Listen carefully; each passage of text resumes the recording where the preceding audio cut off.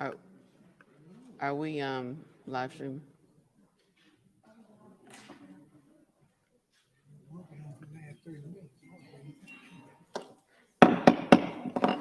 Good evening and welcome to the October 16th meeting of the East Point City Council. Madam City Clerk, roll call, please. Councilmember Shropshire, Councilmember Robertson, Present. Councilmember Renee, Councilmember Bailey, Councilmember Cummings, Councilmember Cook, Councilmember Butler, and Councilmember Gordon stated that they are on their way. Mayor Holiday Ingram, we have a quorum. Thank you, Councilman Renee is on her way as well. Do we have anyone for the invocation tonight? Okay. We'll stand for a moment of silence followed by the pledge to the flag. I'll stand, please.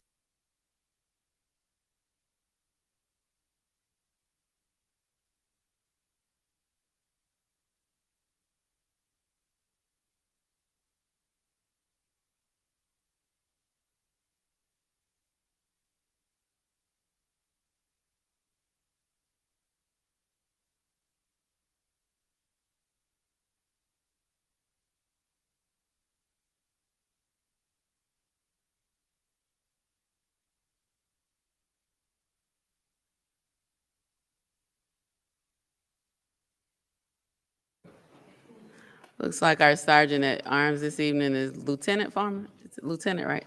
Okay. Thank you so much for your service this evening. Presentations and announcement. Our first presentation is the Food Well Alliance summary and wrap-up presentation. Is there, Mr. King? Good evening, Madam Mayor, council members, and guests and staff. We'll have Maceo Rogers who will come forward and he'll bring representatives from Food Well Alliance to give an overview. Maceo. Thank you, City Manager King. Good evening, Mayor and Council. Maceo Rogers, Director for the Department of Economic Development. Today we have with us Kate Connor, Executive Director, as well as Sarah Brown, Senior Planner for Food Well Alliance. They are here to do a summary and wrap-up presentation on the city's agricultural plan, which aims to cultivate community pride, create relationships between business, community, and as well as local government, and also to ensure that there is economic and ecological opportunities today and tomorrow for this great city that we live. So, and we also have, I should say, at least one member from the LEFEC Commission as well, and we may have more to join us before the presentation is over. But at this time, I'm going to turn it over to Kate. Thank you so much. I'm just going to jump in. So Food Well Alliance is a nonprofit that supports local growers and also supports cities to welcome them to invite urban agriculture as part of their planning process. So I think the next slide. Nope.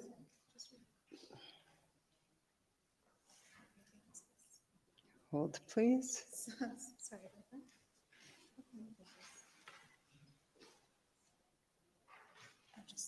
Okay. So why are we here today? We're here to talk to you about the work we've been doing over the past few years, implementing the city agriculture plan, and also the aligning USDA grant that helped to fund some of the accomplishments. So the vision for this plan, as you can see on your screen, really was to cultivate community pride and relationships among residents, businesses, and the government around urban agriculture.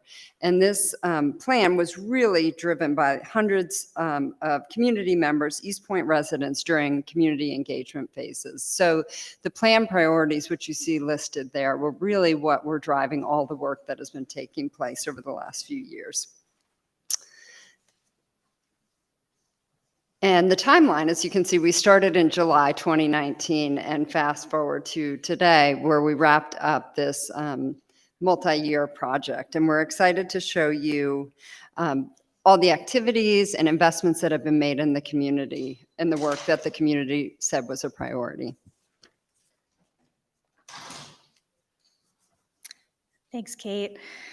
So here we just have a quick overview of the Regional Food System Partnership grant budget that's been driving and funding this work for the past 3 years. The pie chart represents spending of the direct funding. So that is the $75,000 from Foodwell Alliance for implementation, and then the $250,000 from USDA. So as you can see, a majority of this funding went directly to community programming and to fund the urban agriculture manager position. That's a position that was held by Mr. Tnisio Sianima, and unfortunately, as this grant has ended, that position is also closed out, but it was really integral to making sure that implementation was managed efficiently here. We also had a substantial in-kind commitment from both Foodwell Alliance and the City of East Point. So Foodwell Alliance's contribution was in staff time, additional grants to other East Point growers outside of implementation, and then the city also contributed a lot of staff time, use of marketing services, and city spaces for events.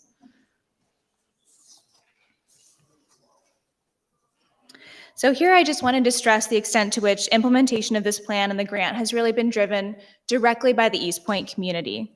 Foodwell may have coordinated the partnerships and facilitated funding, but all of the decision-making about spending and project investment was led by a variety of East Point stakeholders. So as I mentioned, the urban agriculture manager, Tnisio Sianima, led our project proposals and took them to the local food ecosystem commission. Tonight we have with us the vice chair of that commission, Mr. Rashid Nuri, as well. And then all projects were administered and funded through individual project partners. So I know this is a lot of information here, but I really just also wanted to highlight that this work was made possible by our extensive collaboration with groups in and around East Point. And I think this really shows the depth and breadth of the local food system here in the city. So over the next 2 slides, I wanted to highlight some of our implementation projects that were key. This is not the full scope of activity because I could be here all night talking to y'all about everything that we've done over the past 3 years, but I wanted to just illustrate how this work has touched all parts of the local food system here in East Point, from retail sales and market opportunities at the farmers market to training and capacity building for farmers, to a feasibility study for a potential new co-op grocery store and kitchen space.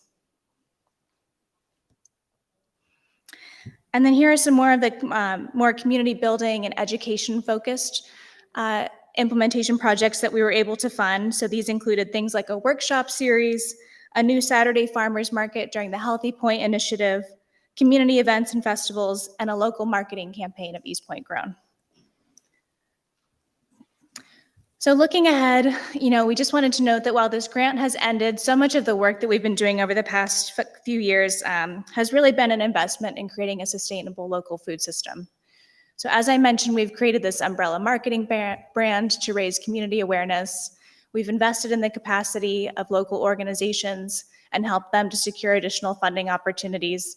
And we've collaborated with other major city initiatives. So I also really just wanted to say thank you to the city, to mayor and council for your support for this plan and for this implementation. And just over the past few years, it's really been a privilege to work here in East Point. So thank you all so much.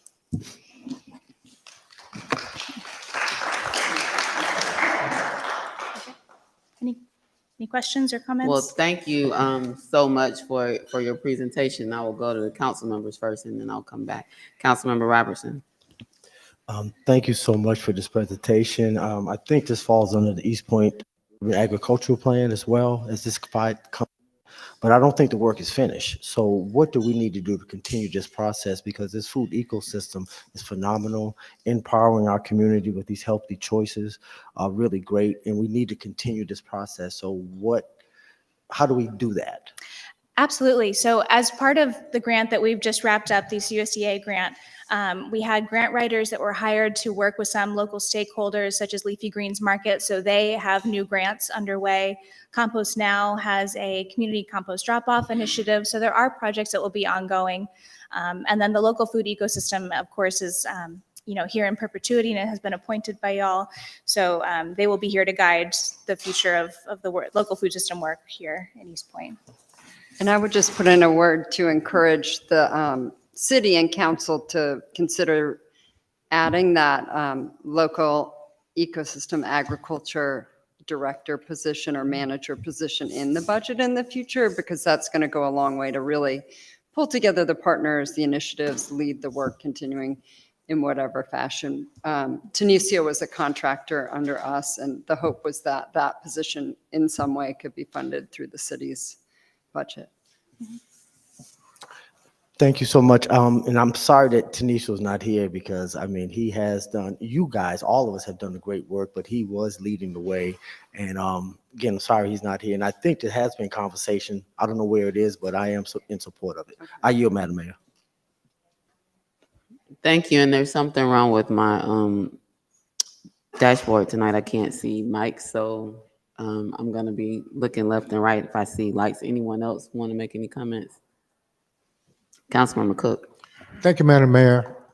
I guess I shouldn't be that surprised, but noticing that the Morehouse School of Medicine Health Equity Pilot Program is overlaying into this project does make a lot of sense, because their particular goal is to deal with the entire healthcare deficit issue in this part of the county.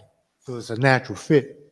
Another thing I want to make comments of, as you showed the profiles of some of the members of the commission, I noticed how well my appointee was smiling. And it's like, that's, Mr. Colby loved it. That's his hobby. That's his national extension of what he's done for most of his life as a college professor also. So I wish you Godspeed, that you're going to have a lot more success. Thank you.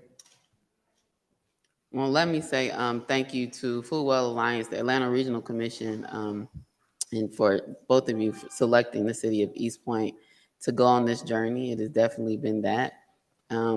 It went by quickly. I think it's been probably, 5 years, 3 to 5 years? We started 4 years, right before COVID, because we had our community meetings in public at the Bowden Center and then at Arts Exchange. So thank you for selecting us to be trailblazers in this work. I noticed that you had an open house or a meeting for the next round of applicants, either recently or coming up. This work is critically important. When we talk about growing our city and moving forward, it's important that we do that holistically, and ensuring that our residents in our community have access to local grown, high quality, pesticide-free, good food, and building a system, a distribution system in order to do that is critical, and this work is foundational for that. And so had it not been for you all selecting us, providing us the grant, and allowing us to start this journey with technical assistance and all of the resources and supports and funding that you provided, we would not be where we are. But I agree that there's much more work to do. And I'm also supportive of all the recommendations you made, including bringing on an urban agriculture manager or whatever that position might look like. That's an operational decision. I think there have been some conversations around that, whether it be contract or employment. And if it's employment, of course, we'd have to post and take applications and interviews and go through our entire process. If it's contract, we'd have to do a solicitation. So I'm sure Mr. King operationally is considering a number of different things, but I do am deeply and greatly appreciative of the partnership, the work that we've done and will continue to do. I believe there's definitely ways to continue to partner in the work, even if it's not direct partnerships, right? You all have planted a lot of seeds that are harvesting. You mentioned Compost Now, you mentioned Leafy Green Mark. Like, there are a number of things that will continue to happen, and the Local Food Ecosystem Commission members will be critical to making those recommendations to us as to how we move forward to continue this work. So, okay. Speak louder. I'm trying to hug the mic. Maybe can y'all turn up the volume? Thank you. And we look forward to the continued relationship, partnership, and collaboration to ensure that we are able to deal with our food access challenge within the city of East Point, and that we do that in a way that is sustainable and that considers all of our residents. So thank you so very, very much. Thank you. Thank you. Thank you. Next up, classification and compensation study project summary, Mr. King. Thank you, Madam Mayor. Iris Jesse, our HR director, will come forward and provide a brief overview along with discussion from our deputy city manager, Janisa Elias.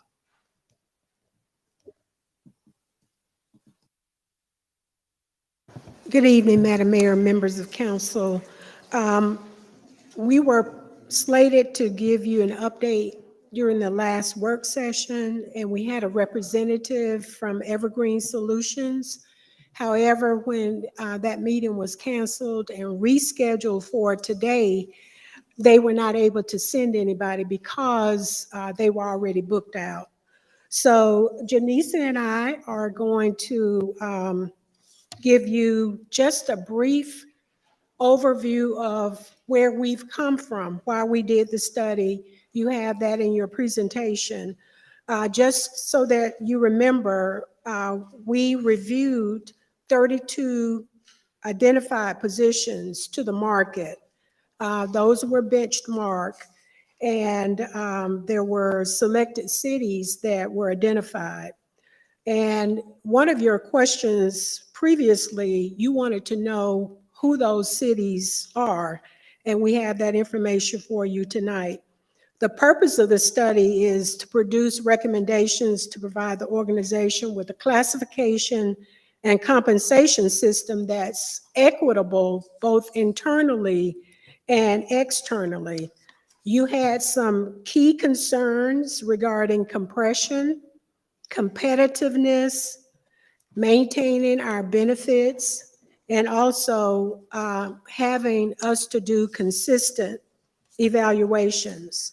So for the comp survey, page 3, these are the cities that were benchmarked: Alpharetta, College Park, Duluth, Fairburn, Johns Creek, Kennesaw, Marietta, Roswell, Sandy Springs, Smyrna, Forest Park, Woodstock, Fulton County, Cherokee County, DeKalb, Clayton, Douglas County, and the Clayton County Water Authority.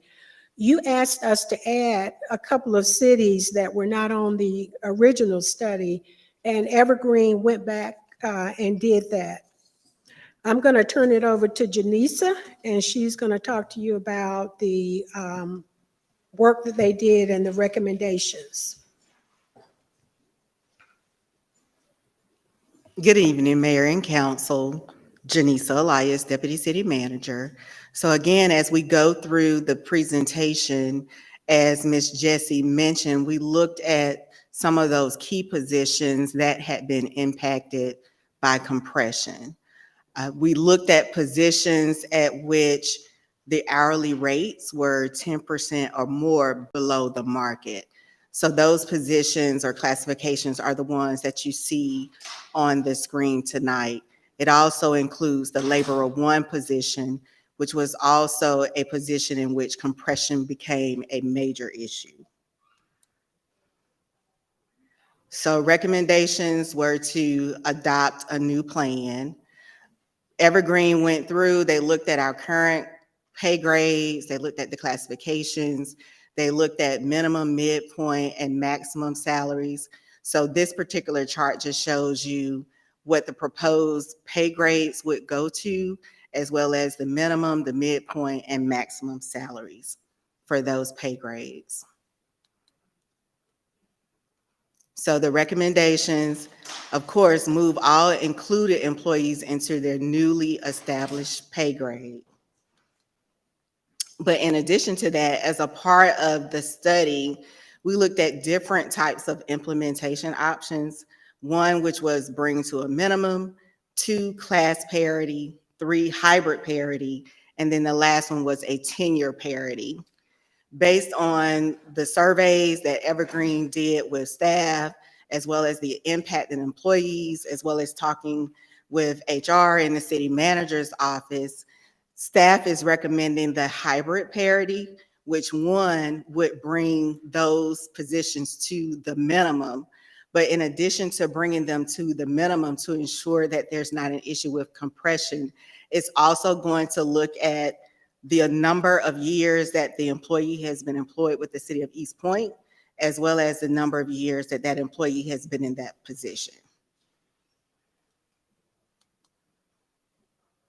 So again, the recommendation options were bring to a minimum class parity, tenure parity, and hybrid parity. And staff is recommending the hybrid parity because it addresses major compression issues. It is a combination of tenure as well as classification. And then the only thing is that it can erase the performance gains. But when looking at the other options, the hybrid parity was determined to be the best option to consider. And again, implementing the hybrid approach for the positions that are more than 10% below the market minimum. So bringing to a hybrid, bringing to a minimum with the selective hybrid approach, it looks like there will be approximately 141 employees that would be impacted at a total salary cost, and this is salary only, of approximately $474,000. Then the final parts of this step would be to finalize the implementation plan, select an option, communicate the option, address the concerns, submit a written report. Just to give you all, you want to talk about the 17? Okay. The other thing that you all asked us to look at, in addition to knowing who the peer cities were, the first initial recommendation was an hourly rate of $16.15, but you all went back and asked us to look at $20 per hour, which we did do. And we also looked at $17 an hour as an option, just to present options. So at $20 per hour, and Evergreen went back and ran all of the calculations for each of those positions that are impacted under the study.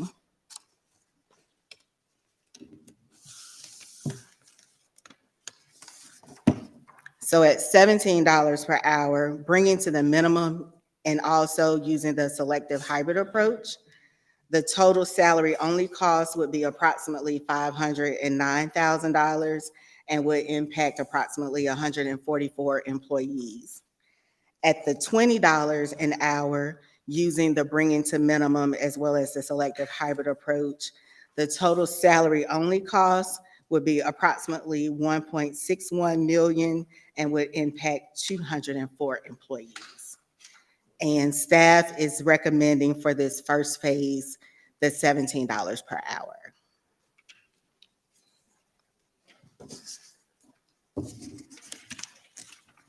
All right, anything else, Mr. King, before I open it up to council? No, Madam Mayor. Councilmember Cook. Thank you, Madam Mayor. Can you guys bring up the very first page where you listed the cities?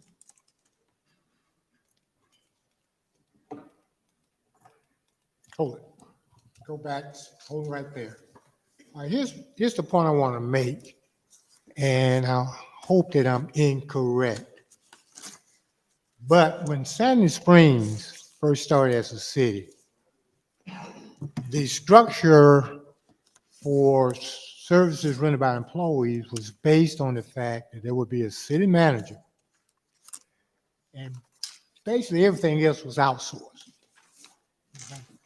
Can't challenge on every particular item, but most of the services the city rendered to citizens was outsourced.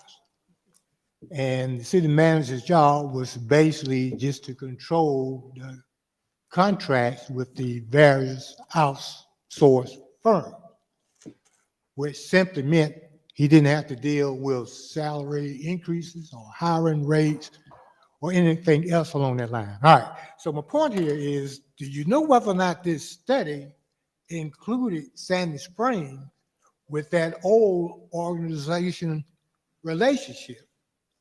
Or have they converted over recent years, where most of the services rendered to citizens, provided by employees, are not coming from an outsourced vendor.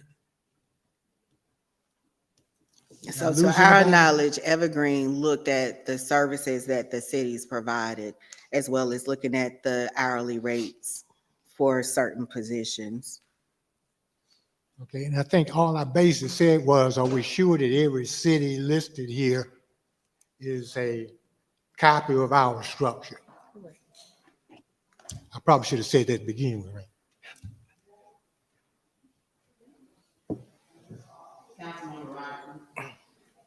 Yeah, thank you for the presentation. In here, does it also have any centers for some type of training or journeyman training that will assist them to for more advancement in salaries? In the past, some municipalities, like the city of Atlanta and others, do have that in that position when they did their salary raise. Yes, sir. We already have certification programs where individuals can be paid for obtaining what we call a regulatory certification. And also, you all approved for the police and fire departments a public safety pay plan that included educational incentives, certifications, and various requirements to their particular jobs. And some other departments may have those to a certain degree, but certainly water, electric, fire, police, and I believe planning all have a structured certification program. It is open to all of the departments. They can put it in their annual operating budget request, and then it would be money set aside for that. 50 Worse also has a certification program. And one follow-up, if you don't mind. So I know some supervisors might make 19 or 20. So if the entry level is 20, how would that bump that middle level supervisor up? So what we would have to do, once you identify the hourly wage, we would take it and submit that, let Evergreen know about that, and then they would go back to look at the number of employees who would be impacted. Obviously, that would gather some more employees in the net because you're moving the salary out. And I think one of the best features of this approach is that you identify salaries based on the person's tenure with the city, as Janisa said, but also their tenure in their particular position. And I can't remember, it may have been Councilmember Cummings that talked about an employee who had worked in a department for 15, 20 years, and the salary had not gone up that much. This would take into consideration all of that time, so nobody loses out. Thank you very much. I yield, Madam Mayor.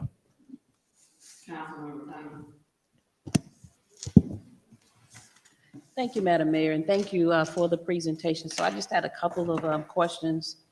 I know you're saying the recommendation should be, we start at $17 an hour. Well, that was the staff's recommendation. Okay, so if you did start at $17 an hour, I know it's $509,000, and if you did 20, it's $1.61 million.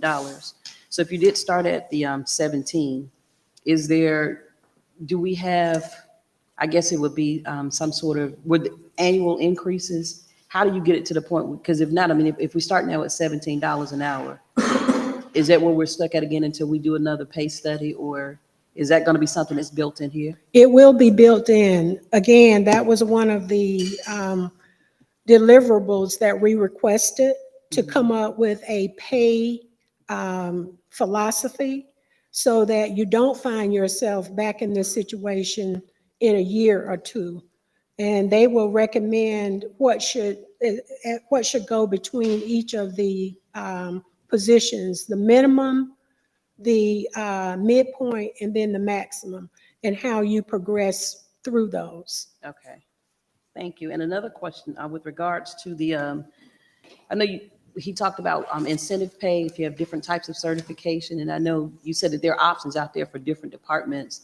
But do you think we could do something that's just across the board you'll list each department, like I know you have like laborer 1, laborer 2, if they do certain, operating certain trash trucks or the street sweepers or whatever, if we just did something across the board, because from what you're saying, it seems like it's pretty much like an option that they could potentially put it in, like you said, 50 Works had something in place, but I think it should be something across the board for all city workers.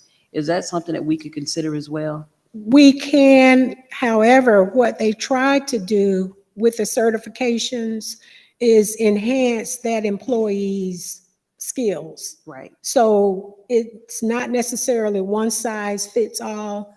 And I think one of the things we found out in the study, the reason why some employees will get a different increase, even though they were labeled as laborers, particularly in 50 Works, those individuals who work in that department were doing more asbestos removal, for which they needed certification.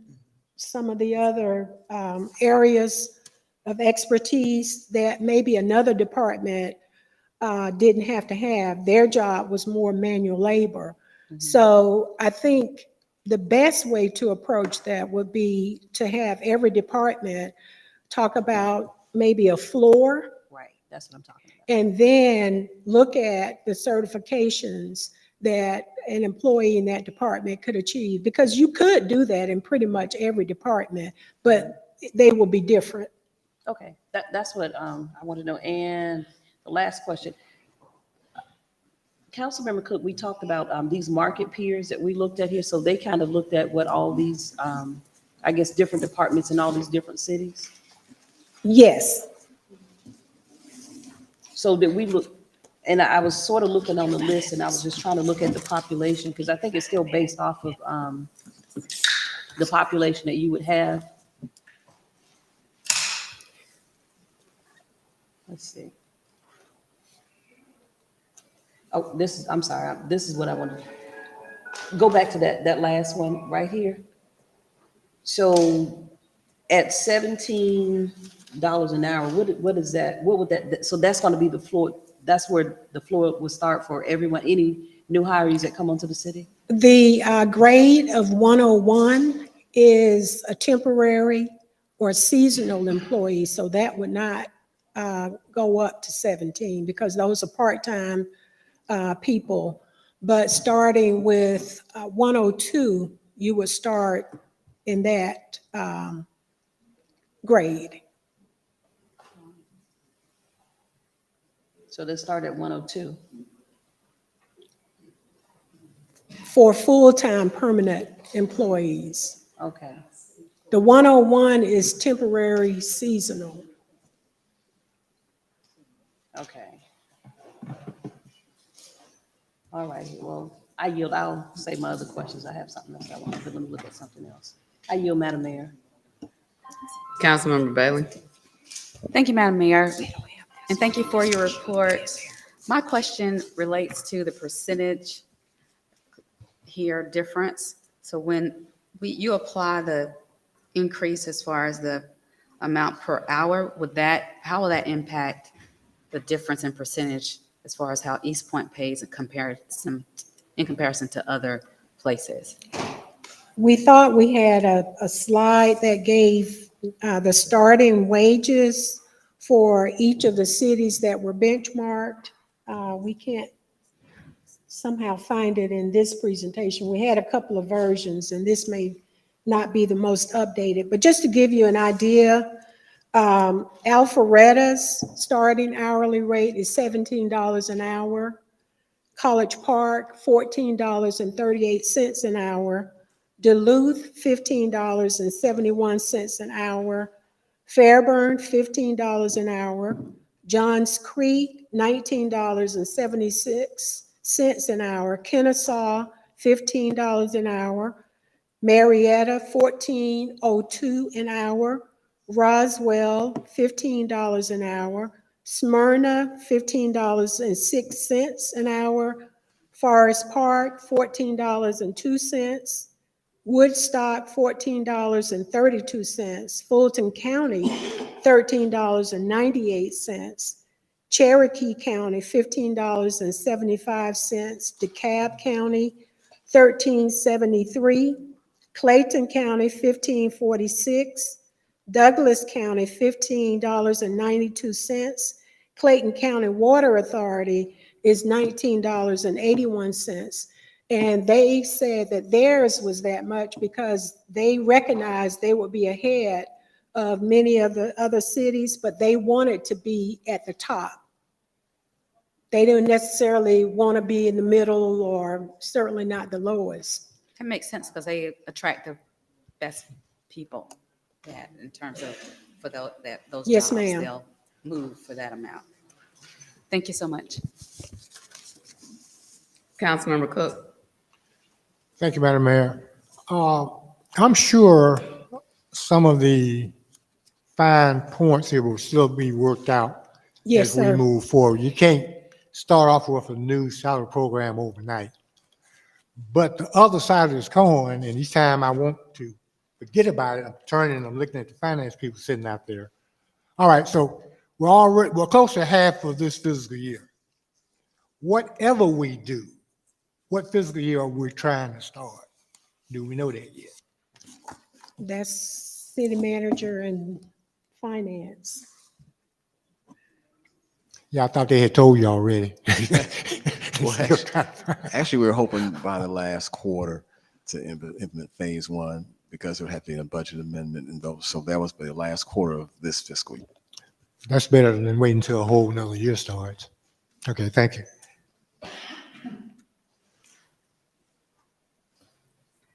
Our current hourly rate is $16.15 $15.45 an hour. $15.45. Yes, ma'am.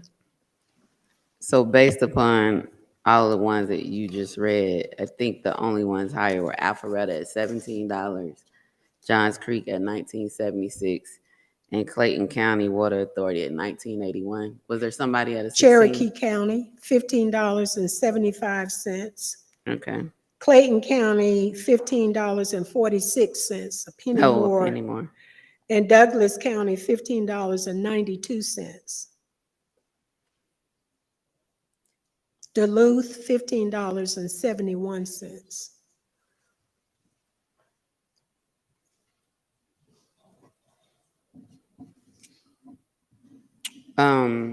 Could you go to the screen that has the flow chart of the different options? That one. The last box that says can erase performance gains. Can you explain what that means? They pretty much, the class parity has that, also tenure parity. For instance, if someone has received merit increases, which are not given to everybody, they could erase some of that. What do you, Yes. I'm confused when you say erase, meaning we be taking back their. No, ma'am, it won't continue in this or be included in this, in the new rate. Nobody will lose money. Nobody will make less money.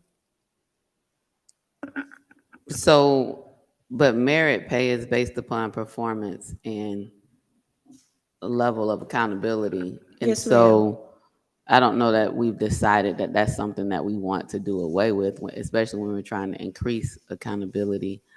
I think there are a number of things that we need to consider. Thank you for the presentation tonight. I understand the consultant couldn't make it this month, but I think there's a lot more information, like what does it actually look like? What are the numbers at 17? What are the numbers at 20? The question that Councilmember Cummings had and you responded by the departments could be different. What does that mean? What does that look like? Because then if departments are different, then where the possibility for inequities to seep in could be greater. So how do we ensure there's some level of consistency in how those decisions are made? Like, what is that gonna look like? And so I see the class of jobs that you'd like to start with. And so maybe having more information about what dollars and cents that look like. So we know it's $509,000 for $17. and 1.6 million for 20. That's a drastic increase. I'm not say drastic increase. That's a substantial increase. I won't say drastic. That's a substantial increase, and I'm not opposed to us paying employees, ensuring them that we value them, and ensuring that we don't have people working 2 full-time jobs because they're trying to make ends meet. So not a problem with that, but accountability. How's accountability going to be built into this to increase performance, improve performance, or incentivize performance like the merit pay that you just mentioned? And so, I think it's a good start to give us an idea of kind of like what we're dealing with, but what does it really look like from numbers Yes, ma'am. and from putting those numbers on, with the hybrid parity approach or each of these approaches as you're recommending. I think you all are recommending hybrid. Yes, ma'am. And then you mentioned the beginning salaries for those cities. One, I didn't hear Hateville, and they're right next door. And then 2, I know what that means. I mean, you've shared with us the hourly rate, but also having the hourly rate and then another column that actually shows what starting salary is would be helpful when thinking about those comparisons as well. And then if we have the amounts for these actual jobs that we're considering, right? So I think you all might have averaged, or they may have done something to come up with the difference. That table that shows the difference in percentage, and several of them are around almost 30%. I think it was like 28, 27%. Like, how did we come up with that difference? Did we look at the specific jobs that we're talking about? To Councilmember Cook's point, if cities are outsourcing, that's not a apples to apples comparison. And so, again, I think it's a really good start. And, hopefully our consultants can come to, I think, the November work session Yes, ma'am. to give us more information around what does this actually mean, the dollars and cents, and the comparisons from an apples to apples perspective. Okay. Councilmember Butler. Thank you. Thank you for the presentation. I think something should be said, though. I think more than trying to make salaries parity regarding employees at certain levels, I think it's more important that we allow people to advance, and so that they can go into other departments.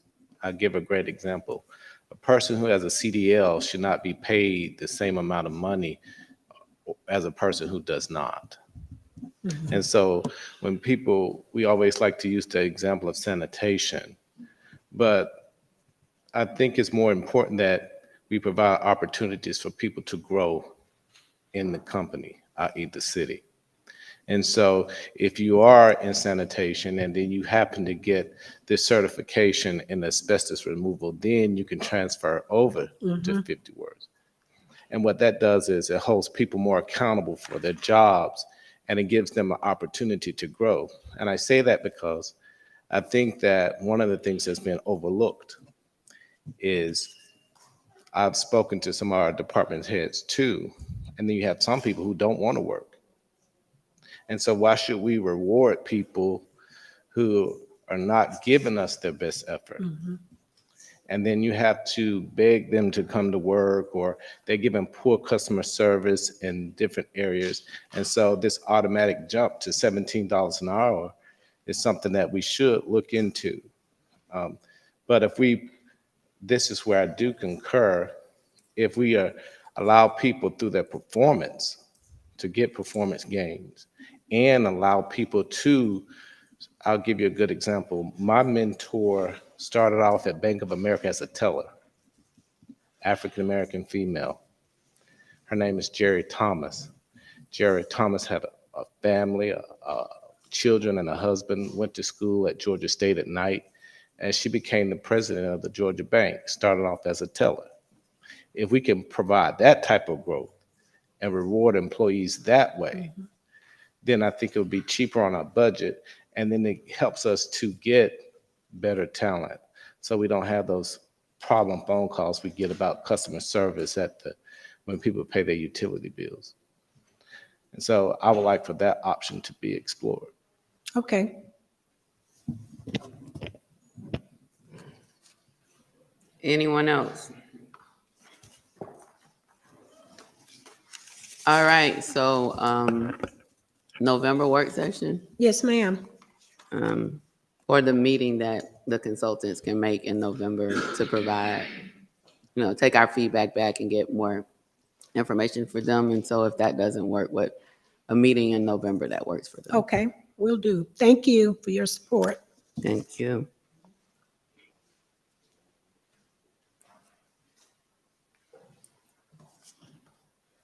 Next up is audit and financial update. Mr. King. Thank you, Madam Mayor. The team has provided the FY21 audit report to the rating agencies. They're currently awaiting receipt of an update from those agencies. And then also they are currently coordinating with the current auditor, the FY22 audit. They're also in the process of letting the solicitation for the posting of received proposals from vendors for conducting the FY23 audit. There's an expectation that they'll be completing the FY22 audit the end of November.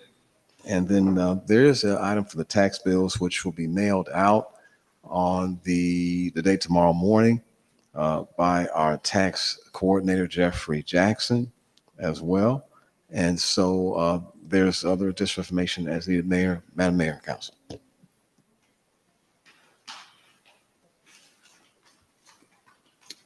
Anything from council? Any questions for staff on this item? Councilmember. I have a question. I had a resident to ask in reference to some kind of tax thing the governor did. Homestead, the additional homestead, does that apply to East Point residents as well? Will their taxes? I believe so. I believe so. I forgot what it was HSG or something that he did include in his presentation. I think it was, I can't remember the name of the state funding, but it would apply to some homeowners. Okay, because I Council. got that question and I told him I would ask, but it would apply to some. Do we know which ones? I'll get Jeffrey Jackson to give us some details. I don't think Jeff is here tonight. You can't hear anyone? I get Jeffrey Jackson, our tax coordinator, to give us some details on that and provide it to you tomorrow. We could also have it put online as well. That'll be good. So really quickly, I'm like hovering over my mic. Is this better or no? You got to turn that mic off. Huh? You can't hear them. So I think what has to happen, and my screen is not working. So we have to talk into our mics like this, lean in, and then once I call the name and the order, turn your mic off, because I think that helps the other mics project louder. And if you can't hear me, hear us do this, and we'll lean in more or try to make some adjustments. Thank you. Councilmember Shropshire, anything else? No, that's it. Thank you. Councilmember Bailey. Thank you, Madam Mayor. I just wanted to address the homestead tax relief plan that Jeffrey's presented on. It's $18,000. It does apply to East Point residents. And so East Point residents would actually get an additional $2,000 because the homestead is $2,000, so a total of $20,000. No homeowner would get a refund, but we will get that credit. And the homeowners that qualify are the ones that apply for homestead exemption and primary residence. We had a lot of questions about that, and so we asked.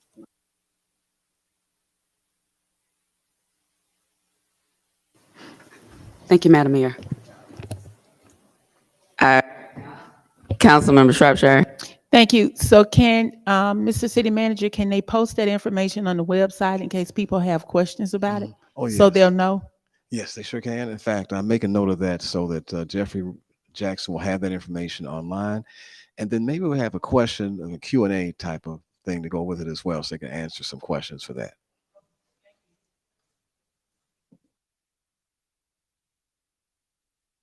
I'm being told that it's online. I think while we're having this discussion, if it is, it would be helpful to say where. So I'm gonna try to go online myself.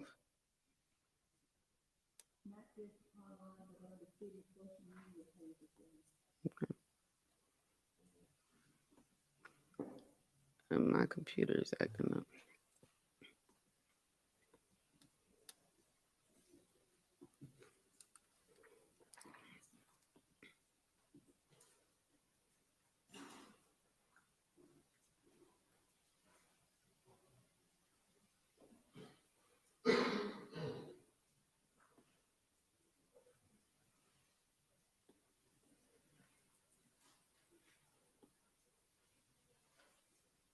Okay, so if you go to departments, finance, and then click on property tax and scroll down, there is something there.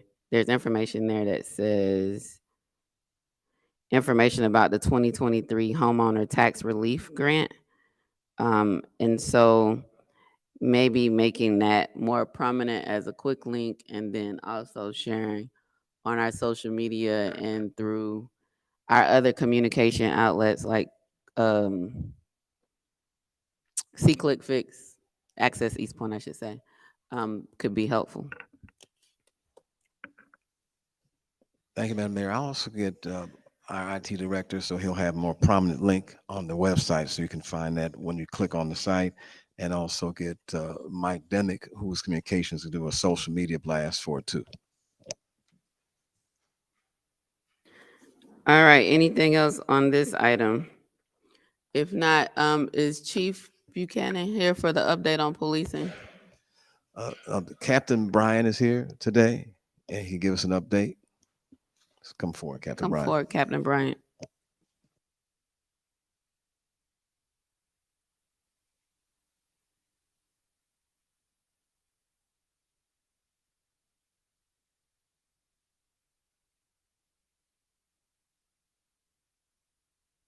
Press your button, press that button on the mic. And then you gotta kind of lean in to make sure everyone hears you. Good evening, Madam Mayor, City Council, City Manager. How y'all doing this evening? Good. I want to start off by presenting you with 2 videos relative to some of the exercises and investigations that the department has been involved in. Okay. Sting operations underway at an East Point park. I'm not going to lie, this story shocked me. Right now, parents say they can't even take their kids to the park because they're scared of what they might see. 11 Alive's Don White is at Skies Park tonight with a message from concerned neighbors and also police. East Point police say what's going on here at this park is causing them to get hundreds of complaints a month from residents, and many of those residents have shown up to city council meetings to voice their concerns. Napoleon Black used to love walking his dogs at Sykes Park until you're talking 9 a.m., 10 a.m., 2 p.m., 11 p.m. And that's not what we want in this park. what he doesn't want is people allegedly having sex during broad daylight on tables, in the woods, and throughout Sykes Park in front of children, according to police. I wouldn't send my wife, I wouldn't send my kids, I wouldn't send any minors over into that park at night, or during the day for that matter, unless I was with them, like a hawk. Now, police say they've started sex stings in the park, catching people in the act. Many are not even from Georgia. We've been setting up surveillance in the area, but also the use of social media and some of the sites that they use for meetups. We've been monitoring those as well. East Point Police Sergeant Jay Watkins says almost 24 people have been charged with public indecency over the past few months. That's my major concern is for the kids. They don't need to see this kind of stuff in public at all, as it's already shown enough on TV. Napoleon has a strong message for the people, making him feel uncomfortable going into the park. In a public park, there's a certain behavior you should maintain. Would you want your family to see you behaving like this in a park? We're not going to tolerate such acts in our city with the youth that are there trying to play and have fun and disrupt family lives. Police say if you see lewd activity here, you should call 911 right away. In East Point, Dawn White, 11 Alive News. There's one simple hearing hack anyone can use to improve their hearing almost.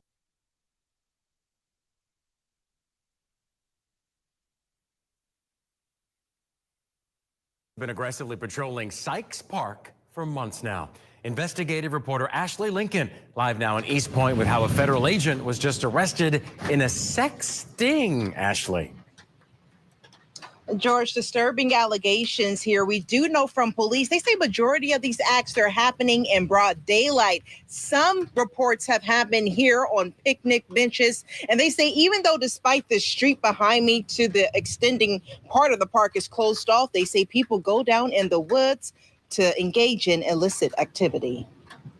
This happened in the middle of the day. This specific arrest was made at 6:30 in the afternoon. It's the arrest of a U.S. Customs and Border Protection officer. East Point Police Chief Sean Buchanan says shows just how widespread this problem is. Majority of those individuals, are they even East Point residents? No. Unfortunately, we've gotten ourselves put on some type of app on social media. So now we're known as a meeting space for this type of behavior. Thursday, 37-year-old Garrett Reinhardt's arrest marks a growing list of people arrested for meeting at Sykes Park to have sex. They're committing these acts in public on picnic tables, and we just can't have that. Buchanan says Reinhardt was communicating with an undercover City of East Point police officer on a popular dating app. According to documents Channel 2 exclusively obtained, Reinhardt allegedly explicitly asked for a sexual favor, messaging, quote, "Hey, are you free to me?" When Reinhardt arrived at the park, he was placed under arrest. The incident report says officers found condoms and lubricant on him. I found Reinhardt has more than 10 years of service with the U.S. Border Protection Agency. That's unfortunate. That's unfortunate. Police say dozens of people who've been arrested are working professionals. Go to a hotel or a motel, but do not come to our parks. Napoleon Black lives near the park and says he's thankful for law enforcement's aggressive actions. We're grateful for the patrols. They've really been aggressive in trying to clean up this park. And because Reinhardt requested for the sexual favor over that social media app, he was only charged with conspiracy and loitering. Now, we were out here today. Police, they have been aggressively engaging in patrols in this park area to make sure none of that activity continues. Reporting live tonight in East Point, Ashley Lincoln, Channel 2 Action News.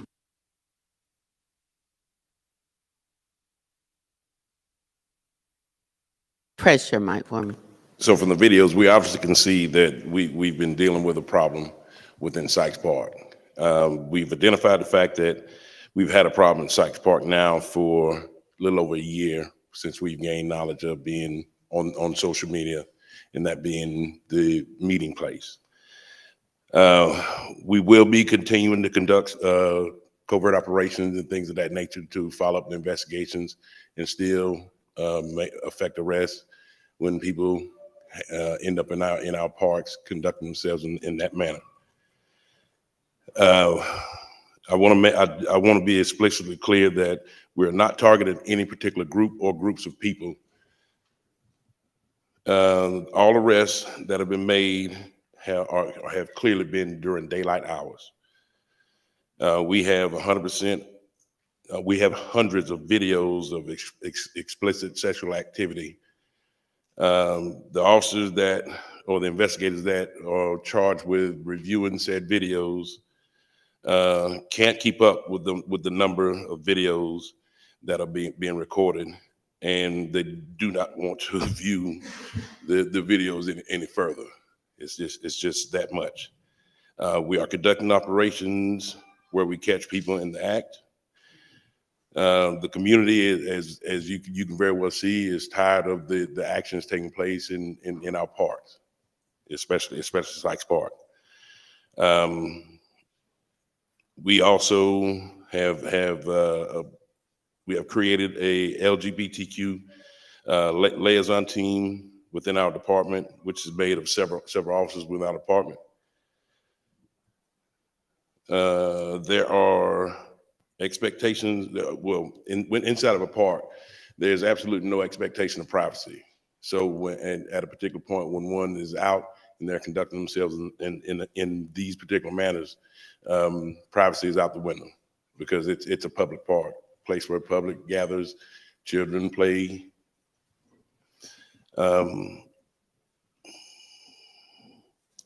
We have officers in the park, cameras also in the park, and have made multiple arrests. But we are on a website, and that is why we are having all of these additional problems. So again, as I said, the department is going to continue on with enforcing these particular problems. And again, I would like to stress that this is not a target against one particular group or groups. This is the complaints that we're receiving from the public that are attending the park and being present when they actually see signs and see these particular activities taking place.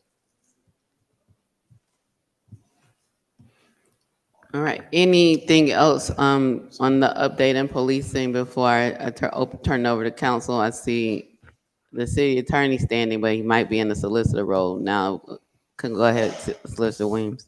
Thank you. Excuse me. Thank you. Good evening, Madam Mayor and Council.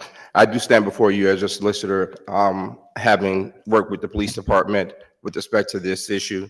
I will tell you that it is certainly without in regard of a person's gender, sex, sexual orientation of any sort.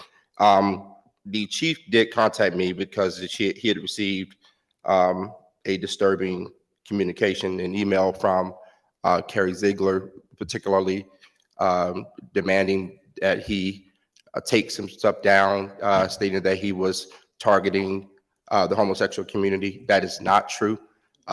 She cannot interfere. No one can interfere in a police investigation. If you interfere in a police investigation, you likely will become a police investigation. So please do not do that. No one is prohibited from giving their opinion, but sometimes it can kind of go over a little bit and it will interfere. And the police chief was concerned enough to contact my office. So I want to encourage people to please remain engaged, but please be very cautious of what your engagement could be perceived to be. Thank you, Madam Mayor and Council. Councilmember Renee. Thank you. I really appreciate it because we've been dealing with this. I've been dealing with this and other city council members with residents for a little over 4 years. It has gotten outrageous. I am appalled. We've got families who got 5-year-old kids that want to take their kids to the park in the middle of the day and they can't because they're afraid of what these children will see. We have young men playing basketball in the park, but they are being approached by predators. We have residents that live across from the park that can actually look out of their kitchen window and see these acts in the middle of the day that's going on. This is not about sexual orientation, gender orientation. This is about being a human, decent person. These people are committing illegal acts in the park. And if you don't live there or you don't live around there, maybe it doesn't bother you. But when I get calls from residents to the point where they are threatening to kill people because they're sick and tired of the sexual acts that are going on in the park, the alarms go real high. I would never tell someone that it's okay to commit these acts. So Motel 6 is right around the corner. They need the business. But I am really appalled. I'm appalled by, I saw what I saw on Facebook, where people are talking about how we are targeting the homosexual community, which is not true. When people are committing illegal acts in public, they need to be dealt with. My thing is, I wanted the police chief to put these pictures on Facebook. Let the world see. Now you're coming out here to do this. Evidently, you want somebody at your house not to be aware, because otherwise you can go to their homes or you can go to the motel. You don't want to be tracked. This is indecent exposure. This is an illegal act. Young kids should not be exposed to this kind of foolishness. They have tried everything they possibly can to deter people from coming. They've made all the arrests, they have filmed them, and yet they still come. Maybe if we embarrass them like Sheriff Judd, and that's J-U-D-D, go to YouTube. He's a sheriff down in Florida. Every time he do a sex thing, he put it on YouTube. Nobody's hollering about that. Sheriff Judd, J-U-D-D. Young kids should not be exposed to this kind of behavior. Young kids should be able to go to their park. This is a family activity. They should be able to go to their neighborhood park and enjoy themselves without fear of running into some predator or somebody having sex in the park. This is about being a decent human being. And when I read that, it's not about targeting anybody. It's about us living the proper way. I yield, Madam Mayor, because this really bothered me when kids can't go to the park to enjoy themselves. I would be outraged if they were shooting in the park. I would be just as outraged because this is a family activity. Mothers want to take their little kids to the park, but they can't because they are being approached or when they walk up on somebody having sex behind a tree. We got bird watchers. There's a group of people that love to go bird watching. We zone this area because it's a nature park. They go bird watching. And here we got people coming up around the tree and you got folks butt naked. Indecent exposure in the city of East Point. And we're supposed to just accept it? And then people come, the problem is a lot of them don't even live here. They come in from out of town to do this mess. Yes, put their picture up on Facebook, expose them for who they are. Maybe they'll think 3 and 4 times before they come to East Point. This is ridiculous. I yield, Madam Mayor. Councilmember Shropshire. Thank you. And my comments are, you have a whole neighborhood that sits right at the park, Meadowlark. A lot of their homes actually sit on the park. And it is, it's a shame that a lot of people, especially kids, have to be exposed to that. But here's some concerns that I have. If they're on the picnic table and the benches, what are we doing to sanitize that? That's just nasty because people sit there, people cook on the grills for picnics.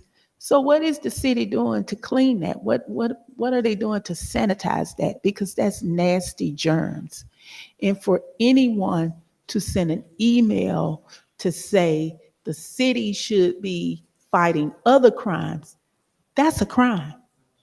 That's a crime to commit those acts in broad daylight in public around kids. That's a crime. That's a sexual predator. That's how you get on the sexual predators list. That's a crime.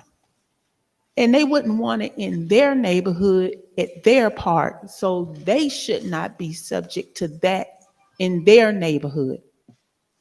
So what is the city doing to sanitize any of that where they've been on committing those acts? And I thank you all for doing what you're doing to continue to stop it, because East Point is not a place where you want to come and commit those crimes. Yes, ma'am. I do know that Chief Buchanan has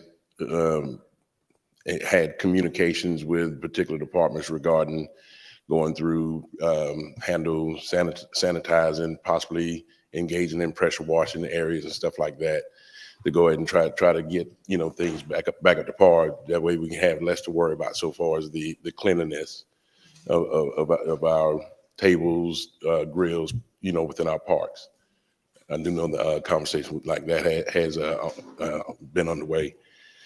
So you're welcome. When did we become aware that we were on a website as a place to come meet and have sex in the open public? To my understanding, based on the information that I was provided, so it would be somewhere about a year ago.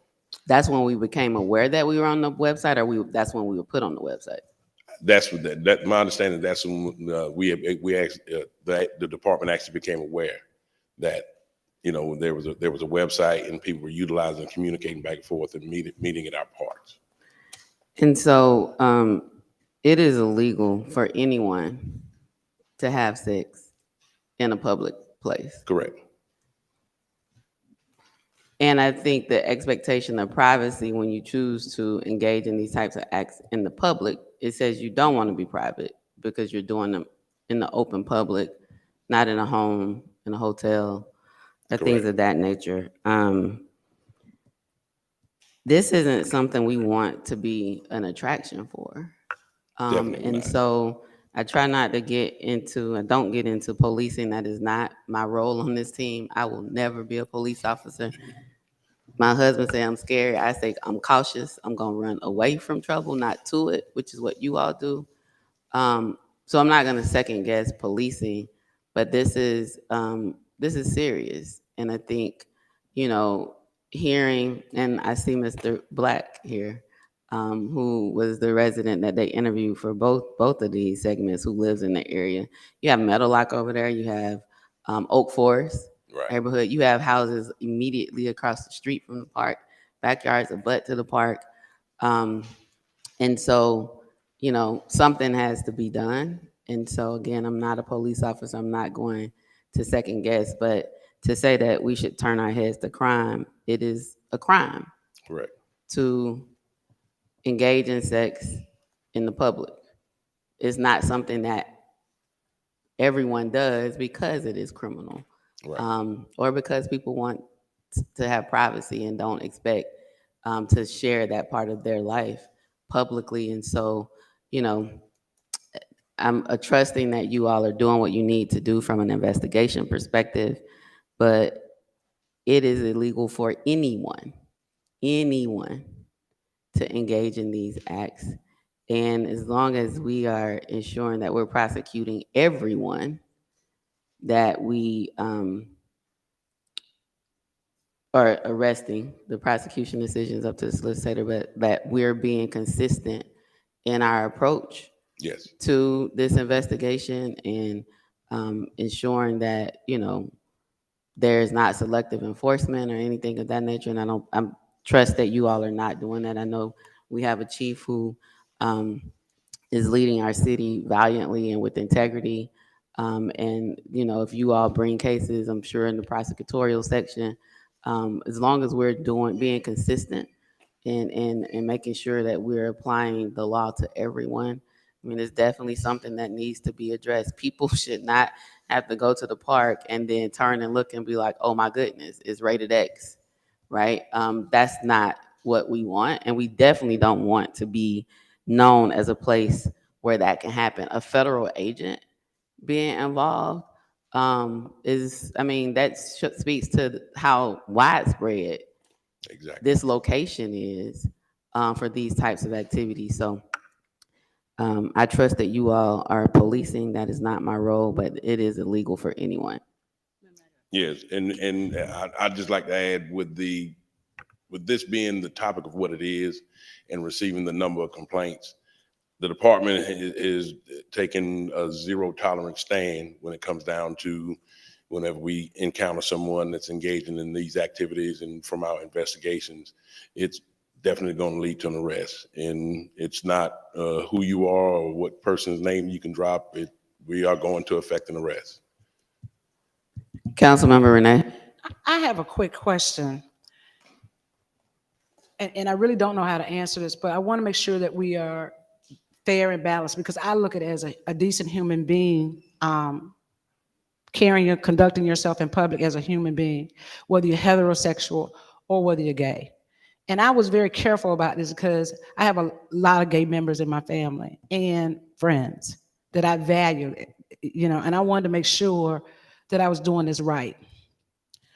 My question to you is, do you have any heterosexual people out in the park? I mean, are you arresting those as well? Like anybody who, because it shouldn't be a gay, it shouldn't be a black or white thing. It just should be, this is indecent exposure, an illegal act. And I just want to make sure that we are balanced on that. When the mayor said balance, I just want to make sure that when I read that, they act as if some of the Facebook people were saying it was a target. I didn't see it as a target. I saw it as an indecent exposure, an illegal act taking place in front of, in an open park where families and residents reside. And I was appalled by that, because Nobody considered the act of what these young kids are going through. No kid should be able to see this thing at 5 years old or whatever age, or even a teenager approached in a park playing basketball, or family members. You got to be careful with your kid, even inside the house, going to the kitchen sink to get a glass of water, what they might be able to see in a park when they look out their window. And so I just wanted to know, I want to make sure that we are doing this in a balanced way, because what I don't want people to do is to victimize a part of a population. I want to make sure that we understand that this is indecent human behavior. Councilmember Renee, I have reviewed every case that has come through so far, and I can tell you that from my review, the city is explicitly targeting the behavior, not the person.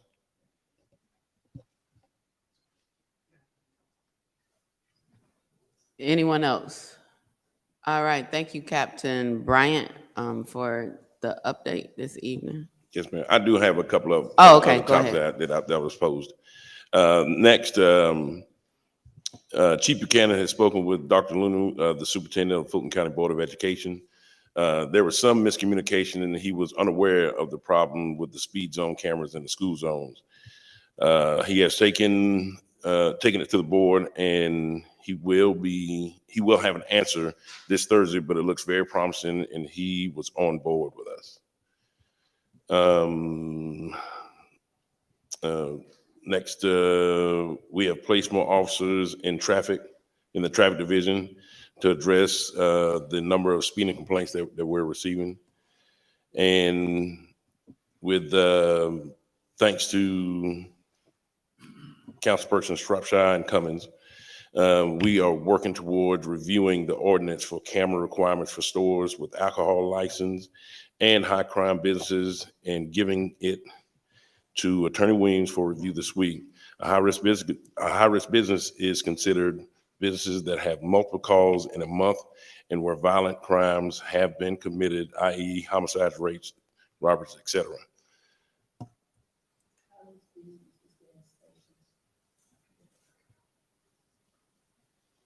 All right, Councilmember Robertson and Councilmember Bailey. Thank you, Madam Mayor. Quick question in reference to, I'm getting still a lot of reports of people of what's called the porch pirates coming in. I realize really crime is down low, but there's a peak still there. Are we at night, is there night patrolling going through the neighborhoods, and can it be beefed up? Yes, the officers are being advised of patrolling the neighborhoods. And of course, that be one of the topics that, those type of crimes do occur in the evening as well as the afternoon, when majority of most people are away from their homes. So the officers are being briefed in roll call to assure that they are combing through the neighborhoods, looking for anyone that's not, that's functioning in a suspicious manner, not supposed to be there. Everything like in that manner. Yeah, and just to follow up, in the car break-ins in their homes at night and the day, I see this week alone, I've been informed about 3 different car break-ins, and they're parked in their driveway. They wake up and the windows smash, and it just goes on and on. And I think we all want everyone to be safe, and I think we should continue to focus on trying to patrol as much as we can in the community. Right. So thank you so much. I yield, Madam Mayor. All right. Thank you, Madam Mayor. Thank you for your report. I have a question along the same lines as far as the porch pirates. We have also thieves stealing mail as well. So surveillance in different areas would be very helpful for that. Sure. And I know that as far as eye in the sky, you all looking at adding more cameras and more. Is lighting a part of that, the eye in the sky as well? Yes, actually, the last topic that I was going to speak on was the fact that we're awaiting response from the governor's office to release the grant money. And once it is released, we will quickly move forward towards installing real-time crime system with over 200 additional cameras in the city. The grant money, as far as we know, should be being released to us any day now. And one more question, as far as staffing, is the police department fully staffed at this point? Staffing within the department, we are staffed higher than what we were last year this time. We are actively hiring and recruiting I myself just spoke to 2 people last week while inside of Target, and they were interested in becoming peace officers. So, you know, I told them, hey, go to eastpointcity.org, complete an application. But yes, we are, our numbers are better now than what we were last year, and we are actively pushing hard, trying to get to our maximum number. Thank you, Madam Mayor. I yield. Councilmember Shropshire. Councilmember Gordon. Thank you. Thank you so much. I have a question around homelessness. We tend to be, well, I tend to get more reports of that in Ward D, particularly around plazas. I know yesterday, the plaza where Jimmy John's U-Bar, Yes. yeah, there was a lady having an episode and was very concerning. So, and also the Sahara Plaza off Washington Road, issues there too, because it's now impacting patronage. Right. With people wanting to, you know, whether asking for food or money or just kind of harassing. So what do you advise? I know most are calling just 911 because they don't know what to do, but can you kind of speak to, you know, what can be done? What should we suggest that they do?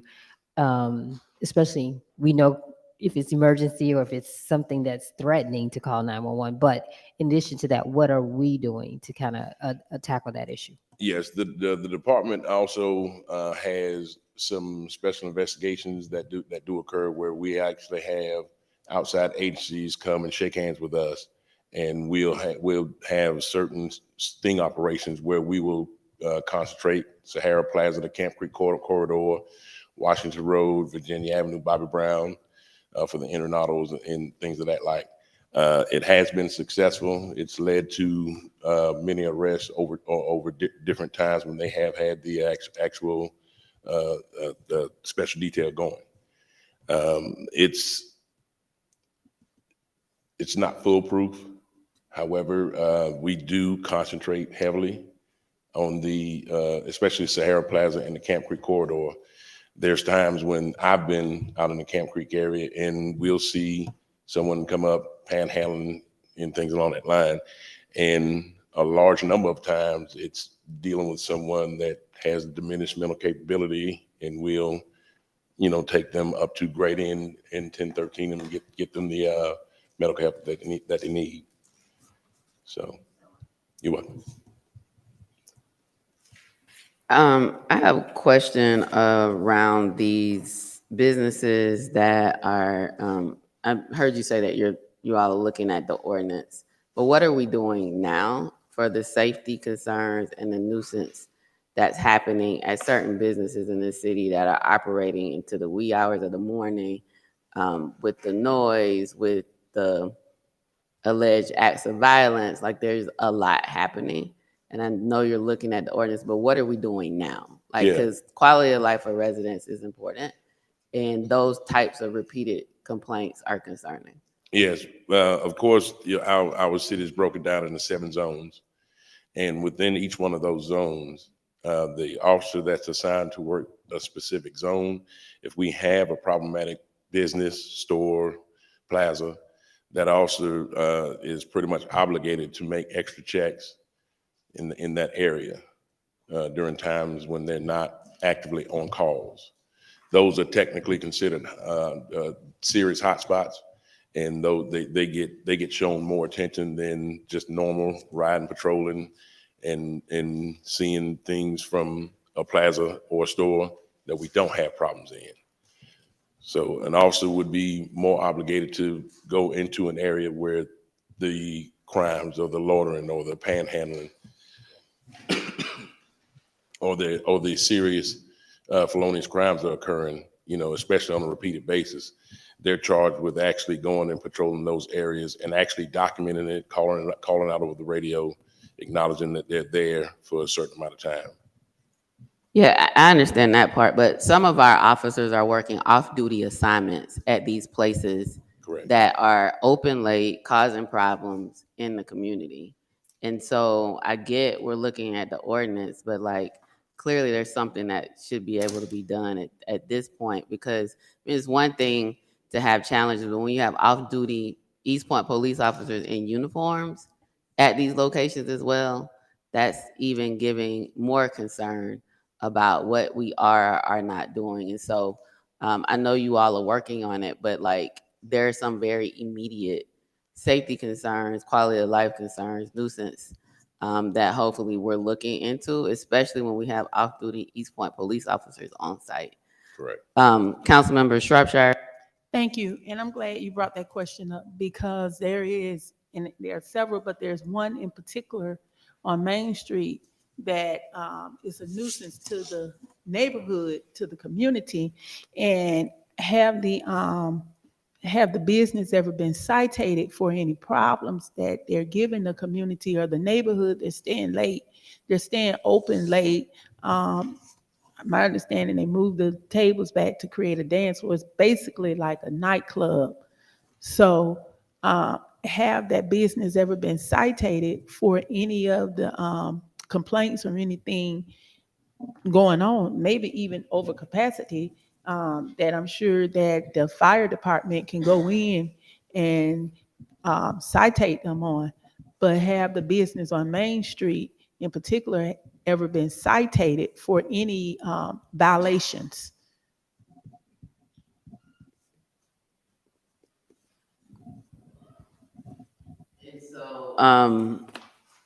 Captain Bryant, I'm not sure if you're able to answer that question. Clearly, we're not stating the name of the business. I don't know if that's something that you can get back with us on, or if you know the answer, you can respond. Like this has been happening for a while, so. Yeah, I can definitely pass the information along to the Chief Buchanan and Major McCullough, and I'm pretty sure they will be interested in investigating whether or not and what can be done when they talk with other parties and shake hands. So. Williams. Also, to Councilmember Shropshire's point from her request before, as well as I think it was Councilmember Bailey, I will be meeting in my office, actually, another solicitor, I believe, will be meeting with, if it's the business that you referenced before, with that business on tomorrow, to ensure that they are in accordance with the restaurant ordinance. And if they are not, to one, encourage that they come into compliance, and to also speak with Ms. Smith with respect to the other enforcement actions that we could utilize while we're waiting to get other things in place if they become necessary. Thank you. Is that in response to a citation? No, it isn't, Madam Mayor. They have not been cited, but I've tried to be proactive to just reach out and say, hey, listen, we need to address the target behavior. And, so I'm trying to just address the target behavior, Madam Mayor. All right, Councilmember Cummings. That's very disappointing. Councilmember Cummings. Thank you, Madam Mayor. With regards to the I think the one that everybody's talking about, one of the biggest, if I'm not mistaken, they are operating as a restaurant, correct? I think they are licensed. Allegedly. That's what allegedly yeah, operating. But the thing about it is, if that's what they are, as a restaurant, there's certain hours that should be kept, and I know that's based on your alcohol sales versus your food sales. So one way to possibly deal with them with regards to that is to truly do a deep dive into their books. And if the liquor sales, if the numbers don't match, if the math doesn't math like it's supposed to, then because what they're actually doing is operating as a nightclub as opposed to. So that's just something that we can take into consideration. We've I think you were out on that meeting, Councilmember Cummings, but we did look at that. I contacted GMA. We are in line to have that audit company to do just that. In the interim, though, that's why I was going to get with Ms. Smith, because there are some other things that we can employ that will address the target behavior, but you're absolutely on point. Councilmember Shropshire. Thank you. So that question came up in reference to checking the sales receipt. because the food receipt is supposed to be more than the alcohol receipt. Now, I'm not aware of any meetings. If it's a meeting that took place in council, or was there a separate meeting that took place with GMA and you were on it? I think during one of our council meetings, Oh, we okay. mentioned Okay. that okay. Georgia Municipal Association, we keep saying GMA, Georgia Municipal Association provides that service to cities, and we've been talking about this for a long time, We have. about for trying to years. get an audit done. And I don't know if it was they had too many cases or whatever, but like this has been a long time coming, and it's not just the one on Main Street. There's another one that has been a challenge as well, and that I think when you do the receipts audit, we'll find some other information about whether they're really a restaurant, because we don't have a license for nightclubs in our city. Like nightclubs are not permitted. Is that correct? I don't think they're prohibited, Madam Mayor. I just know that We haven't licensed one. is a very stringent process. Right. If I would say it that way. Is that a good way of saying it? I see we have another lieutenant, right? So- At the podium. So let me Mr. just say King, this I'm not sure. quickly. We've been talking about the license since we've had issues with the restaurant on Camp Creek. And there has been years and years of conversation in trying to get someone to come out here and do the audit on their receipts. So that's just how long we've had this conversation. And hopefully we can get someone out here to do just that, so we can take care of the problems that these neighborhoods are facing with those particular restaurants. Thank you.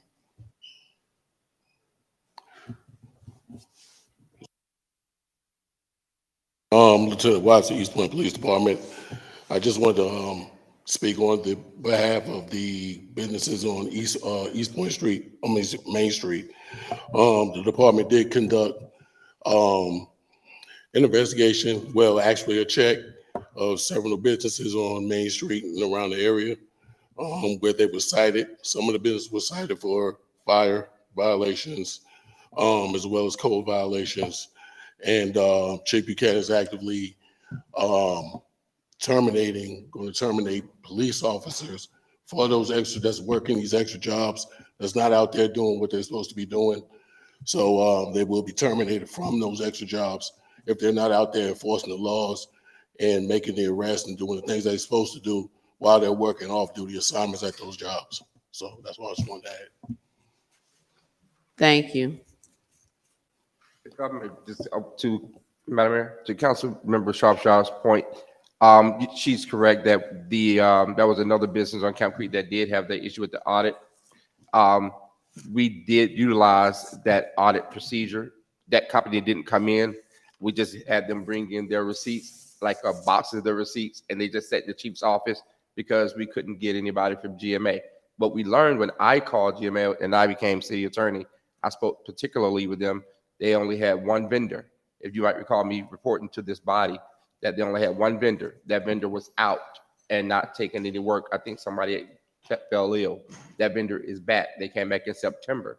But that we fall in line with all the other municipalities who are asking for that assistance from GMA. We're not required to utilize GMA though, however, we can go out and have our own audit done through planning and community development. And we can certainly start that process expeditiously if that's something this body wants. I mean, I think given the length of time that this has been going on, that might be something to consider, because it is a challenge. It is a problem. It is a quality of life issue. It's a safety issue. And we need to do what we can. So as you all bring back recommendations, I mean, I think that's something to explore, to share with council, because this has been years. And went from 1 to 2. And if we don't address it, there'll be more. And so as you all are looking at it, and the ordinance and different things that we can do, like I think time is of the essence since we've been talking about this, probably at least 5 years. All right. I don't see anyone else in. Thank you so much, Captain Bryant, for your presentation tonight. No problem. And lastly, Madam Mayor, we still have the campaign where we're issuing out the steering wheel locks. If any citizen is in need and wants to obtain one, they will need to reach out to Sergeant Bridges, and I can provide you her number. Sergeant. And it says since we are in the recorded meeting. Sergeant Bridges' phone number is area code 404-451-5850. It would also be helpful if we can put that information on the city's website in some way and send it out through our communications channel so people will know how to get the steering wheel locks. Yes. And so I think it would be helpful to get more information out to the community.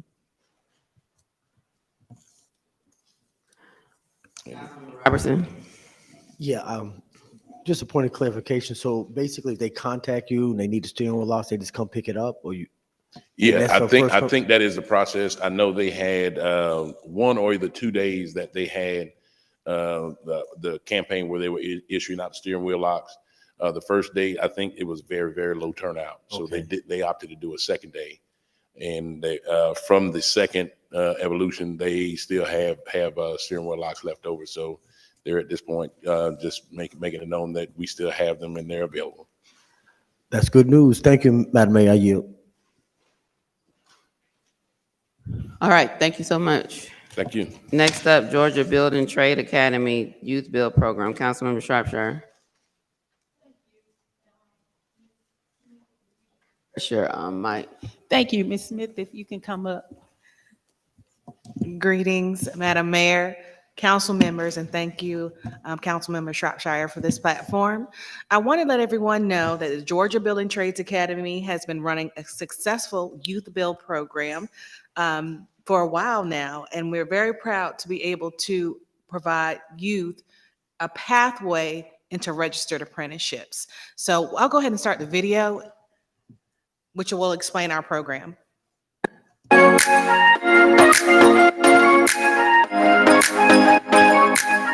The Georgia Building Trades Academy Youth Build Program is a pre-apprenticeship program for youth 16 to 24-year-olds who are interested in a trade in construction. To get them trained in construction, to help them get their GED, and get them moving in the direction of an apprenticeship. I think all young people are told you have to go to college, you need to be a doctor, a lawyer, a veterinarian, and then you start realizing that the young people are not interested in those type of jobs. And what if you want to be able to make an impact on history, to be able to build something from scratch that will last for years to come? It's a $100,000 career that no one ever talks about. Youth Build is a way for young women to find out about the different trades because there's so many different trades out there. One might decide that they want to be a welder, they want to be an electrician, they want to be a plumber, and Youth Build is a great way to expose people to that and see all the different opportunities. In high school, I was never the straight A student. When I got into Youth Build, I grew a confidence that I've never had before. Once they achieve and get their certifications, we have career specialists. We have 2 career specialists that we work with. And at the end of this program, they work with them to get them into an apprenticeship. How awesome is that? I mean, we have people that are advocating for you to put you into that field. I think that is awesome. And you don't have to pay for it. You get a scholarship. It's an $18,000 scholarship, covers your books, covers your boots, covers your certifications, covers all your training. If you have to take GED tests, our program will help you get your driver's license. Thanks to Youth Build, I got a lot of things done. I knocked out my GED and I was so proud of myself. There's no other youth build around the country that has a welding center for their participants. We're offering CNC routing machines, computer numeric control routing, and a computer numeric control laser. We're also going to offer forklift certification. I love to learn hands-on. You know, I'm just starting out and they're already telling me I'm doing a great job. I have no complaints. And it makes me feel proud of myself. It makes me feel accomplished of something. We're also going to do financial literacy, teach them how to manage money. You get to be outside. You get to work with a team. You get to actually make something that will last throughout history. There is a lot of opportunities and money to be made in construction world. If you're willing to show up to work every day, have a good attitude, listen and learn, the sky is the limit. Don't doubt yourself. You might be nervous, but you're going to get through it. I don't care who comes through the front door. Let's find a place to put them to work to make their life better. One great way to find us is on our Instagram page at Georgia Building Trades Academy, or our website at gapta.org. And when you go online to our website, you'll find all the information about the Youth Build program, and you can actually apply online. Okay, I also wanted to note that we are supported by the Department of Labor, also the Atlanta and North Georgia Building Trades Council, also known as GeorgiaConstructionCareers.com, and which that includes their trade unions and 19 registered affiliates, apprenticeships. So our goal is to make sure that we offer this opportunity to the residents of East Point. And we know one way to do that is by word of mouth. And that's one way we've been successful to recruit. And I just want to offer that opportunity to the constituents of Atlanta. Of East Point. We are located in Atlanta. We have 5 welding bays there. We also work with WorkSource Atlanta, where we have a workshop there. And we also have a van, just in case the people can't make it from East Point to Atlanta. We're able to transport them that way, or also support them with MARTA transportation cards to get back and forth.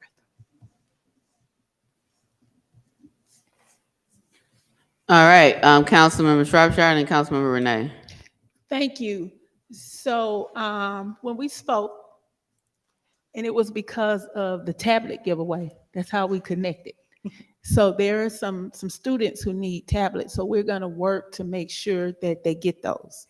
Yes. So my next question is, you also mentioned that, and I think it was a federal grant. Yes. That there are how many slots available? So I have 40 more slots available.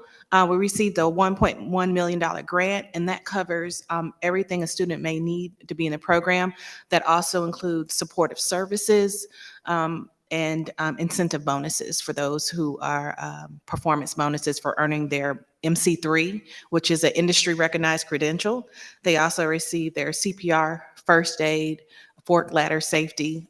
We just started logistics this well, actually, in a few months, we'll start logistics. Georgia is a big hub for a warehouse, but we want to put people in management positions to be able to logistically be able to be in management positions for the warehouses. And we were hoping that maybe those 40 slots could go to East Point residents. Councilmember Shropshire and Councilmember Robertson. I think that's a good. I meant, who did I say? Oh, I meant Renee. Yes, that's what I said in my head. Now, Councilmember Renee. Thank you, thank you. Really quick, I love this program, and I love the work that you're doing. What's the age group, the age range? 16 to 24 is the age range.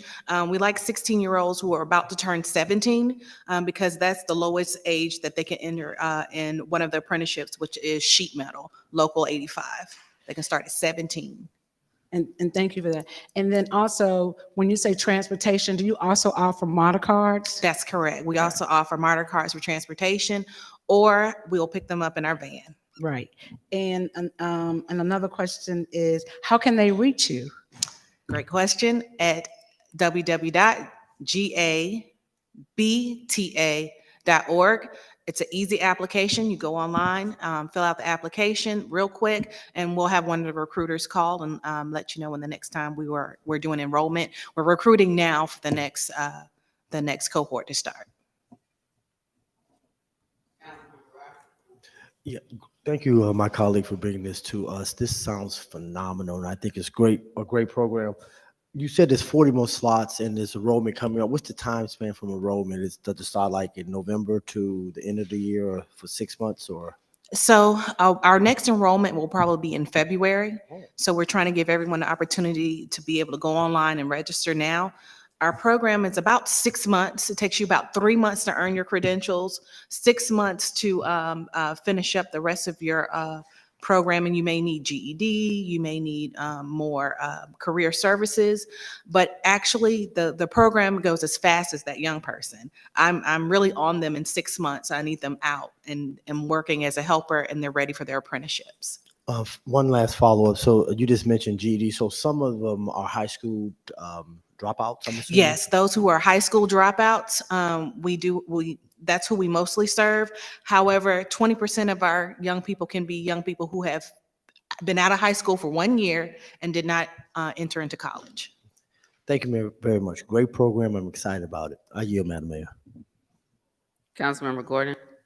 Thank you, Madam Mayor, and thank you, Ms. Smith.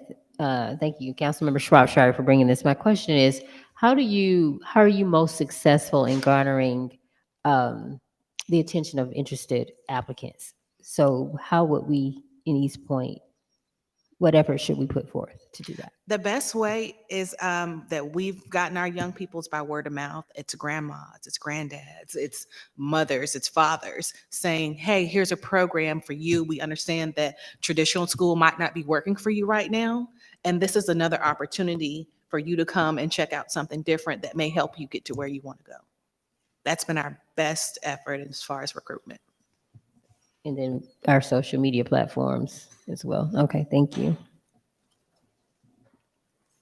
So you mentioned that you have 40 slots available, and Councilmember Shropshire mentioned that would be good for those to be for East Point residents. Is there a process that we can go through to make that happen, or like, is there a way to specifically have or give East Point preference for those slots? Like, how does that work? This is a great program. So, so there's certain requirements. Some have to be low income. Definitely high school dropouts are the ones that are any barriers. Those who have completed high school and been out of school 1 year need to be basic skill sufficient. So those are some underlying things. But I think if you let us know that they have come from East Point, in our grant, I specifically put in East Point as one of our targeted areas, and let us know if any council member sends a referral, that'll make them first priority. Do you have some marketing material or something that we can cross promote and share through our communication channels to let people know about this opportunity? Absolutely. I've sent them to Councilmember Shropshire. If you could please share them, that would be grateful. I'd be grateful for that. Anything else, Councilmember Shropshire? And that's what I was gonna say. I will get you the documents that we can share, and hopefully, well, we should be able to share it on social media as well as email. And I know Councilmember Renee, you're over in Montel Homes, so I know that would really help those residents over there. If we can get the information over there so they can apply for it and get into the program. I have it. I'll send it. Okay. Okay. Thank you so much. Thank you for Councilmember Shropshire putting this on, and for you coming to share with us this awesome opportunity through grant funding. And we definitely want to connect our young adults to help them get livable wage jobs and be a part of being able to provide for their families. So thank you so much for all that you're doing. Thank you. Thank you. Thank you. Thank you. Next up, committee reports. Councilmember Cook, Councilmember Bailey. Madam Mayor, I'll be brief. The monthly Budget Finance Committee meeting will take place tomorrow at 6 p.m. It is a virtual meeting, and announcements should already be posted. And I want to reemphasize that one of the things we will spend time with is making sure we have an understandable calendar listing all of the audit activity that we have going on for the next couple of weeks.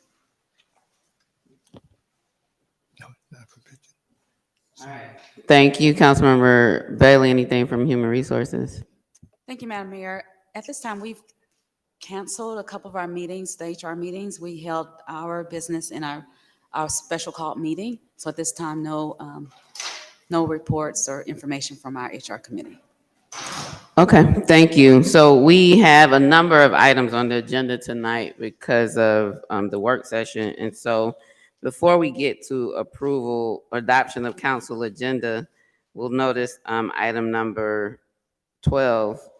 It says consent agenda items. If we want to look at items 9 through, I think at least through 24, and let me know if you have any questions. I have questions on 14 and 15.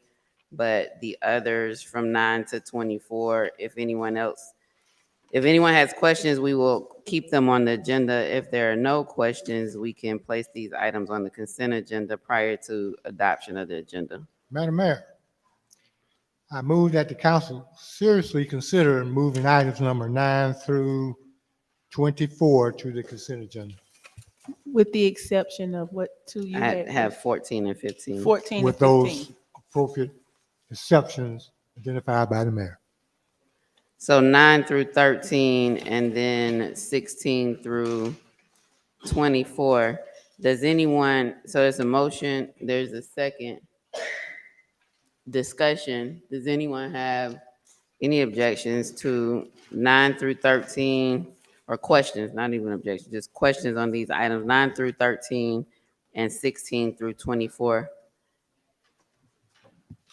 Councilmember Bailey and Councilmember Shropshire, Councilmember Cook. Number 9, I get a lot of questions about what's happening downtown. So Okay. with that, having a conversation about that may be helpful. All right, number 9, Councilmember Butler. Madam Mayor, I will allow some of these items to stay on the agenda, but we must have a discussion about all of these piggyback contracts. It seems to be too many, and this is preventing us from really going out there shopping for the best people to do the job. So you want to look at, I noticed those as well. They're items 20 through at least, I think, 24. I see piggybacking. There might be some on the previous page too, 11. So which ones do you want to pull off? 20 and 21 are quite substantial. You want to discuss those too? Yes, that'd be fine. And I'm looking through some of these, but yes. Okay, I'll give you a minute.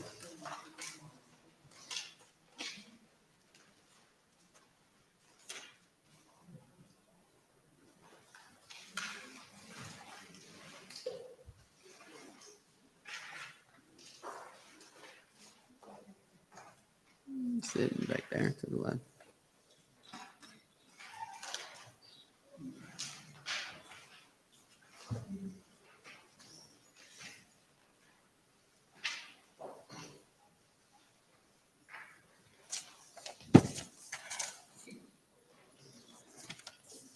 '23 needs to come off too.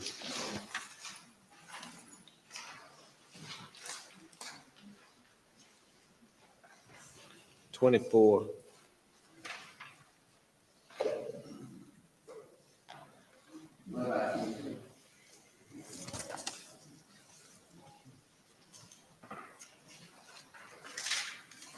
No, that's fine. So right now I have 9, 14, 15, 20, 21, 23, and 24 for agenda. Anyone else have any of those other items that you'd like to discuss that are currently on the agenda before possibly moving them to consent? So at this time, we can either have a friendly amendment to the motion on the floor to adopt the agenda, moving items 10 through 13, 16 through 19, and 22 to the consent agenda, or it can also be done by a substitute motion.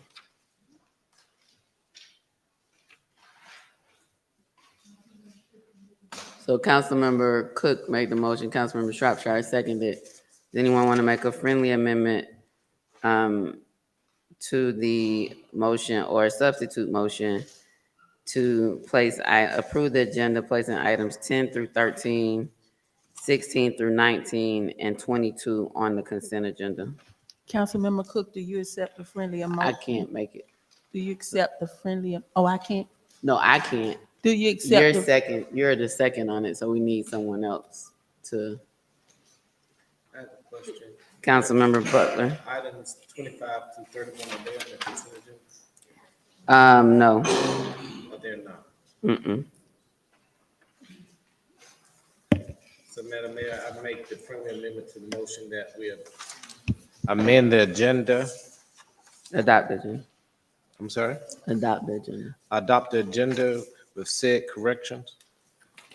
So the friendly amendment is to adopt the agenda, placing items 10 through 13, 16 through 19, and 22 on the consent agenda. Councilmember Cook, do you accept the friendly amendment? Since my hands are tied, I accept. You free. Everybody up here free. Does the second still stand, Councilman Shropshire? Yes. It's been moved and properly seconded. Any objection to that motion?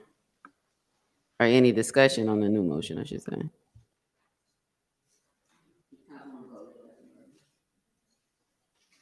All those in favor? All those opposed? Motion carries. We now have, there was another one I meant to capture, but we'll get to it.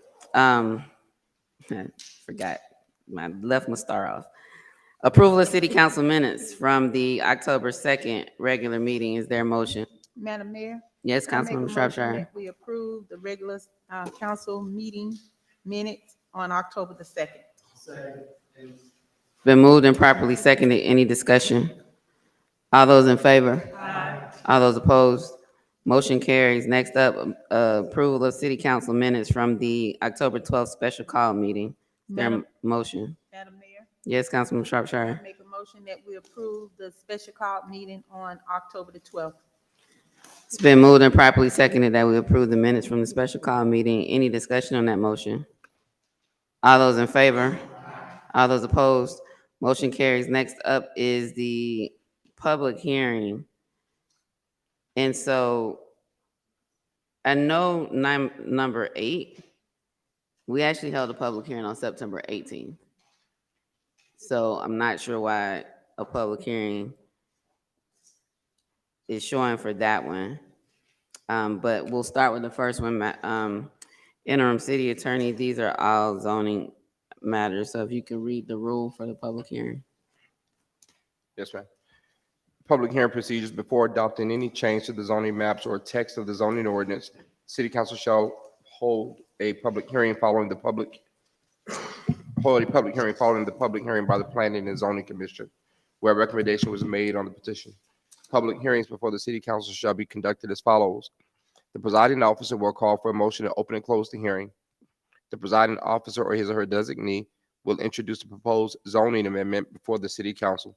Staff will then be called upon to present the planning commission's recommendation and summarize the staff's written report. Persons both favoring and opposing the proposed amendment will then be provided an opportunity to address the council. The applicant for the proposed amendment or applicant's designated representative, if any, will be entitled to speak first, followed by other speakers in favor of the proposal for a total of 15 minutes. Those who oppose the proposed zoning amendment would then be permitted to speak for a total of 15 minutes. By majority vote, the council may increase the total time for speakers provided that each side is given the same amount of time. If there's more than one speaker for a side, the council may increase the total time for speakers. The presiding officer may limit the time allotted to each individual speaker other than the zoning applicant. The zoning applicant may reserve a portion of his allotted time for rebuttal. Speakers must adhere to the rules of decorum. Prior to speaking, each speaker shall identify him or herself, state his or her current address.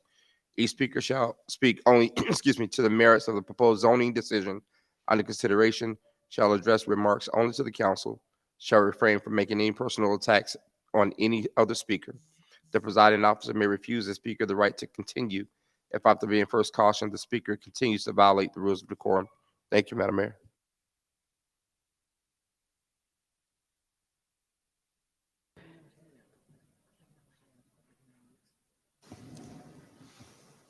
Yeah, I think, so, if you can go back to the title slide before I have a motion to open the floor, I'm confused. This says mayor and city council work session / public hearing, it says via Zoom.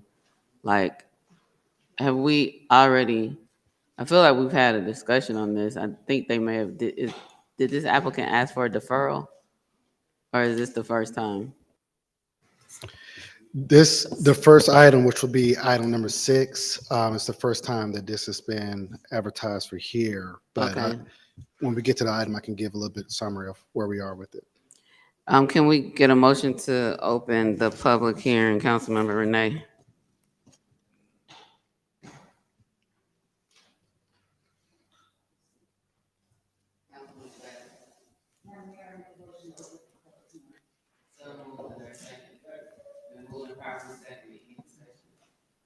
All those in favor?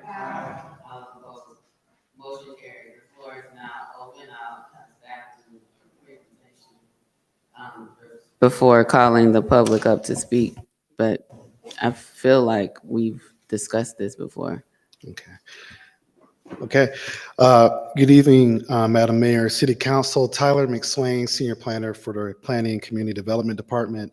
Item number 6 is on your agenda. This is for the property located at 1457 Gus Thornhill Drive. Staff was, we had to advertise this request that came before you all, but this particular item has not yet been approved or recommendation hasn't been warranted from the Planning Commission. So with that being mentioned, we would recommend that we table this request until the next meeting.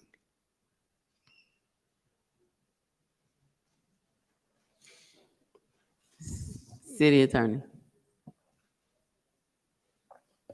Yes, Madam Mayor. So was this notice for a public hearing before us tonight? I'm sorry. I said, was this notice for a public hearing before us tonight? I believe it was. It was prepared, and what I understood is that it's already been published and noticed in the legal organ for tonight.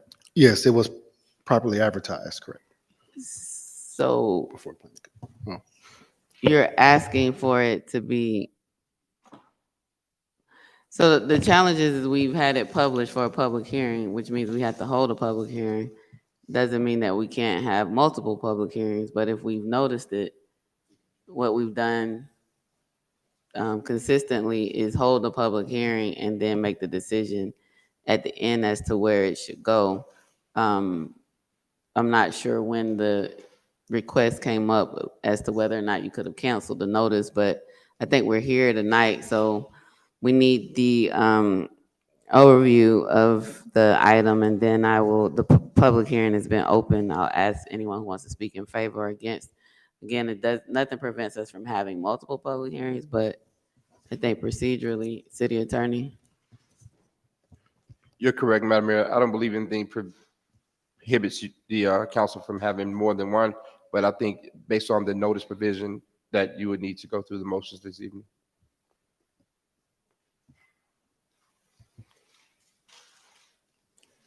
All right. Go ahead, Mr. Taylor. Okay, so for the record, this item is project number 2023-RZ-001-07. This ordinance before you all is regarding a rezoning request for property located at 1457 Gus Thornhill Jr. Drive. The request is from rezoning from light industrial to residential townhome district. And with this information, staff is currently working with the applicant that is currently going through the Planning Commission. For those who are wondering where this location is, this is south of the East Point train station, and it's also within the overlay for the Cleveland Avenue. With this information noted, staff did forward over a recommendation that we are reviewing with the applicant, given that we had some updates, but at this time, we will hold that recommendation until we get to the Planning Commission.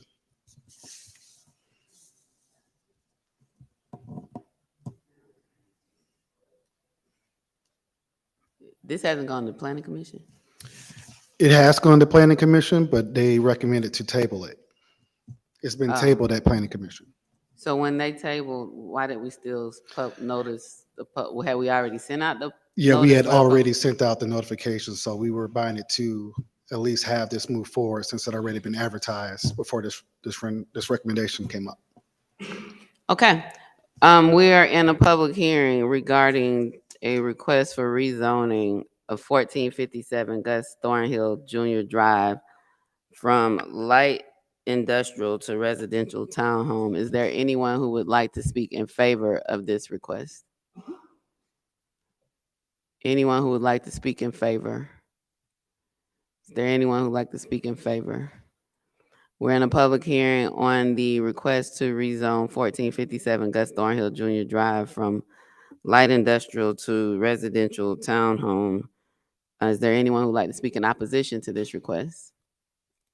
Is there anyone who would like to speak in opposition? Is there anyone who would like to speak in opposition? Can I get a motion to close the public hearing? It's been moved and properly seconded that we close the public hearing. Any discussion on this motion? Councilmember Buck. I can ask this question now, so we don't have to do another motion. Why was this tabled? Oh, sorry, I didn't hear the question. Why was this tabled by? Okay. It was tabled because at the planning commission, the applicant did have some updates that staff needed to review prior to making that recommendation. So staff did recommend that we hold it so we can review the changes to the site plan and the additional information that the applicant had, which the planning commission supported that decision to table it until this month's meeting. Okay, thank you. Any further discussion? All those in favor? All those opposed?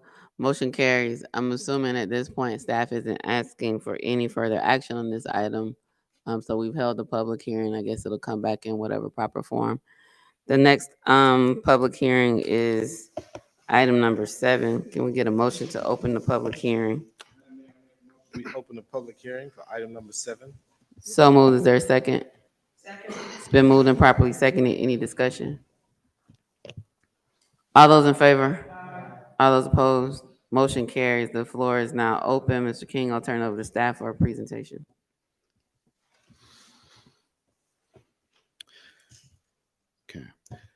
Item number 7, this petition is a special use permit request for property located at 1492 Central Avenue. Project number being 2023 U-00403.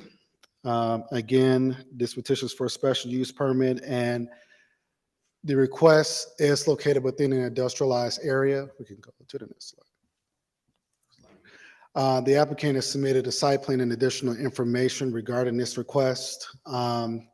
Again, the applicant is requesting to have a storage industrial pods at the location within Central Avenue. For those that are aware, the zoning map is before you. That kind of shows the location of where a lot of the industrial existing businesses are. The site is already developed, the buildings is already existing. The proposed use would include the business of bringing those commercial pods on the property for use. The property is a comprehensive plan destination for this site is Town Center Subarea 3, which is the Willingham Corridor and Warehouse District. With that information stated and also outlined in the comprehensive plan, staff made a recommendation to the Planning Commission last month. Staff's recommendation regarding this request for special use was to deny the applicant's request due to the incompatibility with the comprehensive plan and the lack of additional opportunity and enhancements to the site. With that recommendation of denial, Planning Commission did have a recommendation over to you all this evening. They are recommending to approve this request with 8 conditions. And I will read those conditions for the record. Number 1, no container to be stored within the areas of the front yard or the current building to the street. Condition number 2, no container to be stored within 50 feet behind the screen entrance gate. Condition number 3, screen fence shall be a maximum 6 feet high. Condition number 4, reestablish sidewalk along the property frontage. Condition number 5, all outside storage shall be fenced and located within the rear of the property side yards. Condition number 6, parking must be paved and striped prior to obtaining a business license. Condition number 7, no crates or pods shall be stacked exceeding the height of the screen fence on site. And lastly, condition number 8, all unloading and loading of storage units shall be conducted during regular business hours from 4 a.m. to 7 p.m. That concludes the conditions that were recommended by the Planning Commission before this body tonight. I will make note and record that the applicant did submit in a formal request to table this item to potentially address some of these items and also staff's recommendations as well. And we do believe the applicant is here as well tonight. I'll be happy to answer any questions that you may have for me. Okay. We're in a public hearing on the request for a special use permit for a container storage facility at 1492 Central Avenue. Is there anyone who would like to speak in favor of this request? Come forward.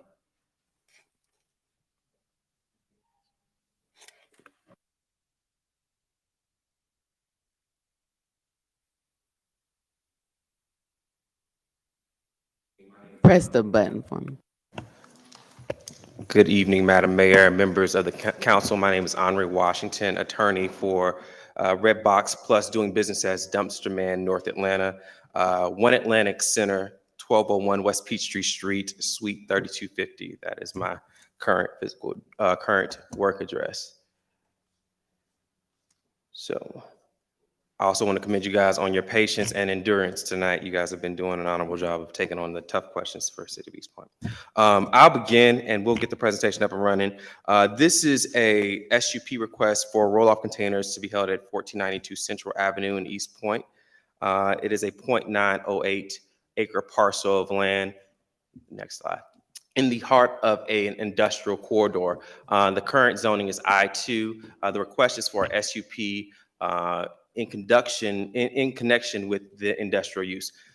Important to note, this isn't redeveloping the property, but for the use of roll-off containers, this would be permissible. Again, our goal here is to bring a tenant, we are a tenant applicant, to an industrial site that was otherwise unoccupied. Next slide, please.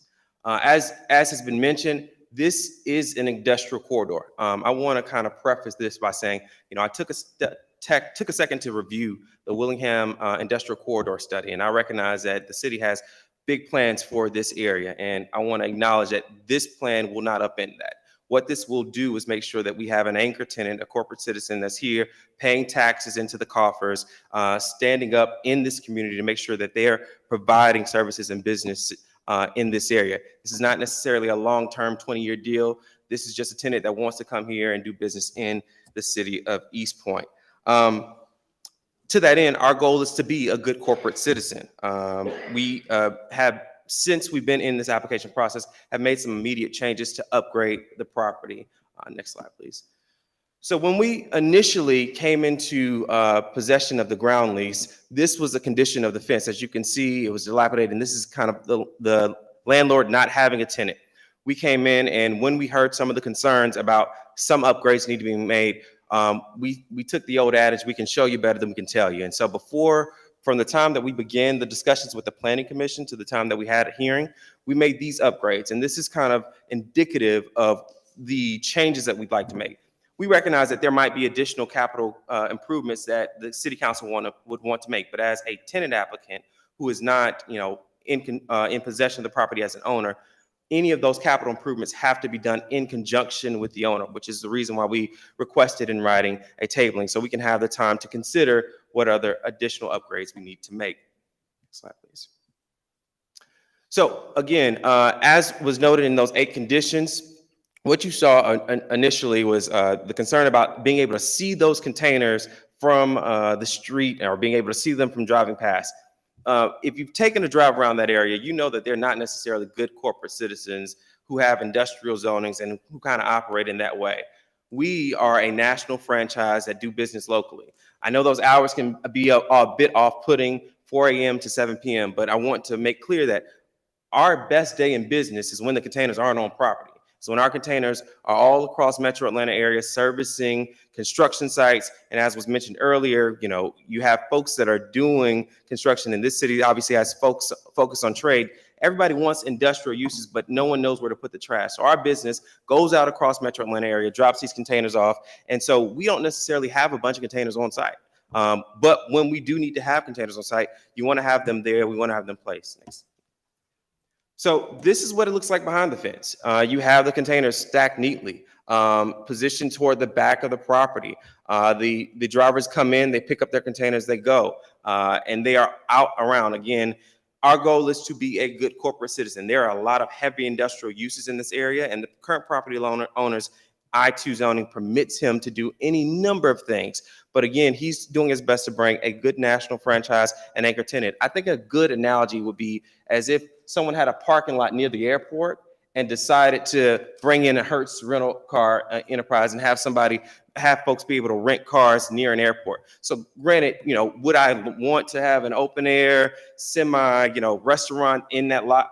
Absolutely. But in the interim, you want to have a good corporate citizen there that is actually making good use of the property as opposed to sitting there empty and vacant and not contributing to the tax base here in the city of East Point. So here's our business. The existing one-story building will remain on site. Our company, again, specializes in deploying portable containers. The vast majority of our containers are deployed to various sites. They are not emptied on site, we don't store trash on site.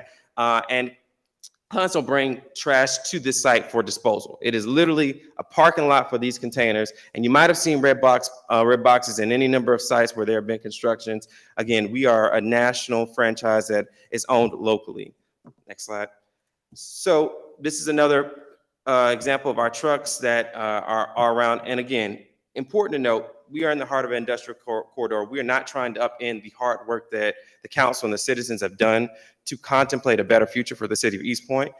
We, fully endorse that and want to be in support, but we recognize that, there might be questions. So with that, I'm happy to answer questions, but I would reiterate our request that for tabling. So to the extent that there are capital improvements that you guys might suggest we should explore or other things that we should consider to be given the time to discuss that with the landlord. And with that, I'll pause. Thank you. So I have to complete the public hearing and go through that process. So let me see if there's anyone else who would like to speak in favor of this special use permit for 1492 Central Avenue for Dumpster Man. Is there anyone else who would like to speak in favor of the request for a special use permit? Anyone else in favor? Is there anyone who would like to speak in opposition to the request for a special use permit for a container storage facility at 1492 Central Avenue?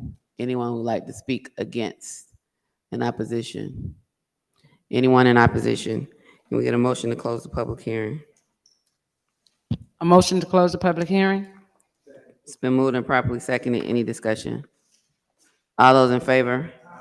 All those opposed? Motion carries. City Attorney, I have a question because previously these requests essentially are requests for deferrals. And for item number 6 and item number 7, I know we've been using the language tabling, but for us, a tabling is to the end of the meeting. And I don't think they're asking us to not act now and act at the end of the meeting, assuming these are requests for deferrals. And previously, we've also taken action on those requests for deferrals. And so I think we need to go back to item number 6 to address that request is actually coming from staff because planning and zoning tabled. And so the question for city council on item number 6 is if we will grant the request to defer the item. And I'm not sure if you all have a number of days as to when you want the deferral to take place. We generally have said number of days, but I don't know if we have that level of specificity City Attorney, I turn over to you, but we need to do that for 6 and 7, so.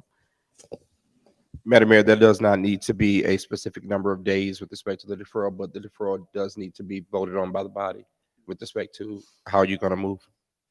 So for item number 6, there's a request from staff to defer this item. Is there desire to take action on that request by City Council, Councilmember Renee? Madam Mayor, I'd like to make a motion to defer item number 6. So Second. moved. Is there a second? Second. It's been moved and properly seconded. Any discussion? All those in favor? Aye. All those opposed? Motion carries. We also have a Madam Mayor? request to defer number 7. Yes, Councilmember I'd Renee. like to make a motion to defer number 7. Second. It's been moved and properly seconded. Any discussion? All those in favor? Aye. All those opposed? Motion carries. Thank you so much. So item number 8, we had the public hearing on September 18th. So I'm not, have we noticed it for another public hearing? Madam Mayor, I believe at the last hearing for this item, for which is item number 8, the council asked for an update, at least provide discussion for an update, and then the actual vote would be coming to the November meeting. Update was supposed to be given at the work session, so, but we Yeah. didn't have that, and so then this got placed under public hearing, but That's it's right. actually an agenda item. That's Because it's City Attorney, do I need to amend the agenda to place it as an agenda item and remove it from public hearing since we've already held the public hearing? And then we can take it as the first agenda item. I will probably agree with you, Madam Mayor. Will make it so much cleaner to do it that way. So we can get a motion to amend the agenda and remove item number 8 from public hearing to the first agenda item. Yes, Councilmember. I'd Renee. like to make an amendment to the agenda to remove number 8 from the public hearing to the agenda item. Second. It's been moved and properly seconded. Any discussion? All those in favor? All those opposed? Motion carries. So this item will go now to the top of the agenda items. After we do consent, that's item number 8. We will now go to public comments. Are there any public comments this evening, Madam City Clerk? We have 7 public comments this evening. Okay. Chapter 2, Section 2-2002, BB Rule 28. The public may speak during the public comment section of the agenda. Speakers must complete a comment form prior to the start of the meeting. Subject may include any subject of choice. There will be a 3-minute time limit for each speaker.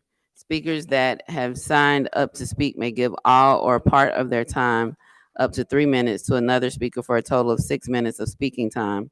Speakers may address the council only once during this time of the agenda. Speakers must identify themselves and their address prior to speaking. Questions from the speakers may not be addressed during the public speaking section of the agenda. East Point residents will have priority over other speakers. There will be a total of not more than 60 minutes for the public speaking section of the agenda. Speakers may only address the presiding officer. Speakers shall observe all rules of decorum. No debate, disrespect, or obscenity shall be tolerated. The presiding officer shall rule any such individual out of order that fails to comply with the foregoing. Madam City Clerk, you may call the first speaker. Up first, we have Mr. Ralph Berry, and he had time given to him by Ms. Ruth Fleming, so he'll have 6 minutes.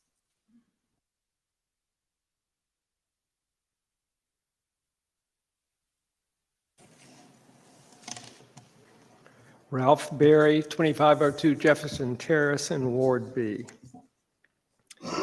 It's been 3 months tonight since the July 20th meeting when we learned that our tax dollars had been stolen. We're all concerned about the money. $800,000 could do a lot. I mean, it could fill a lot of potholes, could hire new policemen. But the truth is, the loss of our money, I don't believe, is anyone's first concern. We've also learned how it was lost. That it wasn't lost because the cyber criminals were such geniuses. We lost it because our chief accountant and senior accountant bypassed the controls in our accounting system. I think every citizen should be concerned about that. But what's more concerning is that no one involved was ever reprimanded, disciplined, transferred, suspended, or fired.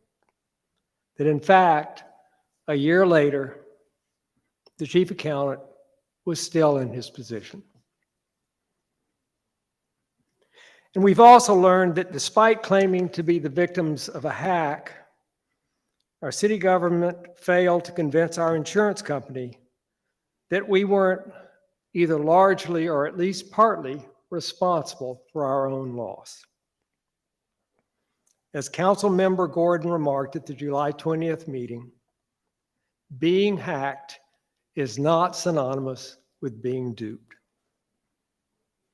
It now looks like we're going to recoup only about 10% of what we lost.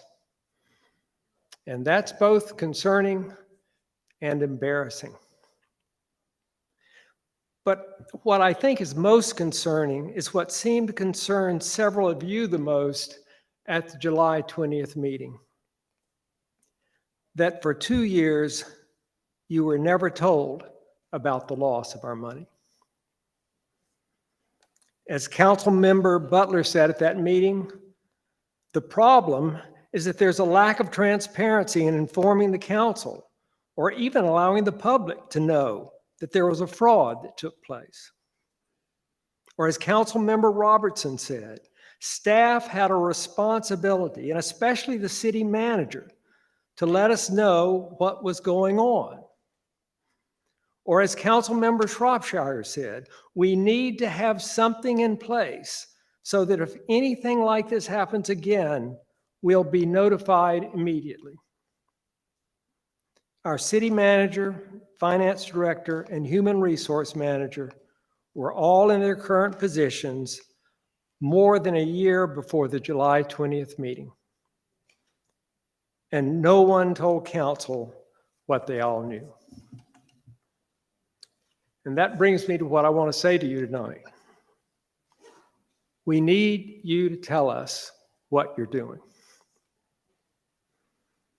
At the July 20th meeting, Madam Mayor, you assured us, and I'm quoting, that as we move forward, we will move forward with full transparency during this entire process. I've viewed every minute of every public council meeting since you assured us of that. And so far, no city official has admitted making any mistake. No city official has expressed any regret for failing to inform you. And no city official has experienced any repercussions. We need to know why. And if to protect people's reputations, you can't tell us why, then you need to tell us why you can't tell us. And if you can't tell us that, you just need to tell us that you're doing something. The citizens of East Point need to know that you know that concealing the theft of our money from us is not just okay.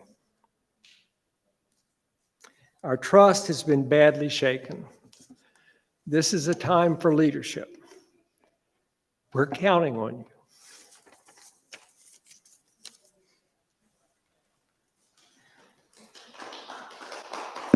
Up next, we have Mr. Joseph Knox, and he had time given to him by Kenneth Jackson, so he'll have 6 minutes.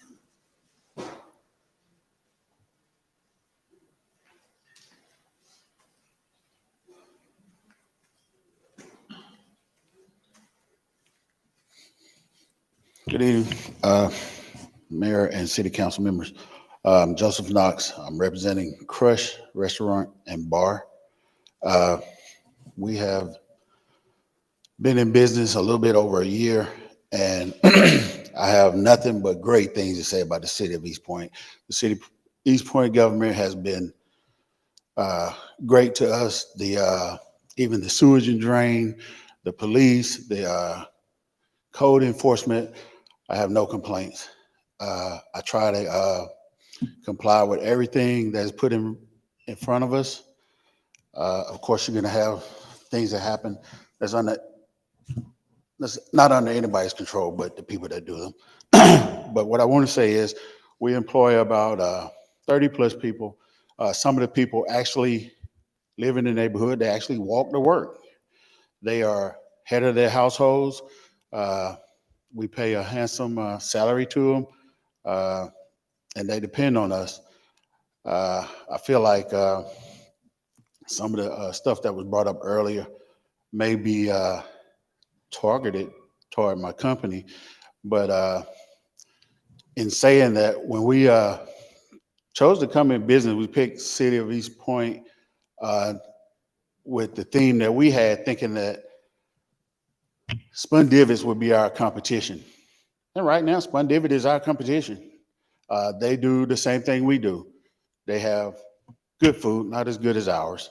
They have good food, they have drinks, and they have music late night. That's the same thing we offer. Nothing more, nothing less. Contrary to popular belief, we are not a club. We do not operate as a club. We operate as a restaurant and bar, just like our license say. We do not move any furniture. We do not do, I don't know what you heard, but all I do is challenge y'all, come out and see, come out and have our food. Just help us help make East Point better. When we came in to the location, started to build out or whatever, it was like a homeless shelter. People defecating in the parking lot beside the building, even during the time we was doing build out. So I know it was a terrible eyesore directly on Main Street. So we fixed the place up. We hired a landscape company to help beautify it. East Point's doing beautiful things. We just want to be a part of it. And we just want the right to operate business as same as everybody else that's doing what we're doing. We didn't create no ordinance or any of that. The fire department's been out at least 3 times, no citation. Code has been out, no violations. Even the code lady said her actual words were, I've inspected a lot of kitchens, and I'll come back to this one because this is one of the cleanest ones I've seen. So we're just trying to do good business. And if anything that is brought to us, we'll address it. We're not trying to hide anything, or even you saying that the food and the liquor sales should be in accordance. I feel confident that we're there. That's really all I can say to that. Say to that is I feel confident that we sell enough food. And if anybody is saying that we're a nightclub, we do not have a dance floor. We are not a nightclub. We are a restaurant and bar, just like our license say. We love the city of East Point. This was a great move for us. We kind of knew it would be, because like I said, our only competition is one restaurant, Spun-Divot. And East Point government, again, they are not what people said they would be. Everybody said how, hard it is to deal with. And like I said, the only thing I can say is good things. Y'all been great to us. And it was a good move for us to come here. We look forward to doing business here. We're gonna always comply with whatever is put in front of us. We just don't want to be singled out, not targeted or whatever. But if all the other businesses that do what we're doing have to comply with the same thing we have to comply, we're fine with it. And then just closing, I just want to say thanks for the opportunity to be able to come up and speak on our behalf, and look forward to doing business in East Point. Thank you. Up next, we have Napoleon Black.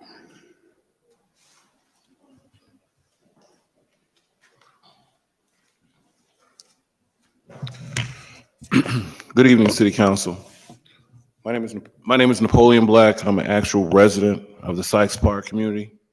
And I want to just thank the City Council and the police chief and all the police officers who have been involved in cleaning up the park. I know Councilmember Renee and Councilmember Butler have reached out to a lot of residents in that community, and we are very grateful for the efforts that have taken place to clean up that park. People don't know what was going on. People are only listening to the newscast and they're just getting an idea, but you have to talk to residents who actually live in that area. I live in that area. My neighbors live in that area. They won't let their children out in that park. People don't want to go in the park, and it's a beautiful park. And so there are some people who may say, oh, you took heavy-handed tactics as far as exposing people's faces on Facebook and what have you. Hey, if you had been in that park and you've seen the things that I've seen and other residents have seen and children have seen, I'm talking minors, I'm not talking teenagers, I'm talking 11, 12-year-olds, you'd have a different approach. So I just want to thank all the police officers and everyone who's been involved. I know everyone's saying that Solicitor Weems is heavy-handed. I don't believe that's the case. And I know residents in the community feel the same way. So if there's any pushback, they don't live in the community. That's all I can say.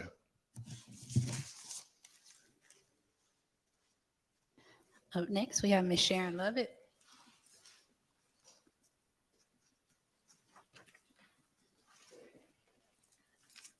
Good evening, Mayor and City Council. I too reviewed that on Channel 2 at Sykes Parks, which that's Ward C, and I hope you all stay on it. But I think any sexual act is scandalous. I think we need to educate Mr. Brown on the new tablets for the senior citizens that we are receiving starting this week. The money comes from the federal government and is not the residents' money. It's a post on Facebook stating that East Point never ceased to waste taxpayers' dollars because they buying us tablets. Okay, it's an upgrade. They are 5G. The last one we got was 4G. It's time for us to keep up with it. Senior citizens need technology just like everybody else. But this is not your money, and it's not my money. And it's not anybody's business what we do with the old tablets. And they are not requiring us to turn them in, to my knowledge. Again, this is the federal government's money. I'm still waiting on code enforcement to show up on the low. They still not coming on the low. The grasses are high, the hedge is up to the roof. I said it last time, and I'm gonna continue to say it until they do something about it. And the hot spots of speeding for our police department. I really love our police department, but I wish they'll be more present on DeLow because we have changed the name to DeLow 500. As far as we will be judged one day on what we did to help somebody along their way. So our living will not be in vain. Keep living and you will get old and appreciate help from your city. By the way, Councilman Shropshire, keep the robocalls coming. Otherwise, we don't know what's going on in the city. There's nothing really in your light bill and no other form of communication. So we need it. So thank you, East Point and the federal government for taking care of your senior citizens. Lastly, we have Mr. Thomas Paz. I'm actually speaking on the case after the public hearing. Oh. All right. The Automotive Training Center. Got it. The one we removed from public hearing to item number 8. And so I will invite you to come up now, though, because during that discussion on the agenda, there won't be opportunity for public comment. So, yeah. Thank you, Thomas Paz for the Automotive Training Center. Madam Mayor and City Council, thank you for allowing me to speak to you regarding our zoning case. Larry Witherspoon apologizes that he was not able to attend in person. He's due to business travel. He's watching the live stream. We've been working with staff to address our zoning application. Their recommendation has been to withdraw our rezoning application and submit a special use permit in its place, along with a special text amendment. We've followed staff's guidance and submitted the special use permit. However, we wanted to wait to withdraw the rezoning request for 2 reasons. We wanted to appear before you to give an update on our progress as you requested. Also, we would like your guidance on which application suits the will of the council and the city the best. We do understand that the goal is not to rezone our parcel, but we also want to make sure that the special use permit does not set an undue precedent based on your discussion during the last meeting. We will withdraw whichever application is not needed in preparation for your vote on November 6th. Thank you. And we also have some conditions that we could present. Staff has not had an opportunity to present any conditions from their side for us to review. So we've prepared a few to present to you tonight if this would be an appropriate time. So you're in for public comments, and I think you have some more time. So if you want to Okay. utilize that time, but we won't be able to respond tonight. I understand. So staff was not able to provide us before tonight with conditions for the rezoning or the special use permit, but we have prepared some suggestions for discussion. There are conditions based on the site plan. Vehicles will not be stored after business hours in the front parking lot unless they are awaiting customer pickup. Landscaping and beautification plan for the grassy area along Main Street in front of the building. No repair work on vehicles outside of the building except for rare occurrences of disabled vehicles. In this case, they can only be repaired in the back of the building. A condition set for educational institutions with nonprofit status that provide automotive training for workforce development and job training to operate on this parcel. And a business license lapse of 12 months would trigger a zoning reversion to the CR zoning. Thank you. Those are all the public comments we have this evening. All right, thank you to everyone who spoke during public comments this evening.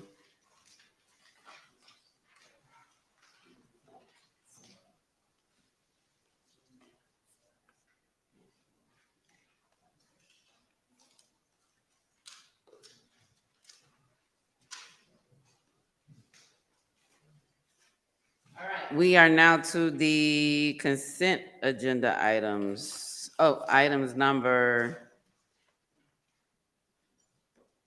where do we start? Oh, 10 through 13, 16. On the agenda, we got the consent first. So the consent agenda items are 10 through 13, 16 through 19, and 22. Is there a motion to adopt the consent agenda items? Yes, Councilmember Renee. I'd like to make a motion to adopt the consent agenda items. Been moved and properly seconded. Any discussion? All those in favor? Aye. All those opposed? Motion carries. Next up is item number 8. Can we get a motion to open the floor for discussion on item number 8? Madam Mayor, Yes, Councilmember I'd Renee. like to make a motion to open the floor for item number 8 in reference to property located at 2441 Main Street. So moved. Is there a second? It's been moved and properly seconded. Any discussion? All those in favor? Aye. Okay, let's try this one more time. Thank you, Councilman Renee, Councilman Bo. All those in favor? Aye. All those opposed? Motion carries. The floor is open for discussion. Mr. King, I see staff at the podium. Thank you, Madam Mayor. We'll turn it over to Tyler McSwain, Senior Planner, and Taylor Solomon, Associate Planner. All right. Thank you again. Staff wanted to provide an update, which also mirrors the applicant's representative who's come before you in the last segment. Staff did mention with the applicant that there is a way that we can work in terms of hearing the requests in another form or fashion. So as you all have heard before this would be a resubmittal of this request as a special use permit application with a text amendment. Currently, right now, that's on the vote for November is just the rezoning. Staff's recommendation at this time still remains the same for denial with that, but we were going to move forward with conditions if needed to go down that route. But we believe that what works best for both the applicant and the staff would be the special use permit and the text amendment. So in short, that is the update that we have in regards to our direction with this request and the applicant at this location. City Attorney, procedurally, I don't want us to get into much discussion about, we can't make decisions before items come before us for rezoning. I know there's staff involvement, but to get a recommendation from council as to which route we want them to go is circumventing, could be possibly viewed as circumventing the process. And so I know we did ask them for an update as to what they were working on. And at the last meeting, when we had the public hearing, they indicated that they would work with, the applicant indicated they would be working with staff, and that's one thing, but procedurally, and I'll go to council members, but I'm asking you first before we go through this, because this is outside of our zoning process. And I don't want to create appeal issues or legal issues down the road. So, City Attorney. Madam Mayor, I would agree. This is outside of the normal process. I do have a question. Did the commission make a recommendation one way or another? Just want to be clear. Planning Commission did make a recommendation, and that recommendation was for, hold on one second.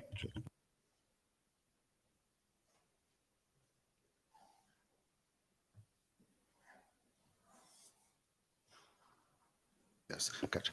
Yes, Planning Commission did make a recommendation for denial of this request.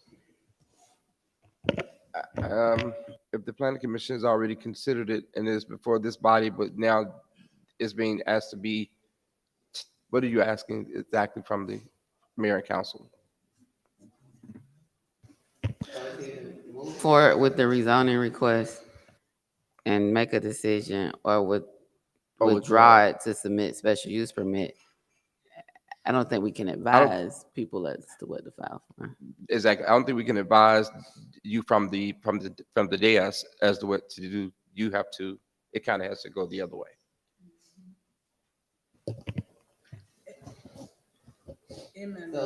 We have people in for comments, so I'll go to Councilmember Butler, Councilmember Renee, and Councilmember Cummings. Yes, what is the special use permit and text amendment procedure? The special use permit procedure will follow similar to a rezoning, a 90-day process that will go before Planning Commission, Community Information Meeting, and also before this body, Mayor and City Council for a vote. Text amendment in terms of form will be the same. So both will follow, they will be running concurrently with each other. What would the text amendment be? Text amendment would include an amendment to the CR zoning district and the overlay.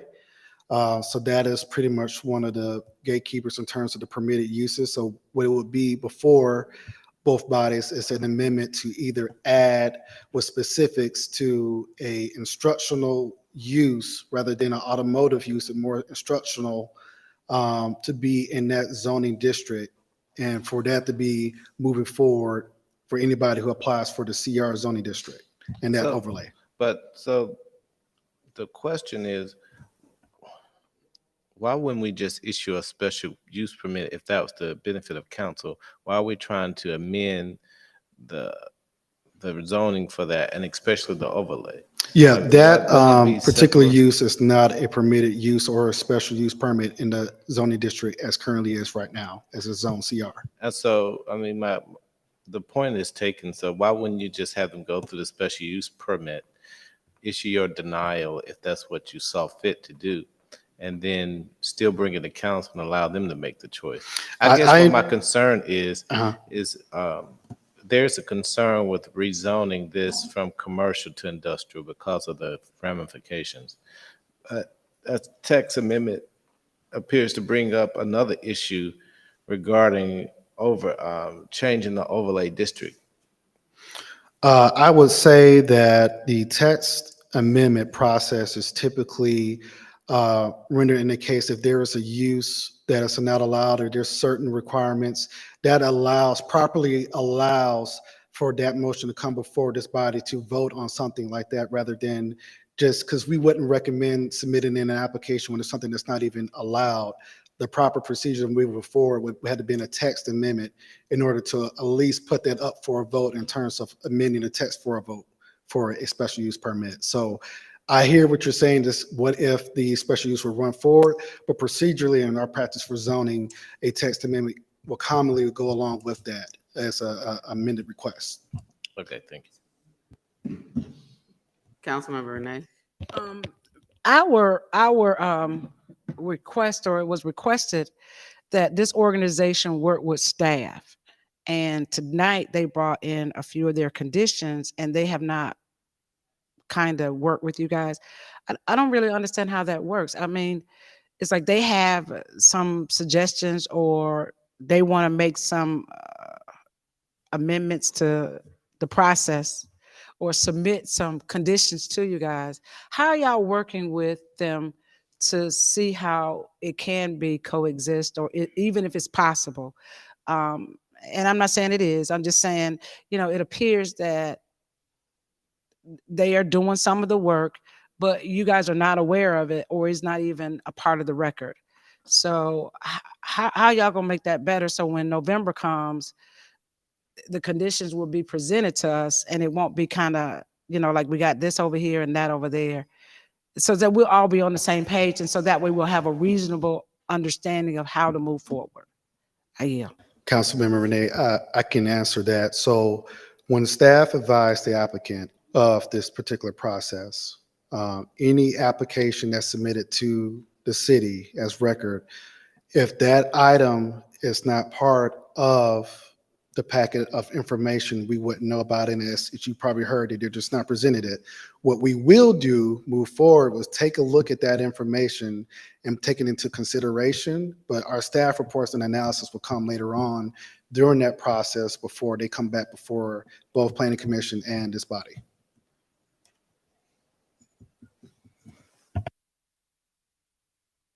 Councilmember Cummings. Thank you, Madam Mayor. So my question is, I know when they came and they did the original presentation, we all were on board, but we did understand that there were some issues with regards to zoning. And just from my understanding of what a special use permit would allow them to operate as what it is that they're planning to do, correct? And kind of piggybacking on what Councilmember Renee was saying, have you all kind of come together to just, I mean, it's something that we want here. So I don't know if we kind of missing each other or whatever, that we aren't able to sit down to really try and make this happen. I mean, it definitely is a much needed program that they have here. And I understand, you know, you don't want it, if we zone it, to allow them to do what it is that it is. Could those conditions not be in the special use permit? Because he even said something about if they didn't renew their license, it would kind of be null and void what it is that we're trying to do. So are we, I'm trying to figure out what we need to do to make this happen. I mean, is it a meeting where everybody needs to sit down at the table, or what? Because that's how we lose great opportunities to come into the city. I will answer that question. So again, staff did meet, we did have to sit down with the applicant to discuss both procedures in terms of what options they have. We also explained the process that if they were to move forward and if they were denied, what would that mean for them? And also in each situation, what are the options or outcomes that can come from that? A big part of the discussion that we have with the applicant in terms of this particular process is that this was the cleanest way that we think that we can move forward, at both parties just thinking that this would make sense for the general area. In regards to the application, the status of it right now, staff has formally received that application for a special use permit, and we have already worked with the applicant to get that information out so we can properly advertise it and have it come back before you as soon as possible.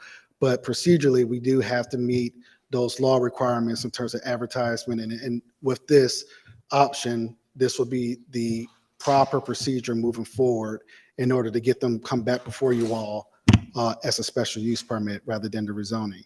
So with option 1 and option 2, what do you say is going to work for them? Option 2? Again, I can't speak in terms of staff's recommendation. Certainly, I wouldn't particularly put something out the record to say what would be more favorable, but we know that currently as option number 1, I would say that option number 2 may become more favorable than option number 1. I can at least say that. But as of right now, if they were to move forward with the route they were currently on, staff's recommendation still would have been for denial based upon our current policies and comprehensive objectives that we have for the city.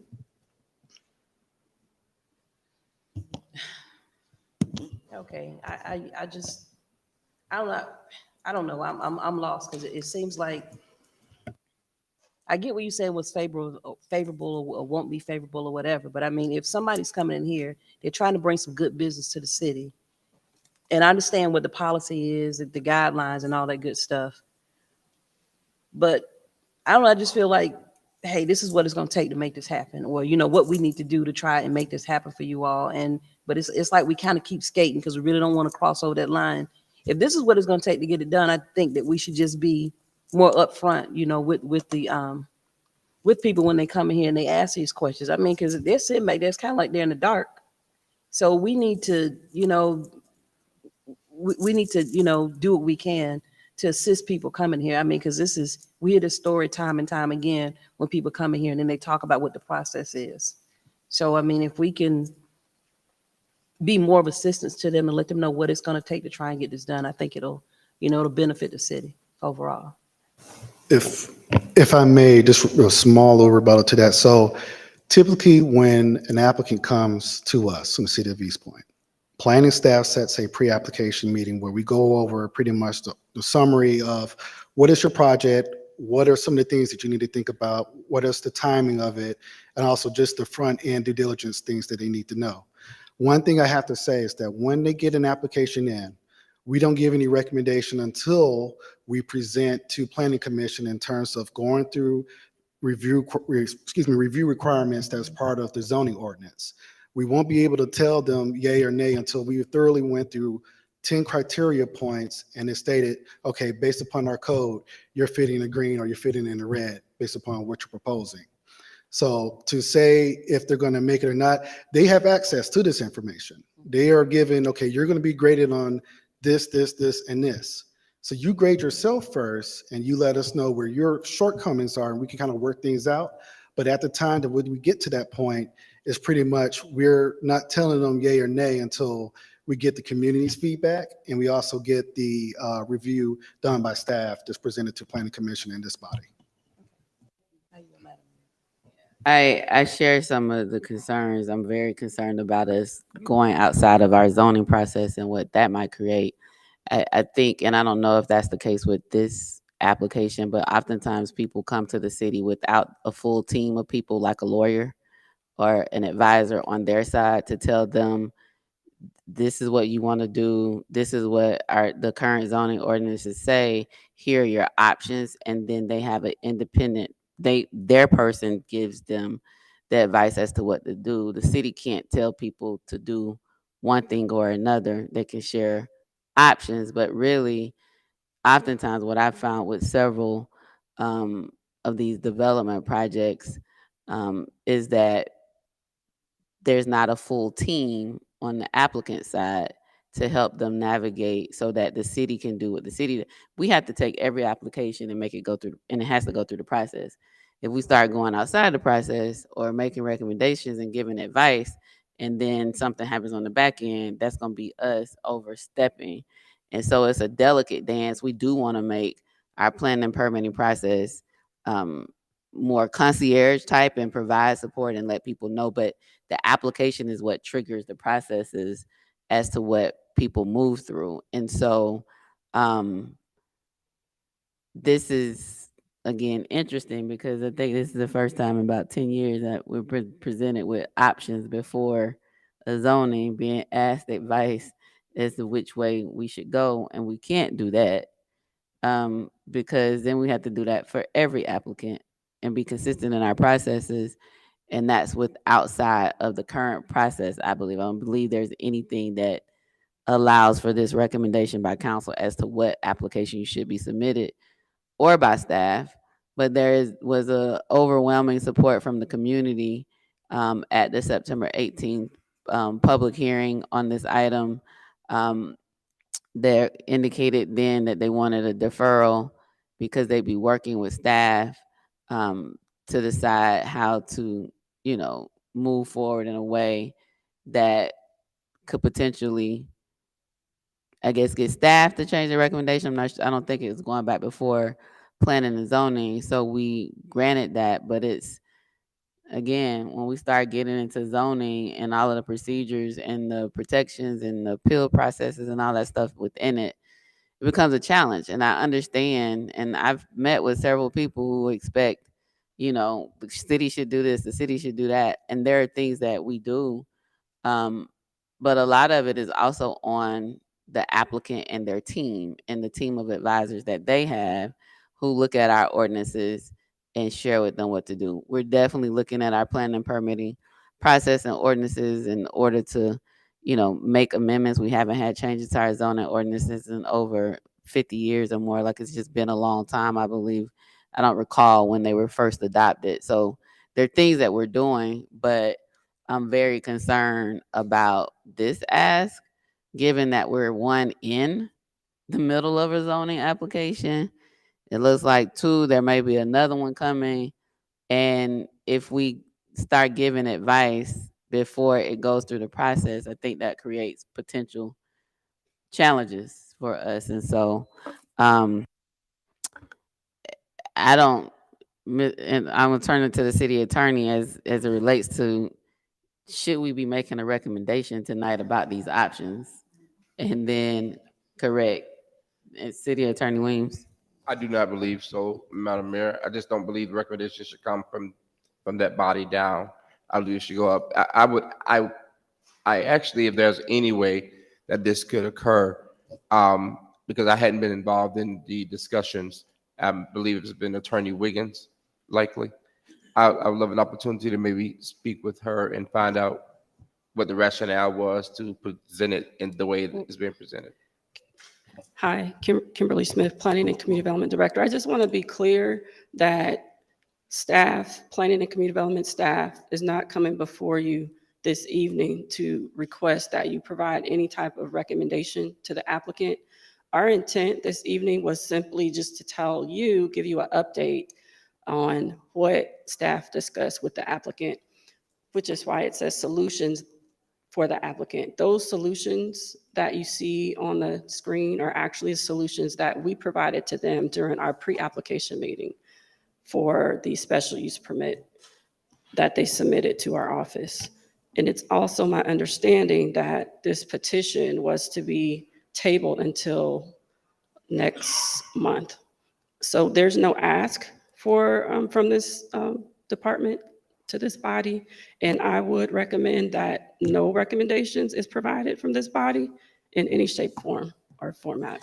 Yeah, and I think the reason why the line of comments has been what it's been from council is because it seems that the applicant is under the impression that we can make a recommendation about what to do moving forward. And so I'm not sure whether that came from discussions or how they reached that. So I just wanted to make clear and have the city attorney provide a response regarding that, because that's not something that we can do.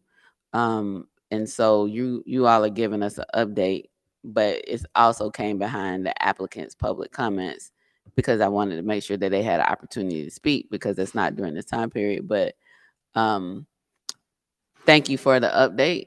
And I believe is it on our November 6th agenda or the 20th? It's actually on the 6th Okay, of next month. It's coming back to the first meeting. okay. All right, so I'm assuming you and staff and the applicant will continue to have discussions, and city attorney indicated he'll reach out to the planning and zoning attorney.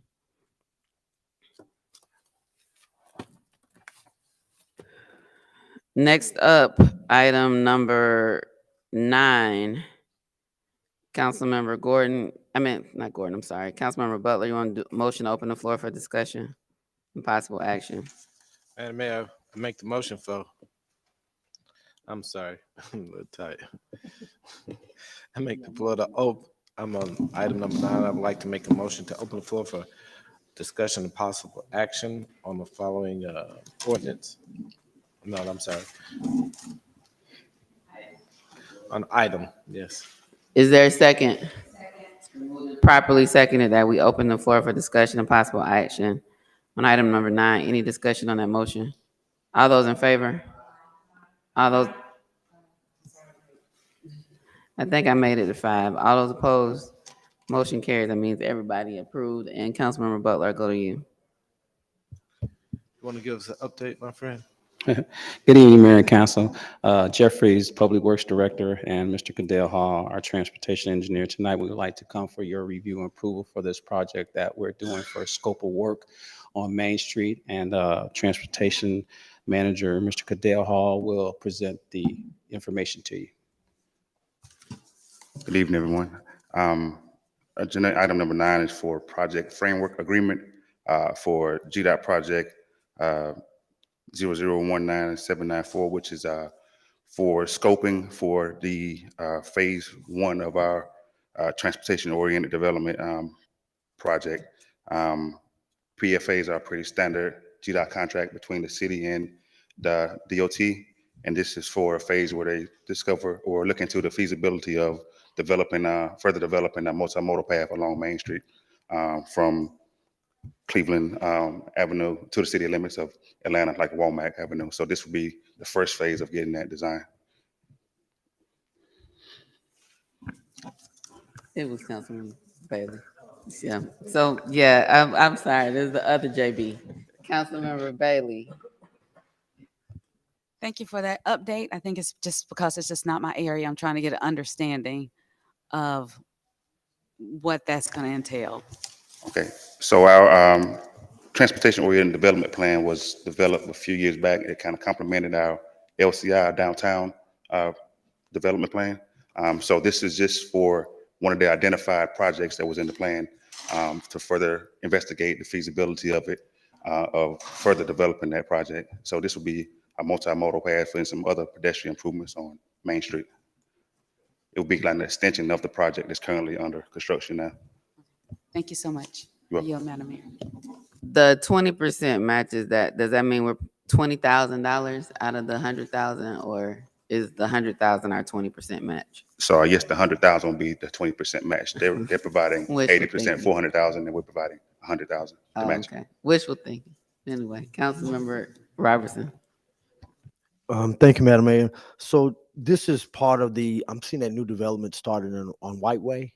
Is that correct? Is this part of that and then turns down to Main Street? Or this is separate? This is a separate project, but it will continue that development that's currently going on, the streetscape development.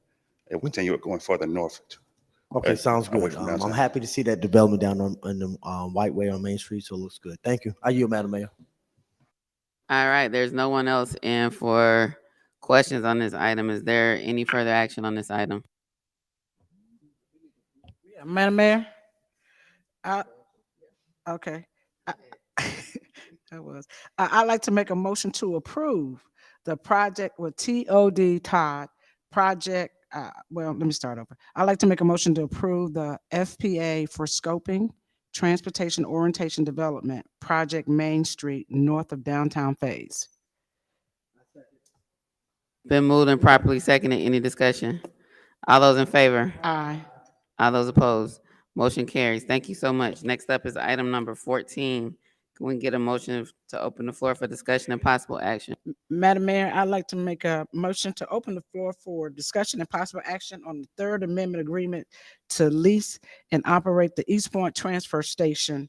Term of agreements is hereby further extended. So moved. Is there a second? It's been moved and properly seconded. Any discussion? All those in favor? All those opposed? Motion carries. Good evening, Mr. Moore. Good evening, Mayor and Council. How are you guys tonight? Good, good. Good. So I asked for this to be on because it said the term of the agreement is hereby further extended without any further action for an additional 5-year period. And so I'm questioning the extension. This is going through February of 2033. Yes, ma'am. Like, and this just seems quite lengthy to have no further review by council. And I don't know if this is an agreement that has been in the works with legal, but this agenda item title just seems very much like a long-term commitment. It's like about 10 years on one contract, Well, unless it's previously not expiring to then. So I just had questions. Well, this contract expires 2028. And what we did is we requested an extension of 5 years. It's just 5 years, so we'll revisit it again within 5 years. I just would like to share a little bit of background about it. This contract started back in 96, 97, somewhere around there. I didn't have the pleasure of working with that contract with the transfer station. This was my first time being involved. And for 5 years, with the efforts of our city attorney, who worked really hard at making sure we got some good out of the deal. The deal we had before that only yield us about $70,000 a year. That's the old deal. For the next 5 years, the city attorney helped us gain $2.5 million within those 5 years. Benefit for us. What it did, it reduced our disposal rates from $55 a ton down to $42, which is a $13 ton savings for us. In addition to that, we checked and made sure that we get a fair market rate for the lease of our transfer station, which is $70,000 a year, which our city attorney was very vocal in that. And on top of that, where we were getting maybe $2,000 a year for a host fee, now we're looking to get approximately $200,000 a year for a host fee. So that 5 years is really working well for us. And we should have had this conversation years ago so that we could benefit even more. So this one here is a really good deal for the city. And I take it kind of personally because I'm involved. Well, you know, I know whenever you're involved, it's a good deal. I just needed to have a better understanding of what it is and why we are extending now to 2033 when it expires in 2028. So are we like making amendments to ensure some of those things you just said right now? And then within, as a part of those amendments, we're agreeing to go out another 5 years, like, because we're extending the contract 5 years early, right? If it expires, generally we deal with expirations closer to, so like 2027 or something like that. So it's 2028. So right. So but now we're in 2023. Right. So we're making this extension very early. And so I needed some clarity around that. City Attorney Weems, the early extension, because the current contract doesn't expire to 2033. So we're making amendments to include some of those terms he referenced. And then why are we extending now to 2033 versus later? When I became your interim city attorney, I began to meet with the departments that had different contracts that were in place, and transfer station was one of them. And Mr. Moore and Mr. Reeves came to me with some of the concerns. We were getting complaints about people tearing up their cars, going up into the transfer station. So after investigating and looking at the contract, it really did not inure to the benefit of the city.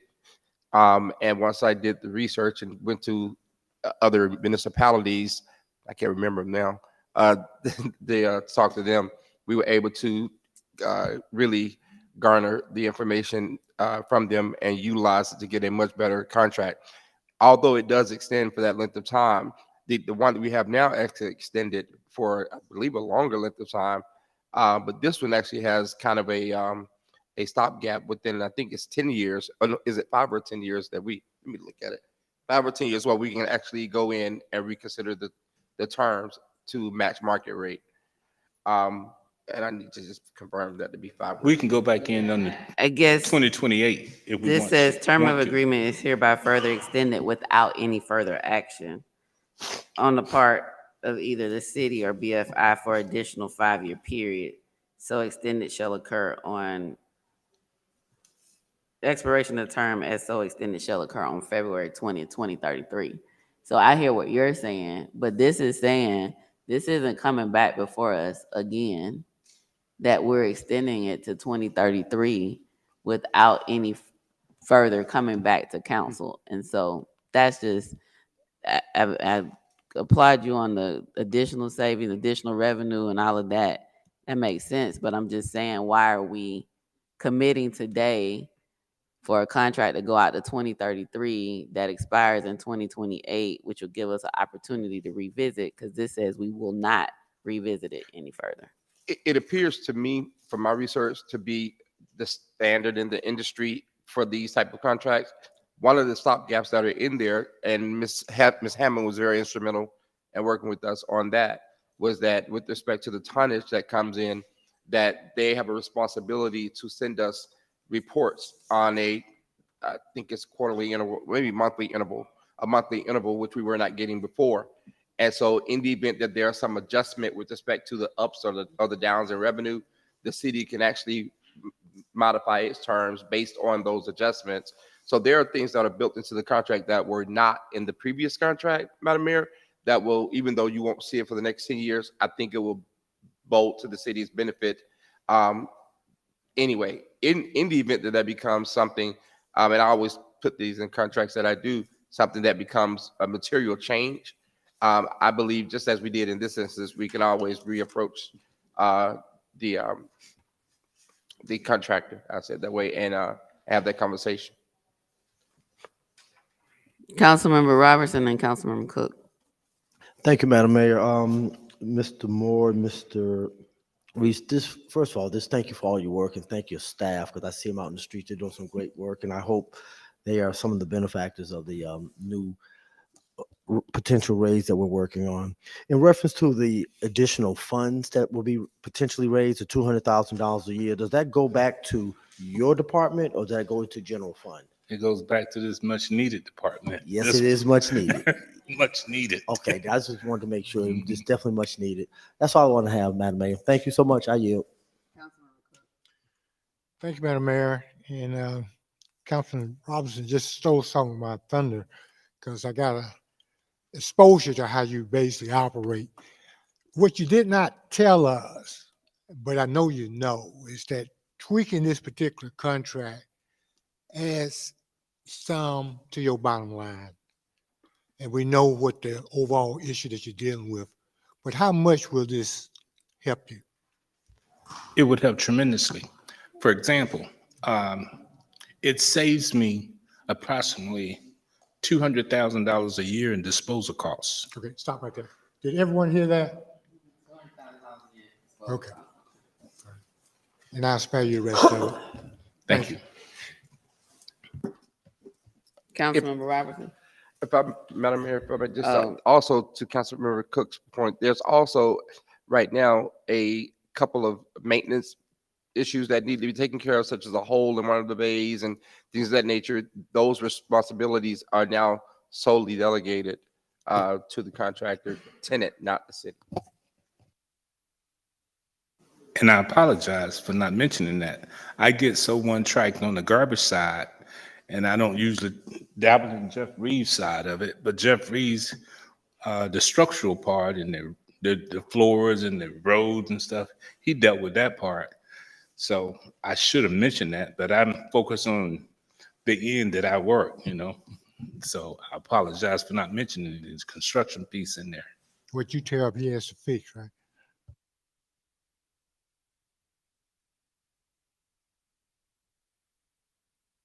Councilmember Robertson. Yeah, just to follow up, I know we had a previous discussion on illegal tires and type dumping, and you said that was very costly. Would this help impact some of that offset? And can you share how much you're spending on illegal tires and dumping? In the event that my department has to pay for it, it helps. It does contribute because it comes into the 45-20 fund. And how much are you actually like spending on that legal tires? 'Cause I thought it was a big number. I'm sorry, I didn't. How much does it really cost for those illegal tires that you're paying for? Roughly estimated. I remember the number you told me. I know about incidents. Yes. I don't know about the cumulative of them. The incident, there's one incident that cost us over $18,000. That's what I want. Okay. There's other incident that's cost us up $4,000 and $5,000. Those add up when we are forced to pay for them. So it get really costly on tires. And we was on a walk with Councilmember Bailey, and we got a whole bunch of them hidden in a portion of her area. And somebody got to pay for those. So, and then it's hard to get to them. They're in a terrain where machinery can't even get in there to get it. Yeah, and while we have this moment, again, I just want to commend you on that because you guys do a lot of work, especially in that particular space with limited resources. So whatever we can continue to bring funding to you, we want to do that. I yield, Madam Mayor. Thank you.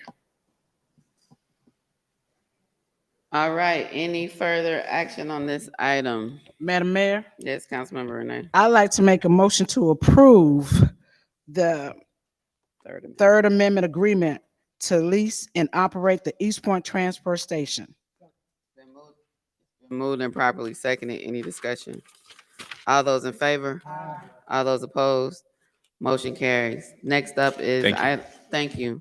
Item number 15. Get a motion to open the floor for discussion and possible action. Madam Mayor, Yes, Councilmember Renee. I'd like to make a motion I thought 15 was on consent. Okay. I'd like to make a motion.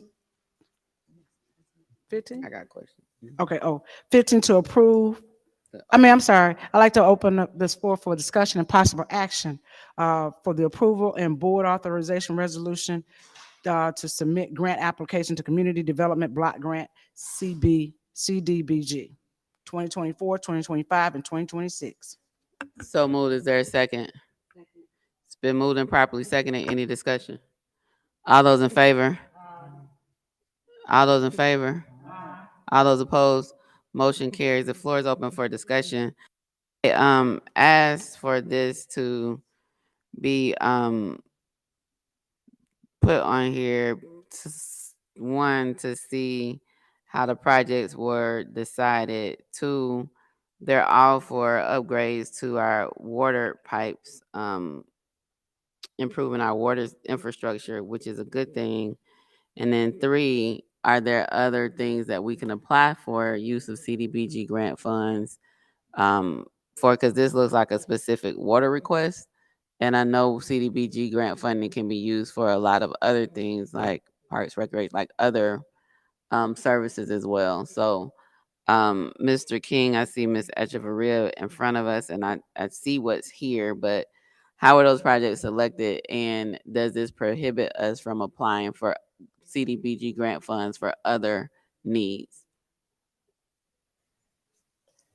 I don't believe it does, but I had to see what that process would entail. There's a deadline for what we'd have to apply. Now, do you know the deadline for this one, Melissa? Yes, City Manager. So what ends up happening is Shaquita Barnes sends a list out of available grants and opportunities, and the department heads get to opportunities to look into areas of concern. So as far as the list for the water and sewer lines, those were based off of the study that we did and comprised of and determining which lines need to be rehabilitated. So in the past 2 years, I believe we received close to, I think, maybe $550,000 for new water and sewer line replacement. And so this is just a mirror of that same program for the next 3 years. These would total about 880,000 for water improvements over the next 3 years, Yes. which we had about $326 million when we went down and asked for most. And I think about 80 million was in the tier one Yes. space, and now we have most. So, But so for this grant opportunity, you have to meet a certain criteria as far as income, job level, census data. So that's how those streets were selected in order to qualify for this grant opportunity. so the letter is dated October 9th. So if the motion is to approve it, just also indicate to correct any clerical errors so that we can change it to the date. I think we were anticipating maybe the work session, but it indicates adopted at the October 9th. So we'll need to change that to October 16th. Okay. Any questions, Councilman Butler? Make the motion that we approve the CBDG grant with the, any admin, excuse me for making a little change, any administrative changes that must be needed. All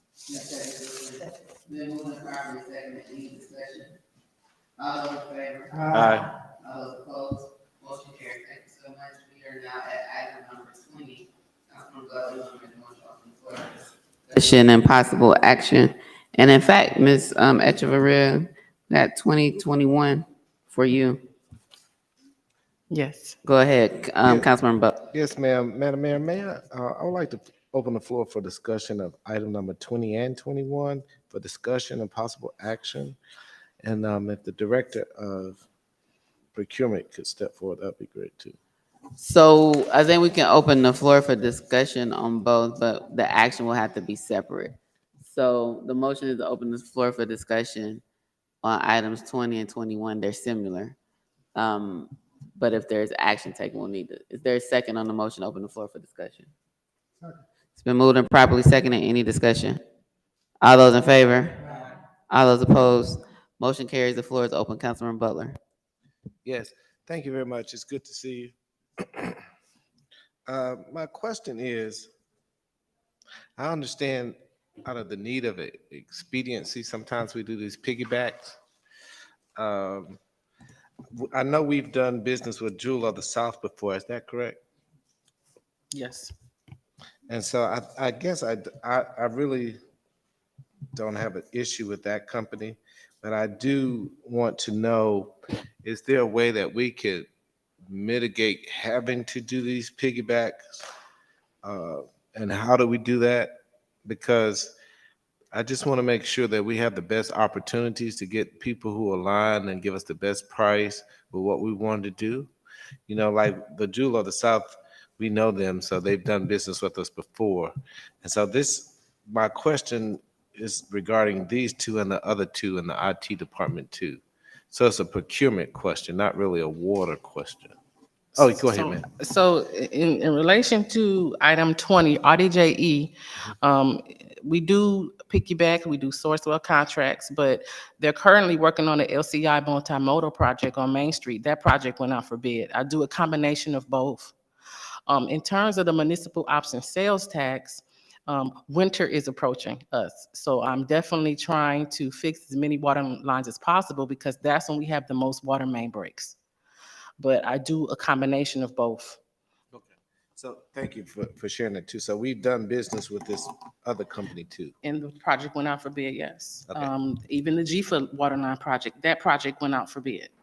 And both of those projects were $2.4 million each. So we do a combination of both.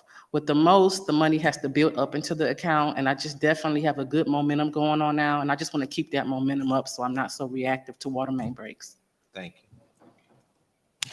And I was just about to say, Councilman Butler, good evening. That's one of the things that we do as a procurement department. We sit down with our department heads. We find out what's the best way of attacking what they need. And we go about it by seeing that, okay, the first thing is you're not just looking for trying to quickly get something, but you're also looking for, as exactly what you said, the best. So for instance, the other ones that you mentioned, those were found on state contract. Those are vetted out. Those are your top vendors within the state because they go up against all competition within the state. So that's another reason that we sit down with them, talk it out, see what's best for the department and the city itself. Okay, I'll save some of my questions for the city manager with that. Councilmember Cook. Thank you, Madam Mayor. I just want to re-emphasize something. I think we take a lot of things for granted, but you just said something that's very important. When you talk about these special tax programs and you make the point of the fund level has to build up to the project expenses, what you're also basically saying is you don't get all that money at one time. Correct. It's collected throughout the year, yet you got to have on your docket what you want to do with that money and when you want to do it. And when you have to fight against weather conditions and other factors there, you got to strike while the iron is hot. And I'm saying all of this to say, I want us to make sure we understand and appreciate the forethought and planning that goes into when you're trying to piggyback on projects. And it's not that you're just catching the first vendor that's rolling out in the street. You have a lot of working experience with a lot of these people because you're dealing with the same type of problems today that you had 30 years ago. You just might be in a different part of town. And I don't want to leave with the impression that we're just pushing everybody and avoiding or not trying to avoid sloppiness. A lot of planning goes into that decision before you come to us for approval. I'm not really getting back at you, but I wanted to make sure I made that point. Okay. I'm done. Thank you. All right, Councilmember Butler, you said you had some questions for the city manager. Oh, okay. So, any more questions on item 20 or 21 for discussion? If not, is there action? The action needs to be taken separately if there's going to be. Madam Mayor, I make the motion that we approve item number 20. Is there a second? It's been moved and properly seconded. Any discussion? All those in favor? Okay. Okay. All those in favor? All those opposed? Motion carries. Item number 21, Councilman Butler. Madam Mayor, I make the motion that we approve item number 21. It's been moved and properly seconded. Any discussion? All those in favor? All those opposed? Motion carries. I think that takes us to 23. Yes, Councilman Butler. It's 23 and 24. We pulled both of those. Yeah. Madam Mayor, I make the motion that we approve item number 23. So moved. Is there a second? It's been moved and properly seconded. Any discussion? All those in favor? All those opposed? Motion carries. Next up is item number 24. Could you give us a brief description about that? So open I'm the floor sorry. for discussion. Madam Mayor, I'd like to make the motion that we have open the floor for a discussion and possible action on item number 24. So moved. Is there a second? It's been moved and properly seconded. Any discussion? All those in favor? All those opposed? Motion carries. Floor is open for discussion. Councilmember Butler. Hey, how you doing, my friend? Good night. Tell us about this contract.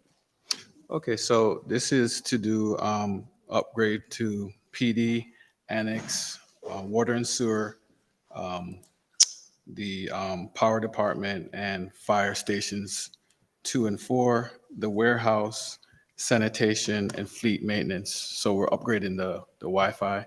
Are we doing a hardware upgrade? We're adding the Wi-Fi access points so that those locations can have the proper Wi-Fi connection. Who provides the Wi-Fi for me? Is that through our AT&T contract? Oh, no, just the hardware. There's no service provider or anything. It's just the hardware. Okay. But AT&T currently is the provider for, and Comcast. That was my question. Yeah. All right. I'm done, Madam Mayor. Thank you.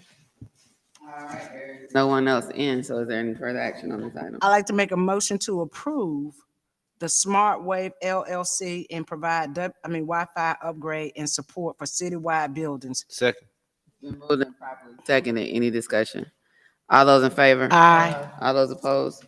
Motion carries. Next up, item number 25, a motion to open the floor for discussion. Madam Mayor, I'd like to make a motion to open the floor for discussion, possible action on changing the street name for a portion of Cheney Street between West Forest Avenue and Norman Berry Drive to Bi-Ethnic Way. Sorry about that. So moved. Is there a second? Second. It's been moved and properly seconded. Any discussion? All those in favor? All those opposed? Motion carries. The floor is now open. City Manager King and Attorney Weems. Council approved an item at the public hearing that was held on this matter. Was that the September 18th meeting? Hold on a minute. There was no resolution. There was no resolution.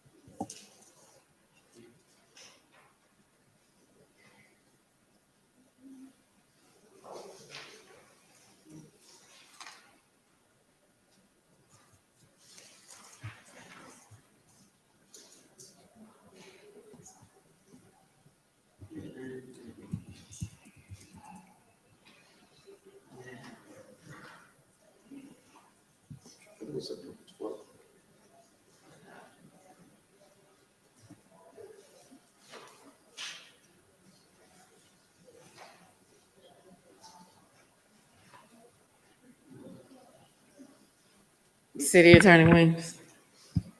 Yes, Madam Mayor, I think it was September 12th. Was that, no, that was when Bi-Ethnic came up. And then the following. Yeah, that's when it came on the work Right. session, and then the public hearing was on September 18th. Then that was on October, because last time it was presented on the 9th, you didn't have the resolution that you have before you now, because the resolution that was before you contained information that I had not reviewed. So since that time, I've reviewed it, gone through the resolution, drafted it, and presented it before this body. Right, it looks like it was a public hearing, but there was just the action to change it, but no ordinance or resolution attached. Yes, ma'am.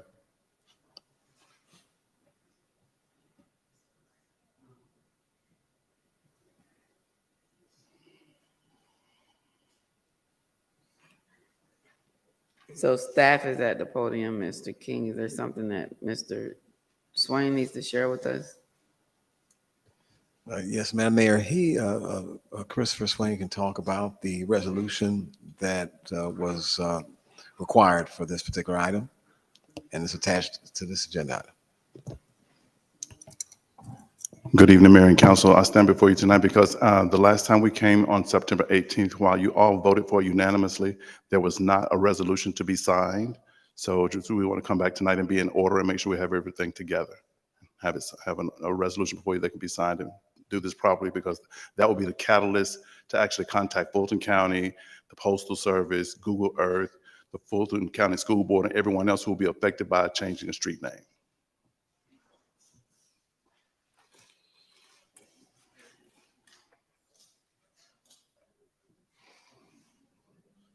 Okay, any other comments or there's a Madam Mayor? resolution? Madam Mayor? Yes. I'd like to make a motion to approve the resolution for changing the street name for that portion of Cheney Street between West Forest Avenue and Norman Berry Drive to Bi-Ethnic Way. Mhm. Been moved and properly seconded. Any discussion? Question. Councilmember So Shropshire. does this resolution, so if we changed another street name, is this the resolution we need? This is a resolution for this particular street. It's not an ordinance to change future street names. Okay. That will come before you at another time. So when is it coming? Have y'all already started working on it? We have, yes. It will come to you at another time. It will, Councilmember Shropshire, but it will in a lot of ways mirror the resolution that you see because it has kind of the same structure, if you will. So wouldn't it have been easier just to do it all at one time? It wasn't before you. So we thought it was more appropriate to just make sure it was cleaner to address and resolve the Bioethnic Way one, and then at a time shortly thereafter, bring the actual process to create a street name ordinance, street name change ordinance, I'm sorry. Okay. Councilmember Renee? I'd like to make a, Did we approve it? Yeah, we're in a motion to approve the resolution, right? Okay. It was seconded. I was just calling for the question. Okay, I will, all those in favor? Aye. All those opposed? Motion carries. Next up is item number 26, forensic audit engagement letter with Plant Moran. Is there a motion? Madam Mayor, I'd like to make a motion to open the floor for discussion and possible action for the forensic audit engagement letter with Plant and Moran. Is there a second?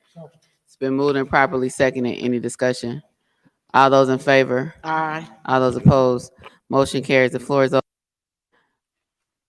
Anyone in right now? I've looked at the engagement letter.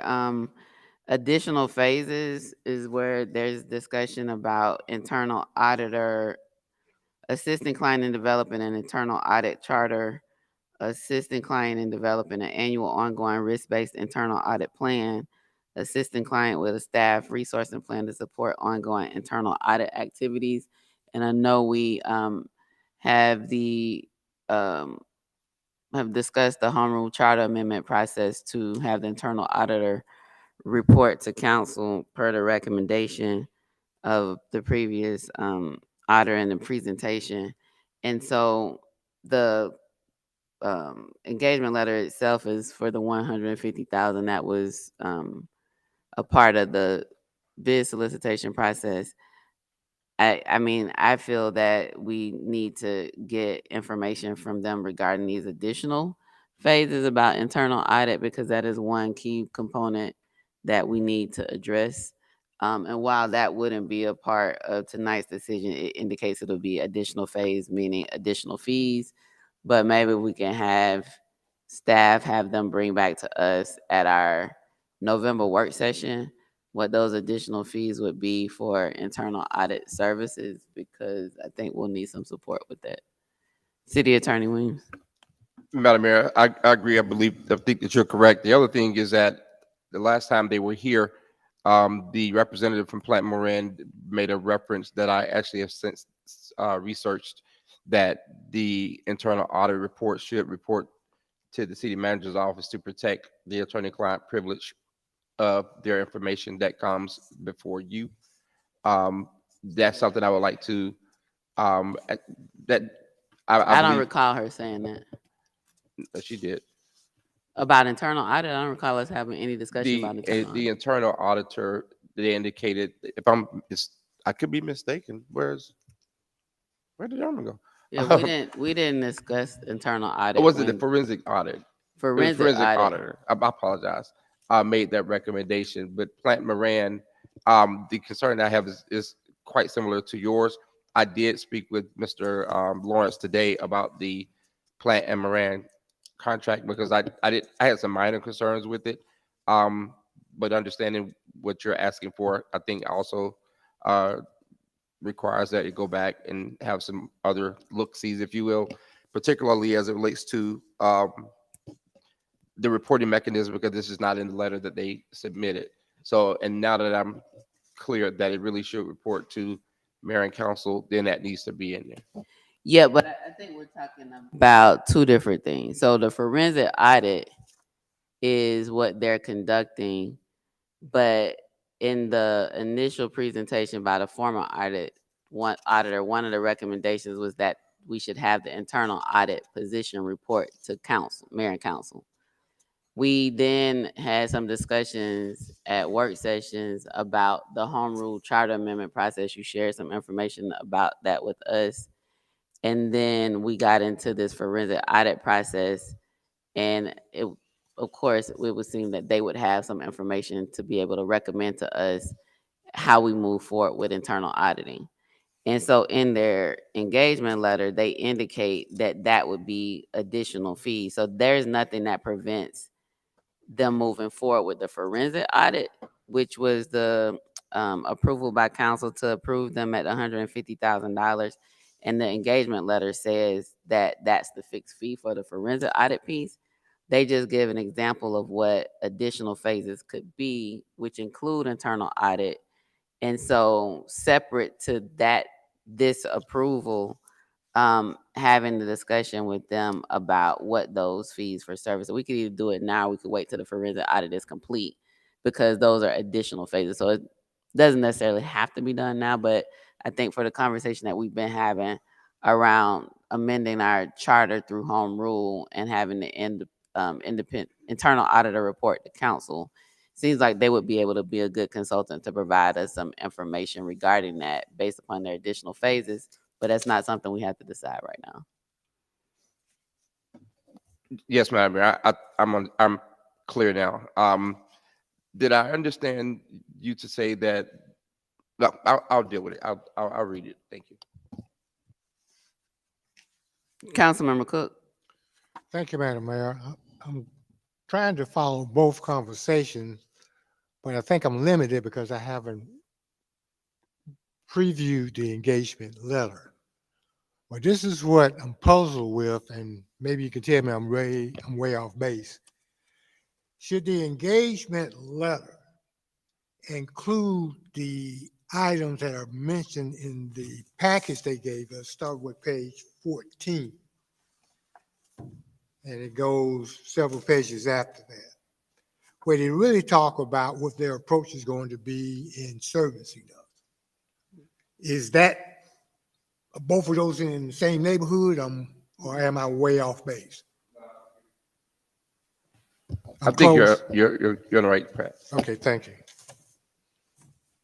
And it does talk specifically about the findings, approval of payment of vendors outside of the designated process, deletion of vendors in BSNA, write down non-existence of select capital assets and $2 million of inventory, and then fishing payments. So it does like specifically go through phases 1 through 6. I haven't cross-referenced it with page 14 of the proposal, although I did read the proposals for this, but it speaks to their process. Well, does that mean that we're not really approving anything tonight, but we're discussing what it is we're going to approve at a later date? I mean, it's on the agenda for approval tonight. They can't start working until we do an engagement letter. And back to my basic question, what is it we approve tonight? What's the document? What does it look like? It's attached to the agenda. Okay. That's my bad. It's attached to the agenda. If we want, we could put this on the November 6th meeting, but like it is, the longer, they can't start working until we approve an engagement letter. And the forensic audit is critically needed for us to be able to move forward with investigations of these items. City Attorney Williams. If it meets the body's approval, you certainly could approve it and ask that they provide explanation and addendum to those questions with respect to the cost of the additional services, Madam Mayor.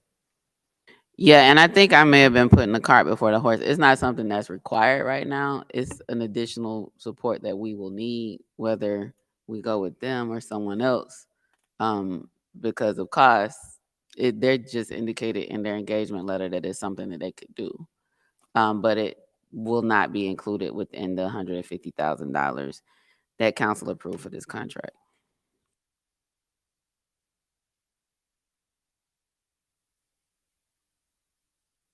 So we have the option of taking action tonight to approve the engagement letter or placing it on the November 6th agenda or November 13th, but they can't start the audit until we do this. Madam Mayor, I'd like to make a motion to approve the engagement letter with Plant and Moron. I second.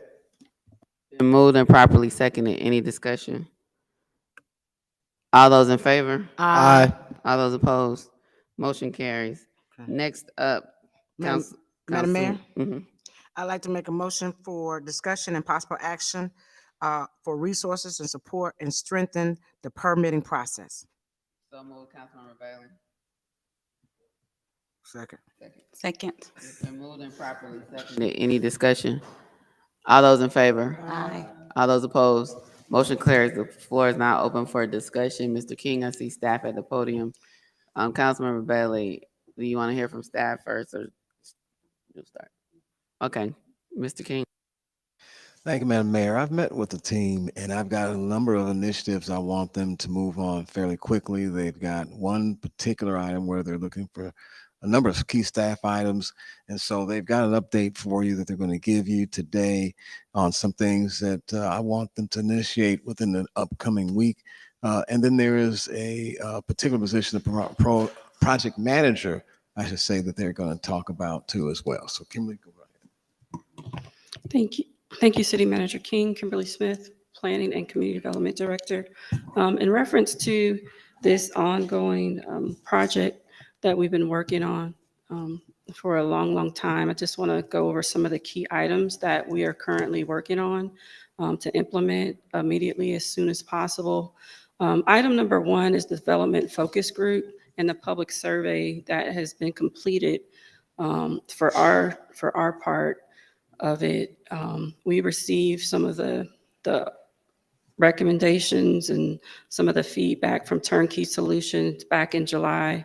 And I am here to say that some of those same recommendations are things that they coincide with what our recommendations were previously. So that's good to know that we're in line with what is needed by the community and what they say is needed as well. As far as number two is concerned, hiring dedicated staff to answer our phones. We are moving to hire the temporary positions that we currently have. We have 2 to 3 temps at any given time in the department just dedicated to answering our phones. We're going to be posting for those positions to be permanent so we can have a more cohesive and effective service delivery, seamless service delivery versus using temporary staffing, human resources. In reference to item number 4, our virtual planning reviews are coming back. This is something that we had in place prior to COVID. We're coming back to those, and this is going to provide for a more cohesive review and approval process for all of our plan reviews that come through the land development and permitting division.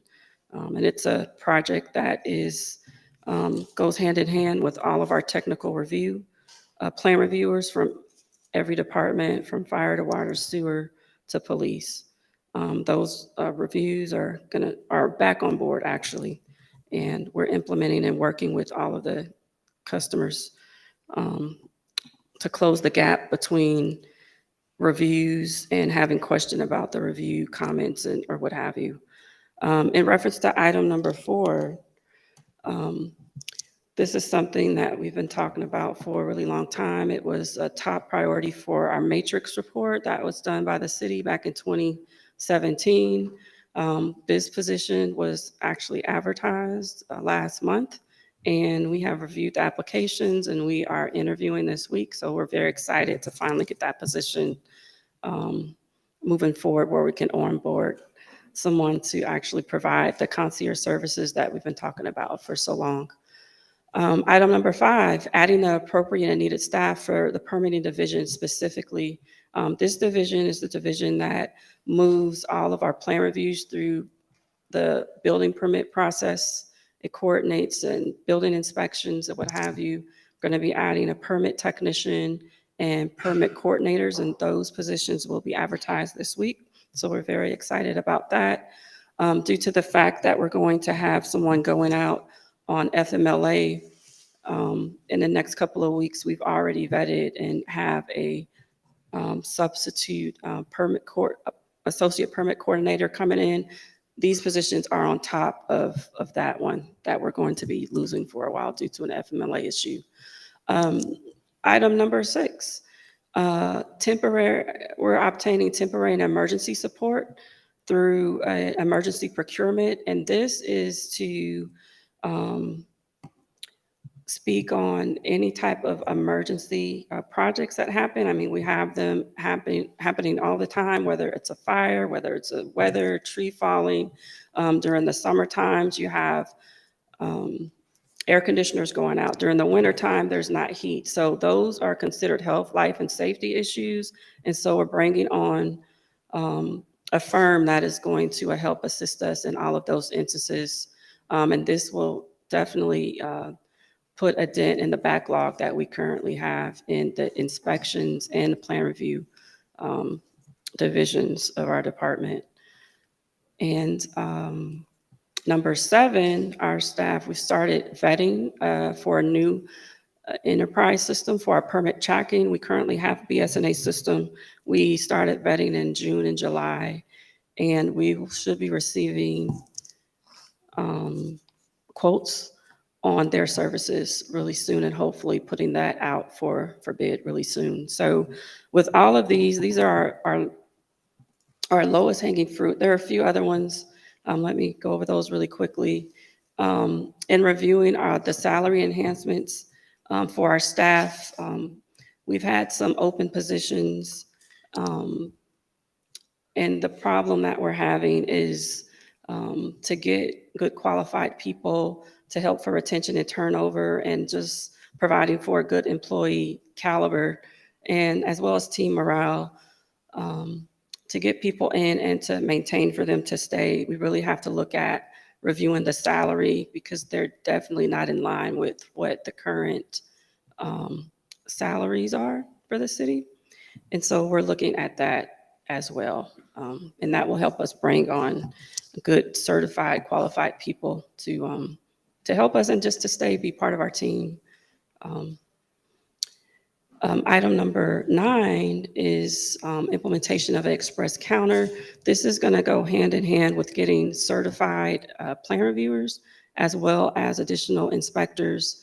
And we're hoping that the emergency procurement process could help get us jump started to actually man an express counter, which would handle things from re-roofs, decks, driveways. These are things that you could come in and get in a day. So we're really looking to jumpstart that with the emergency procurement that we currently have in route for signatures and approval. And as soon as that's approved in our routing system, we should be able to reach out to that provider as soon as possible.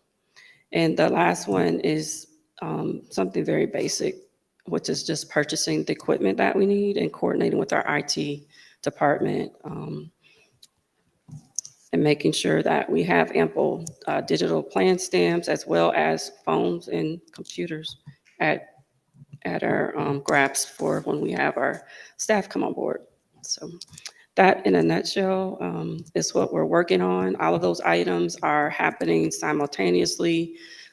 For our understaffing of inspections, as well as our plan review processes, we've really tried everything from hiring specific certified people. We've tried the RFP process that we did back in March, and we didn't receive any applications to review. So we put that back out, but we really think that this emergency procurement is going to help get us jump started, as I stated before.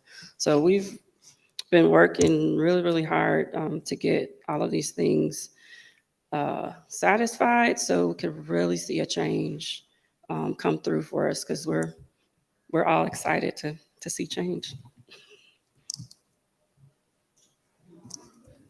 Thank you, Madam Mayor. Thank you for your report, and I am thrilled to see the 10 items there. Some things you talked about in March that you wanted to see happen. So it seems like we're moving in that direction.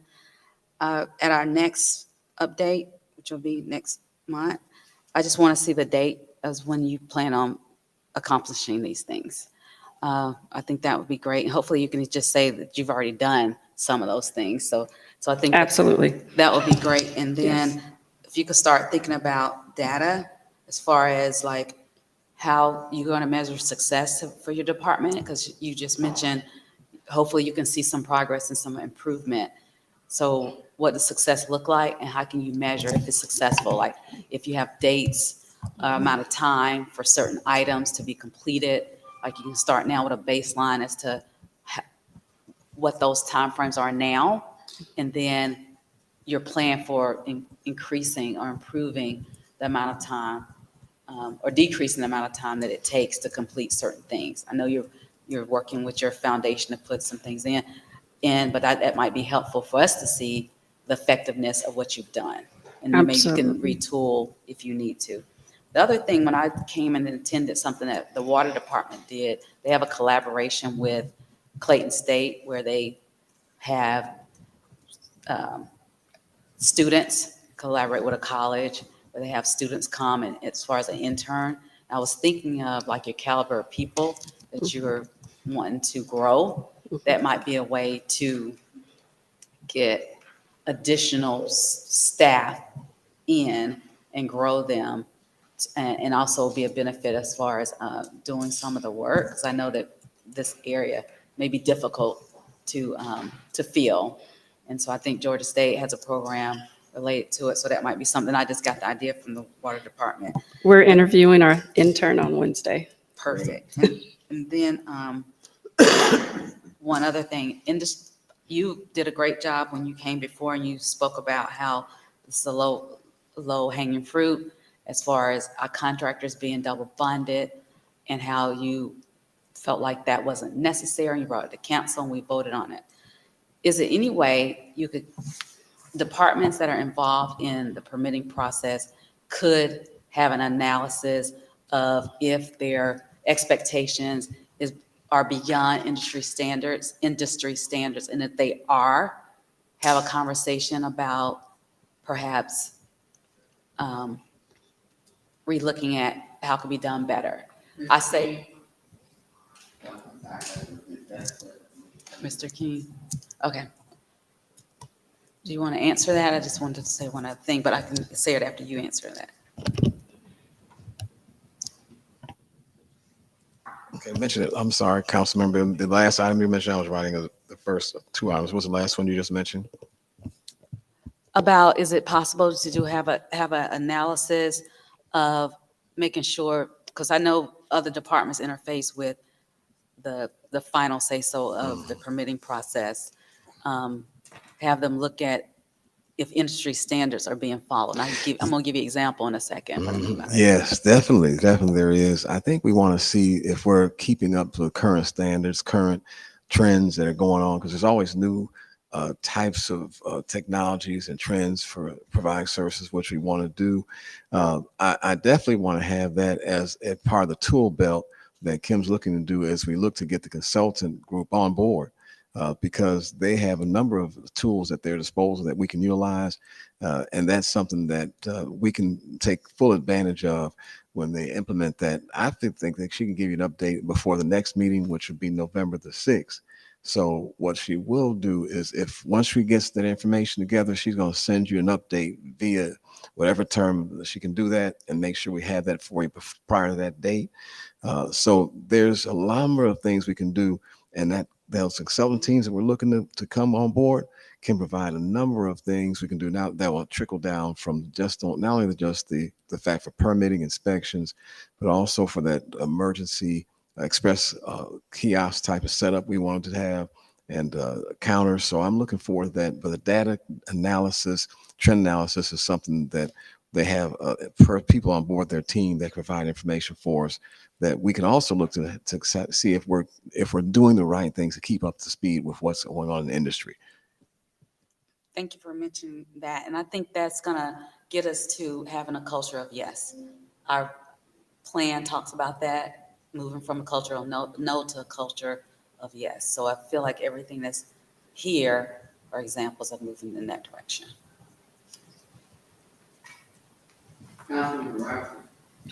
Thank you, Madam Mayor. Good presentation. Quick, and thank you for that focus group. I thought that was really important to have that community engagement. Just a point of clarification, because I know I'm hearing a lot about the inspectors during permitting, and sometimes some developers are using a third party, sometimes because of the backlog. When you mention that you have a permit coordinator and another permit representative, will they be doing inspections or just expedited? And what are we doing for inspections? I kind of heard we're bringing on some more, but I don't see it. We're attempting to bring on emergency procurement to support our inspections team. So right now we have two to three.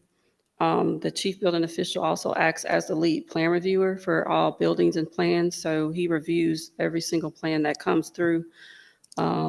We have 2 inspectors out in the field. So right now it looks like we're at 2 to 3 weeks out for inspections, which is really unacceptable.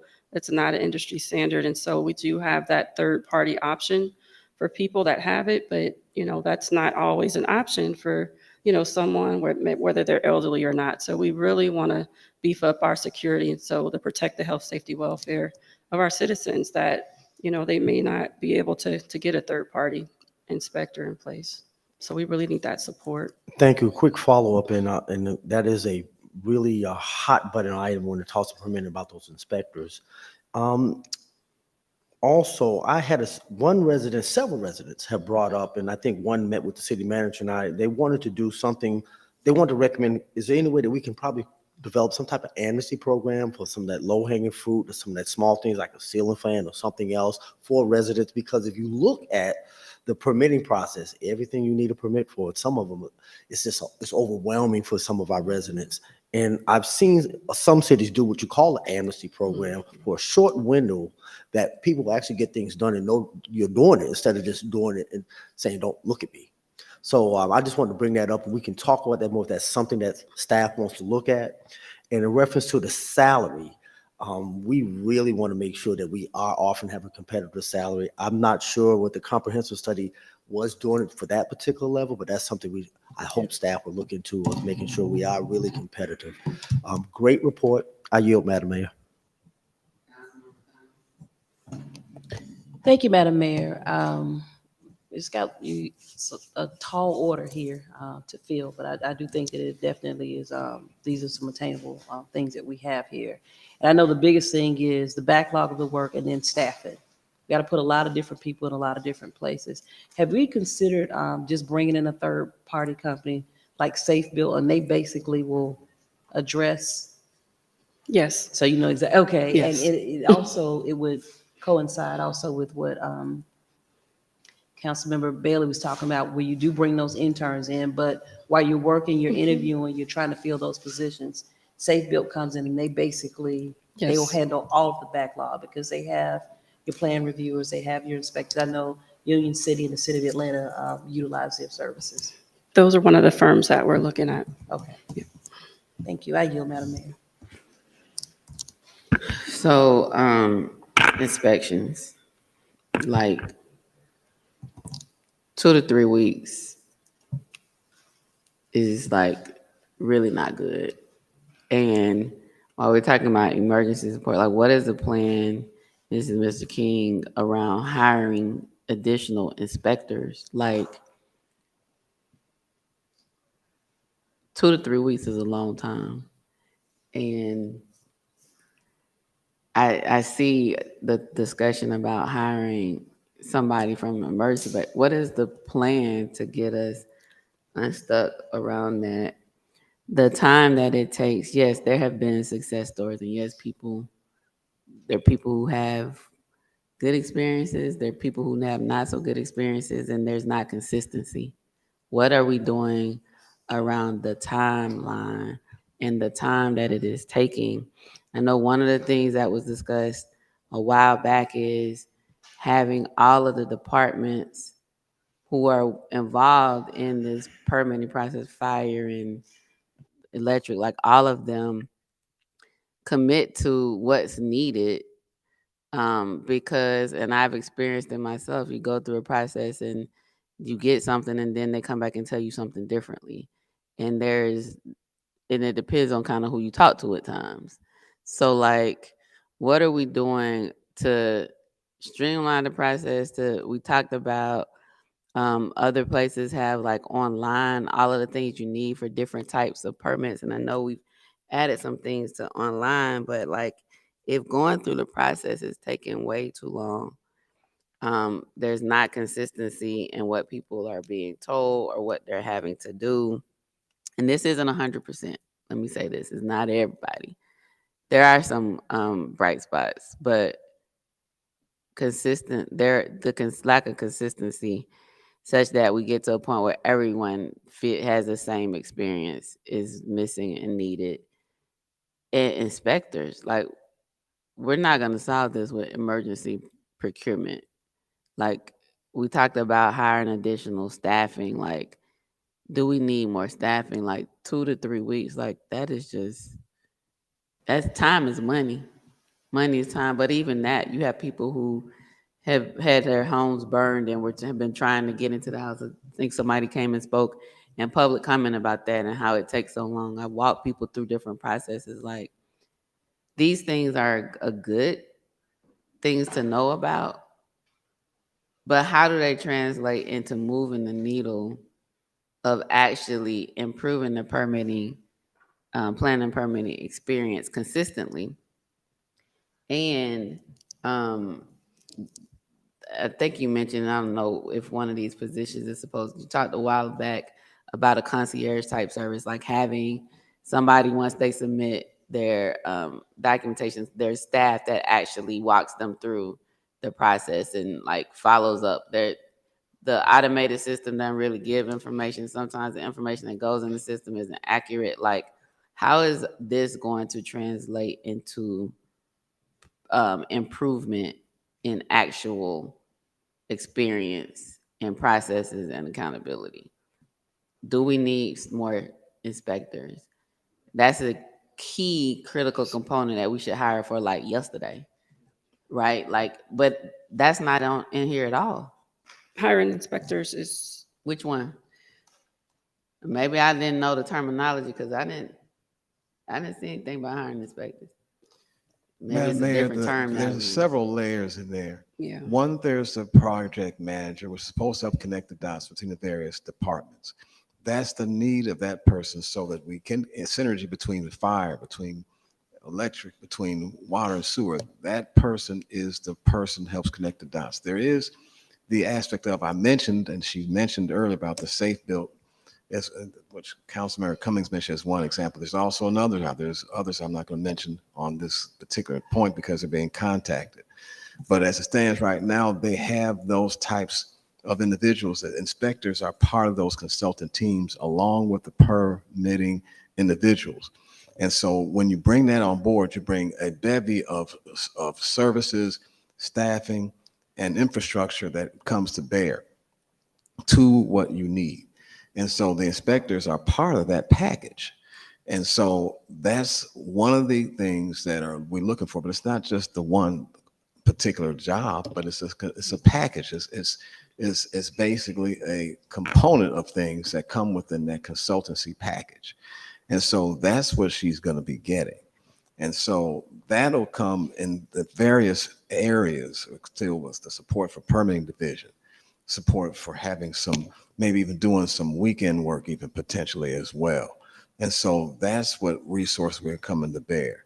And so she didn't specify each position. I know we're at a meeting and we can't talk about every position that got out there, but that's all a part of that. And so as it relates to that, if you want her, she can give you a list of what that is entail. And Kim, you could give more details in that discussion. Yeah, I can go into more details about the positions. Hold on just a moment. So item number 6 says obtain temporary emergency support services. Those are things that we're working on outside. We have building inspector positions that are actually posted on our website, along with plan review positions. As I mentioned, we're trying to go at this from every avenue that we can. We've been interviewing for the inspector position and plan review positions. There's been an issue with the certifications that are being required by the city. How many inspectors positions are we doing? 2. We So have 2. We and have we're- 2 and we're trying to get 2 more. Correct. With plan reviewers as well. So those are open. We've interviewed And how many plan reviewers? 2. So there'll be, and we currently have 2. So that would be 4 inspectors and 4 plan reviewers. There will be 4 inspectors and 2 plan reviewers. We don't have any plan reviewers. The chief building official is the plan reviewer for all building code currently. Council.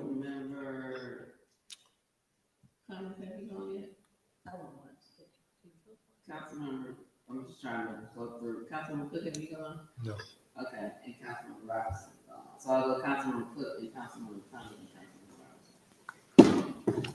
Okay, I think it was very helpful to kind of get an overall scope of just how much land you got to cover here, how many different trees you got to cut down. What I think would be a little bit more impressive is that out of all the resources you need to gather, what major function that you're doing right now that's behind that you want to make an immediate improvement in real soon? That starts the momentum going. Because we can sit here and talk about what if, so forth and so on. You're already on track of realizing, number one, resources are low, I need to improve it. But I don't want to have this same kind of conversation the next time we talk. I want to hear more about, out of the resources we're pulling together, here's what I'm going to target right now. I got a fire in my basement, that's the first thing I'm going to put out. I got a broken window in the living room, that's the second thing. And right on down the line. I'm not really that interested in all the resources you need to get because you know what you need to get the job done. I'm more interested in what are you going to do to take this performance issue off of the list of things that we're preoccupied with. And that's going to really mean that you're going to have to just sit down with your resources. How fast do you get whatever? Where do you target? And start moving. And we're more concerned about that. Put a fire out somewhere. Move some dirt someplace. Let us know that you've done that with all the resources that you're bringing in. I don't really care if it takes 5 inspectors or 25.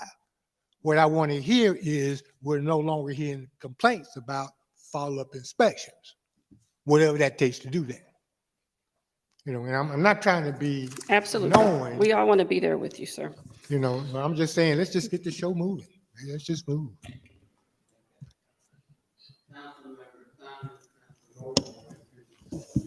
Thank you. Real fast. I know the governor had issued an executive order because there was so much backlog with a lot of different departments where you could bring in your own independent inspector, a certified. Third party, yes. Right, the third party inspectors. Mhm. Is that still something that's in place? I know it was kind of Yes. during COVID. It is? Yes. So do you all work with people? Because I think a lot of people just don't even know that here in the city of East Point, they do have issues going on. And if there's a problem or it's a delay in time where you didn't have to have the 2 or 3 weeks, if I knew a certified inspector that can come and make sure that the HVAC stuff is done properly, do you all work with? We could put that back out there, but that was really big during COVID when we were closed. So we had it posted all over the website. So, I mean, it's my understanding that they're aware, but communication is key. We could definitely repost to make sure that everyone knows that they can get third party. Yeah, because if you tell me it inspectors. takes 2 to 3 weeks for somebody to come out, but if I know somebody that can come out tomorrow and and they provide whatever it is they need, at least that'll kind of help. It gets the process moving. I yield. Yeah, just another follow-up on inspectors. In reference to this temporary emergency contracted inspectors, I'm on the impression when it comes to the final inspection, it has to be a staffer. And will these have the authority to be like a final inspector? Because am I correct that how that works? I will have to follow up with you Okay. on that. Yeah.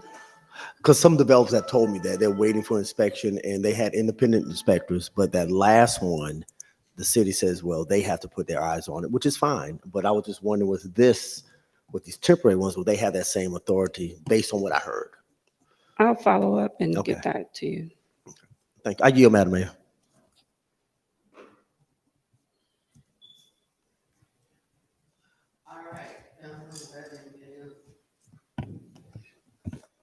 No, I don't think so. Thanks so much for your presentation.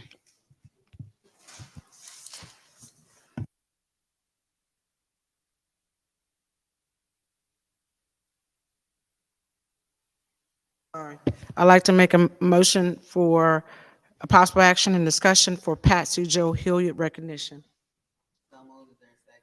Second. All those in favor? All those opposed? Motion carries. Councilmember Butler. Thank you. This is a resolution to send to Fulton County to ask that they consider renaming the East Point Library. It's a simple resolution that we're supporting the residents in the renaming of the East Point Library. And that's what I'm asking council to do.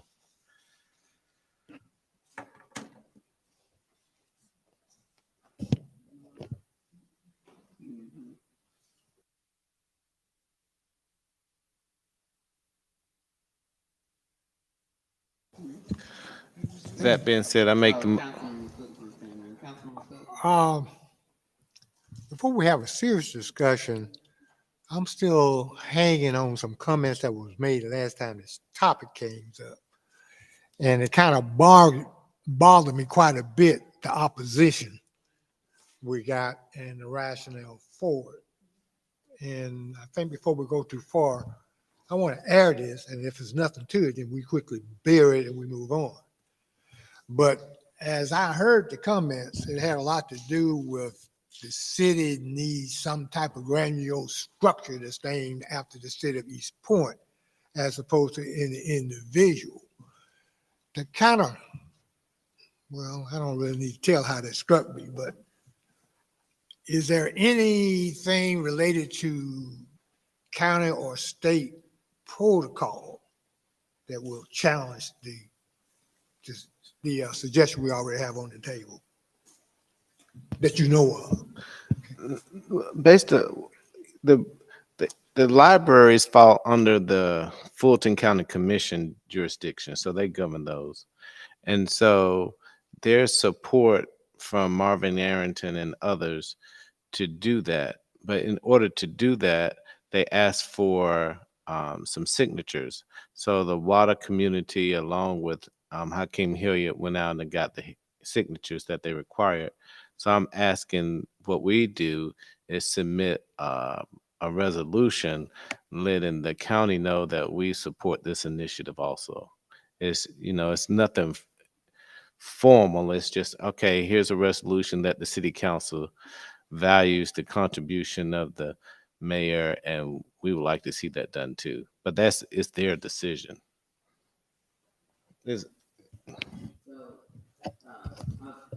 Go to Councilmember Gordon. I have the Fulton County policy. Go ahead, Councilmember Gordon. I just wanted to make one comment that speaks a little bit to what Councilmember Cook just raised from some of the comments. I know that I'm looking here at the South Fulton Library. Well, one of them. It's called the Gladys, well, I guess it's the only one, Gladys S. Denard Library at South Fulton. So, and I think even College Park is named after Mamie. I don't know the last name. My point is that maybe there could be some consideration to keeping the city's identity within the name of the library, if that's amenable, if that's something that will make people feel better. So I just want to raise that as an option. Thank you. I think what you're suggesting is required by the policy, Councilmember Gordon, because it says public facilities that are public libraries shall be given the name of the geographical area or community served, or a suitable combination of the foregoing with the name of a person as determined by the library board of trustees and recommended to the board of commissioners. So it sounds like it would need to go to the library board of trustees for them to then make a recommendation to the board of commissioners as it relates to the renaming of the facilities. And they have like the criteria and stuff that they look at as it relates to that as well. And there's a Fulton County Commission that they have to establish to make those recommendations to the Board of Commissioners. So the Fulton County Library Commission has 2, 4, 6, 8 members on it. And their next meeting is October 25th. Looks like they meet, I don't know if it's a set day. Oh yeah, the 4th meetings of the month at 4 p.m. And then November and December, they meet on the 3rd Wednesdays on 4 p.m. due to holidays.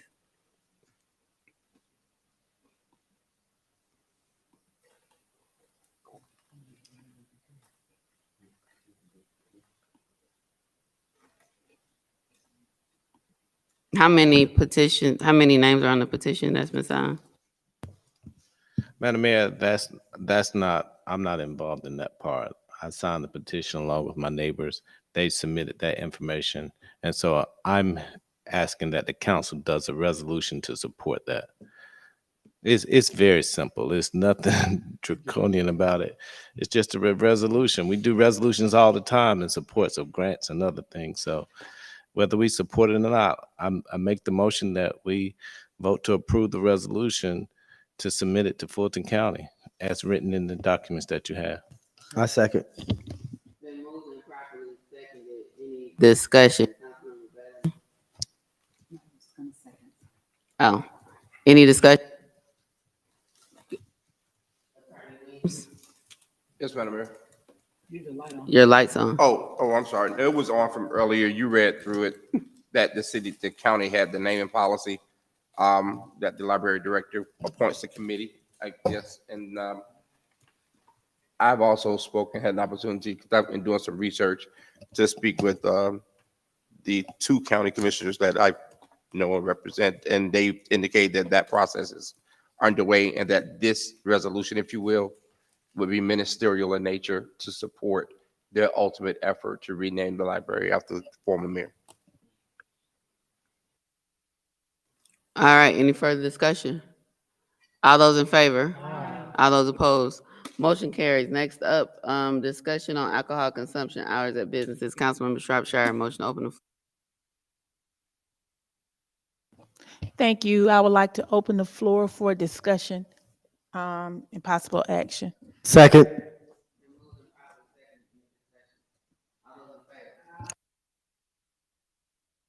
Councilmember Shropshire. Thank you. I think we've had some conversation in reference to business hours for restaurants that are causing a problem in the neighborhood. I don't know if I know we're supposed to have an ordinance, so I don't know if that's ready. If we can get an update on where we are with this and what we can do. In preparation for this, I actually read my notes, and unless I missed it, I didn't remember the body voting for there to be an ordinance presented on this piece. I knew that the Councilmember Shropshire had brought it up, and that we were going to look at the options between what we have and what we're suggesting. So that was where I kind of laid. I know there was some other ordinance that had been presented that came from another jurisdiction, but if you were asking that a ordinance be drafted, then I would ask that I have time to just do that. No, we actually had a discussion on the ordinance that we currently have. It wasn't something that was voted on by this body of council because it was still in work session, being worked out and talked about. And I know we've had this conversation, and I know we talked about an ordinance, which is the city ordinance, in reference to the hours of operation with the businesses. So no, it wasn't something that was voted on. It's something that we're still discussing in work session, hopefully to move it to a ordinance where it can be voted on. Do we know the current hours for alcohol consumption at businesses? The current hours for restaurants, Madam Mayor, is 2:00. They must stop serving alcohol at, I think it's like 1:45 or something like that, is my understanding. So they can't be selling at 3 or 4 o'clock in the morning. No, they cannot. And so that's part of the concern that I'm going to raise tomorrow during my meeting, preemptive meeting, because I've received information that suggests that some of the businesses are closing at 4 o'clock instead of 2. I will go over the ordinance with them, go over the business license provisions with them, and see if that will address the issues. But if this body wants to modify the ordinance, it may be a little difficult because you want to have it equally applied, and you don't want to have prescribed behavior. And so if you have an ordinance that prescribes behavior in and around a certain area that may target, excuse me, that may target one business as opposed to another, you don't want to even have that look like that.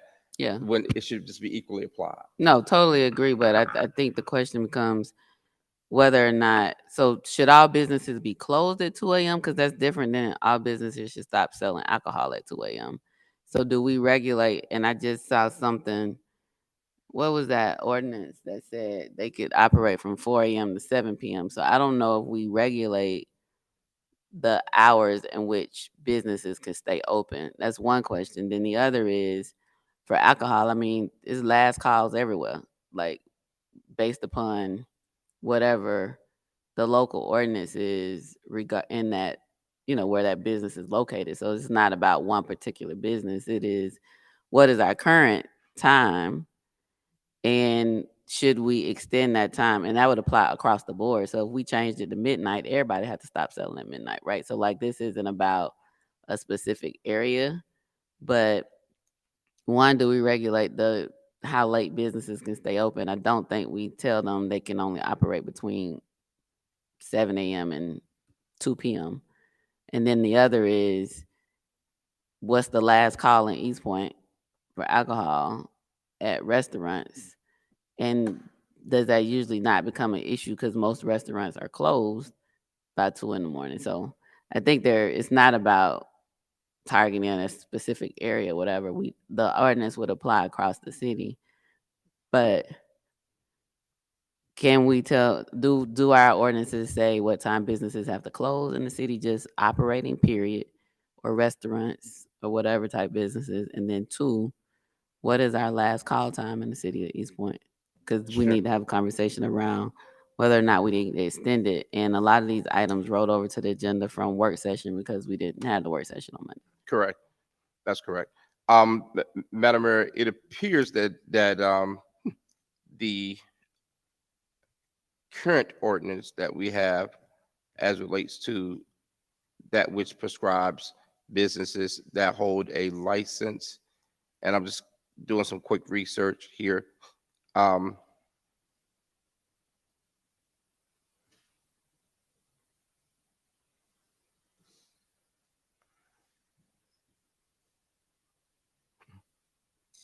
It says, except as otherwise provided, and set out all license holders for the sale of, no, that's for sale of wine on premise consumption. But the sale of wine or malt beverages for consumption on premises shall be authorized to engage in the sale of wine or malt beverages on Tuesday through Friday between the hours of 9 a.m. and 1 day, and on 1 day, and 5 a.m. on the following day, and on Saturday from 9 a.m. until 2:55. That's just that reads really weirdly. I'm going to ask that I be given the opportunity to give you, because what I've been doing was comparing the two. My read and my recollection says that they're not allowed to sell anything after 2 o'clock.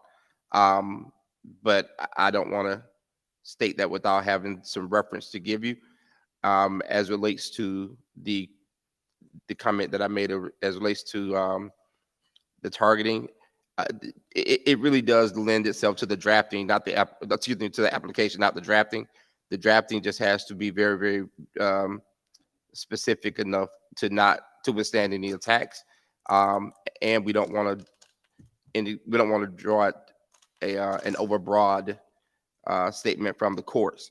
I'm still trying to look, and I just don't see it. So I would have to come back, and I'm sorry, I have to ask you all to let me come back and give you that information. If this body is asking for an ordinance, I'm happy to draft one.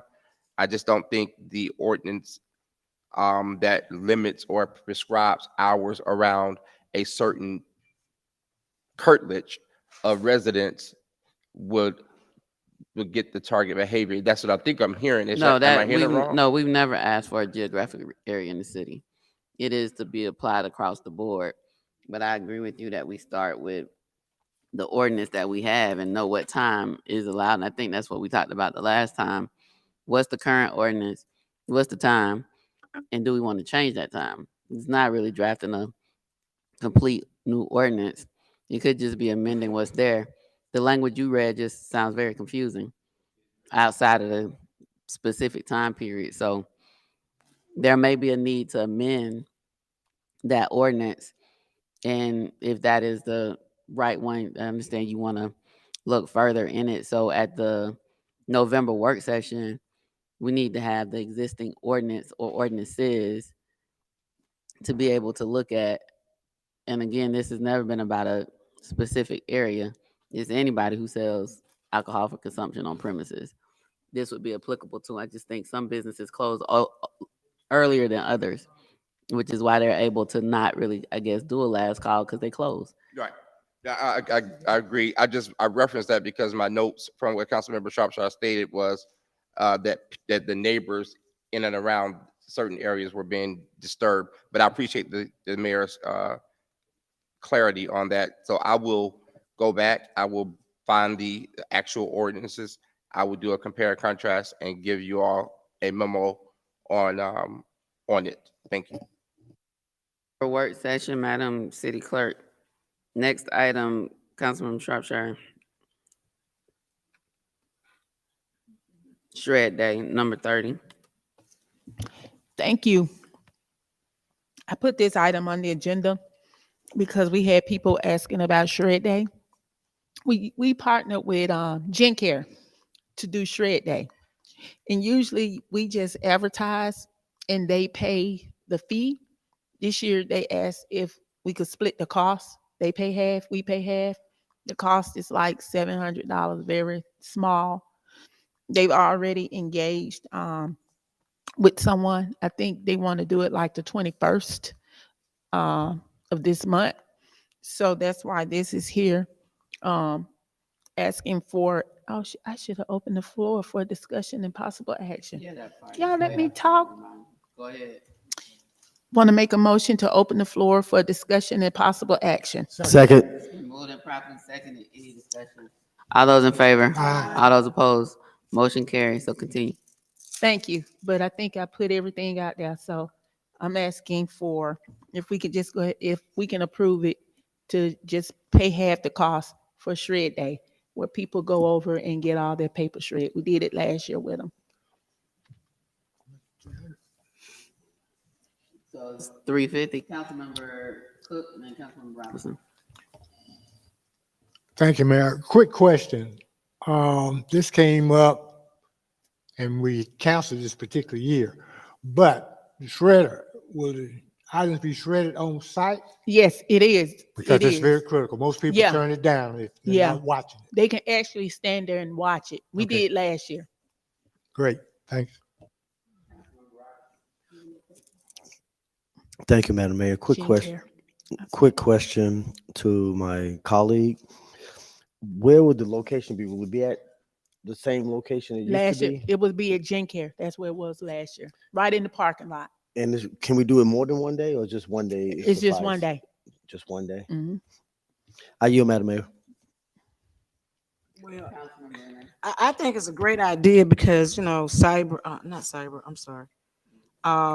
Identity theft is so on the rise, and this will give a lot of our seniors an opportunity to bring out their paperwork because they rely on it more so than anybody else. And I think this is a good way to keep identity crime down at a low cost. I'm for it. I'm for it all the way. Sorry. Did it sound like I was against that? I'm sorry. Okay, I'm sorry. All right, so I'd like to make a motion to approve the $350 cost for No, the no, shred no, day. no.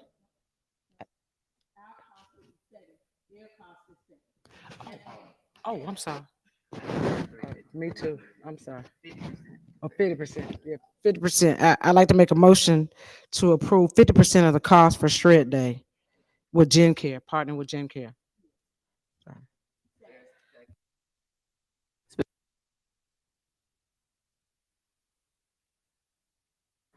All those in favor?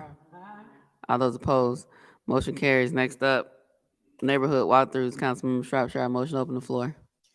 I would like to open the floor for discussion and possible action on neighborhood walkthroughs.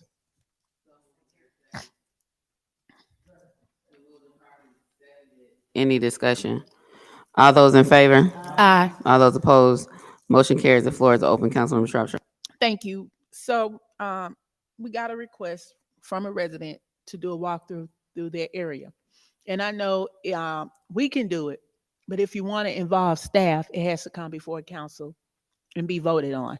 So it's just not that particular ward, but it's other areas as well that need walkthroughs to look at some of the problem areas that they're having, so staff can see firsthand, so we can see.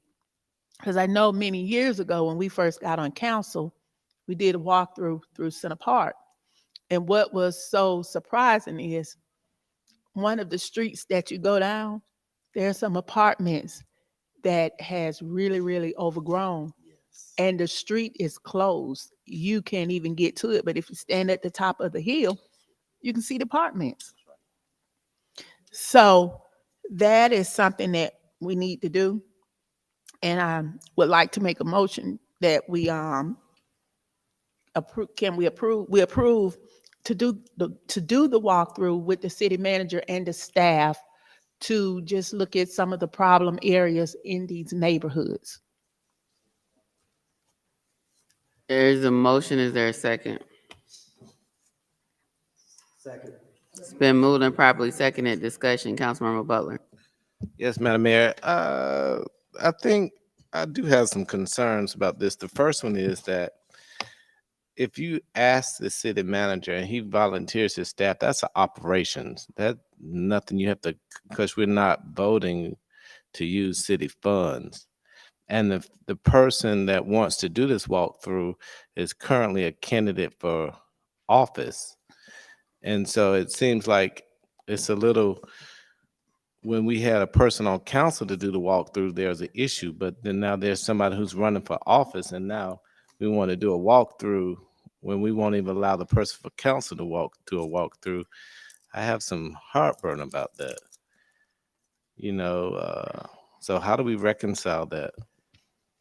So it's really not about the person who's running for office. It's about the neighborhood, because there are other neighborhoods that need walkthrough, like Center Park. Center Park is a divided ward, but the problem part technically is in Ward A. So it's just not about that person, but that area has some real issues, just like Center Park. So if you're gonna involve staff, especially if it's on a weekend or something, then if we don't have to if this don't have to be approved, then that's fine. The city manager can do it at his leisure. But I feel it's something that we can vote on to make sure that we are correct. Yeah, there's no other go ahead, Councilmember Renee. I've always thought that we had to, in order to involve staff in any activities, we had to have a vote of the council. Like even if we were like moving chairs or tables or hosting events, or even to advise staff to work with us, I always thought we had to have a vote of council to do that. So I yield. I think that comes from the charter provision that says we can't give directives to staff. And so out of precaution, how you get staff to anywhere on the weekend, which is a day that they don't work, unless there's been a request or directive, whatever it is, to get them to come out on the weekend. So I think, to avoid any misinterpretation or misconstruing actions about whether or not there was a directive given to people who directives cannot be given to by charter. I think this would take care of that for whatever area it is. I mean, there are a number of people that are running right now. People run every 2 years. I think if this is something that we feel is something that should be done, instead of bringing it up every time there is a desire to do it on whatever day. The last one happened, I think they happened on the Saturday, on the weekend, which is not a work day.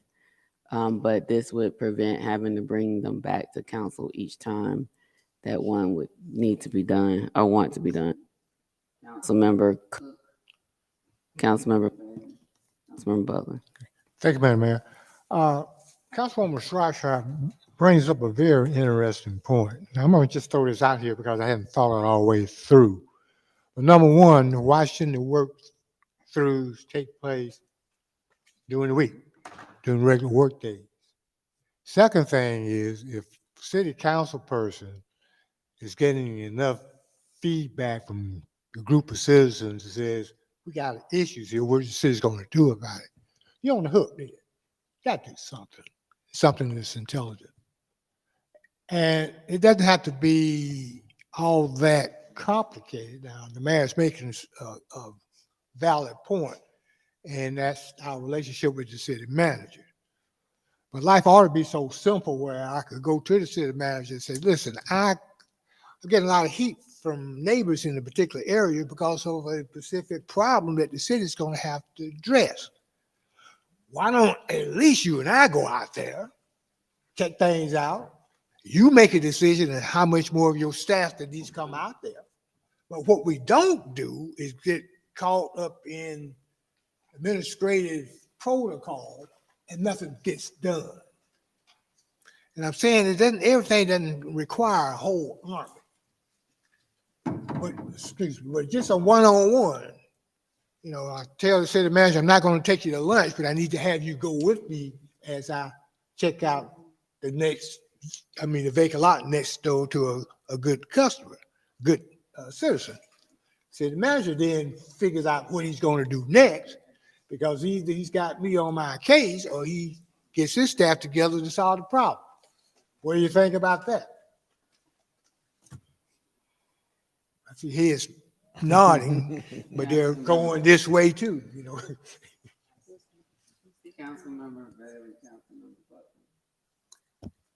Thank you, Madam Mayor. Just want to talk a little bit about the birth of the neighborhood walks. They actually came from two specific neighborhoods, East Washington and also River Park. It came from the residents just wanting eyes on their issues, and also it relates back to the Mosaic community planning with those particular neighborhoods. And at that point, they provided to me their problem areas, which included abandoned cars, tires, abandoned buildings, just a lot of different areas that related to multiple different departments.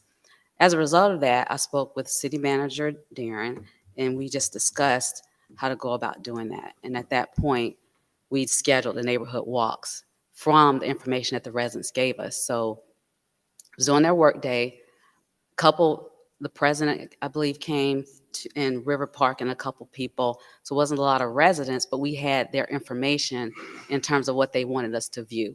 But that was very valuable for the different department heads to see it for themselves. They thought so as well. And it was during their work day. Wouldn't have planned it on a Saturday, the work time, and I would have a request from residents. I attend most neighborhood association meetings, if not all. So I also attend Center Park, even though both of Center Park is A and B. They heard about the walks and wanted a walk to take place there. But we're not able to do that yet. We just want to coordinate schedules.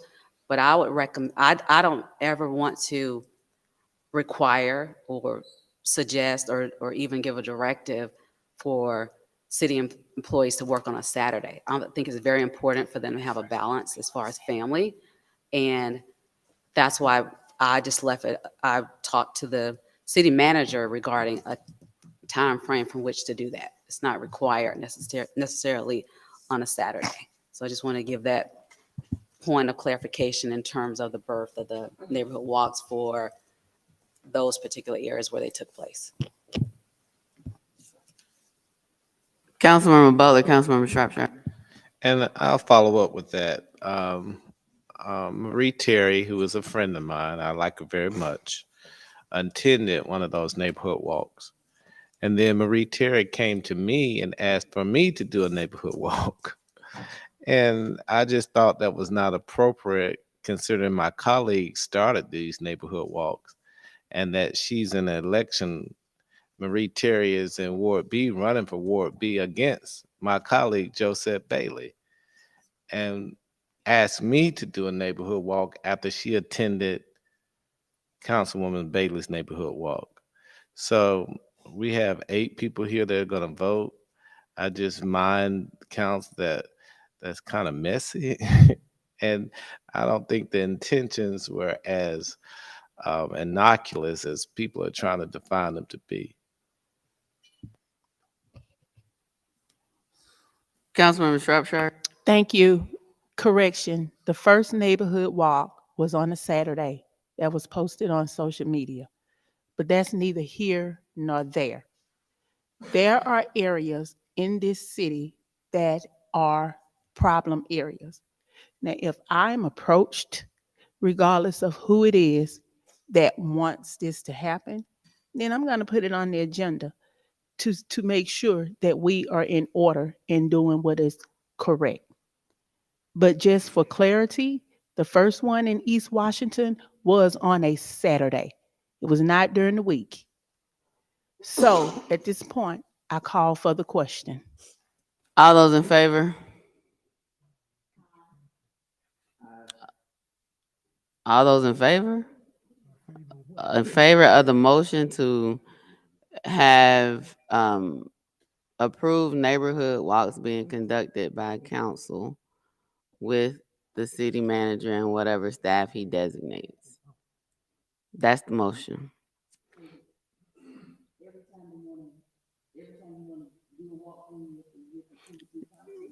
So this motion would say no. If this motion passes, then no, you wouldn't. If it doesn't pass and the concern of a directive or anything is not there, then that's up to each individual council member. The motion would apply to anyone, regardless of neighborhood and regardless of when it's done.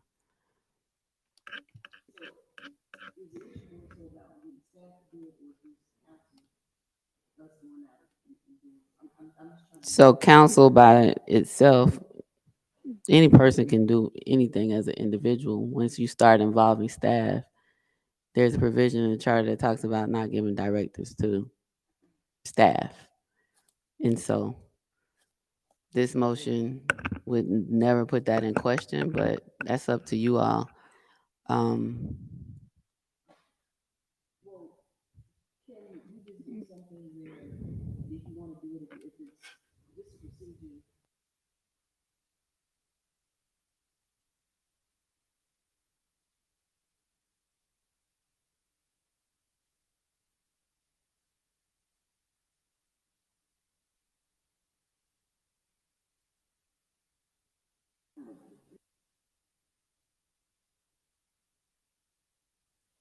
So the question has been called, and we're going back into discussion.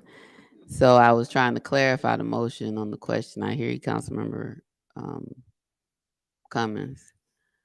All those in favor? All those opposed? Okay, roll call. Oh my goodness. Y'all, I know it's late. This is the last item on the agenda. Like, the motion is I'm on roll call at this point, just to make sure everybody is clear. What the motion is to authorize neighborhood walkthroughs by council members with the city manager and any staff that he designates. That's the motion. Roll call, Madam City Clerk. Councilmember Shropshire. Councilmember Robertson. Councilmember Renee. Councilmember Bailey. Councilmember Cummings. Councilmember Cook. Councilmember Butler. Councilmember Gordon. The motion failed.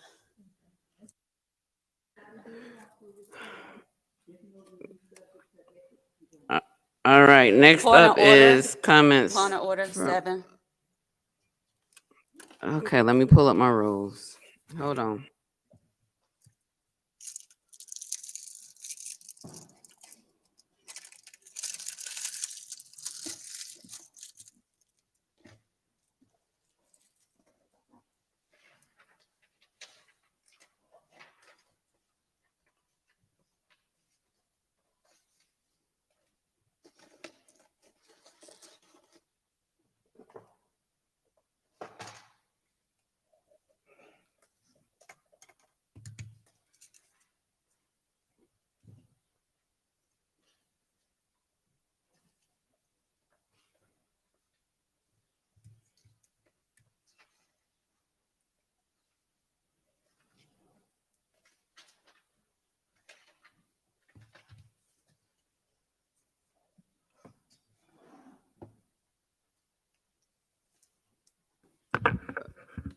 Rule 7, members recognized. Every member prior to speaking or making a motion shall be recognized by the presiding officer and shall not proceed with his or her remarks until recognized and named by the chair.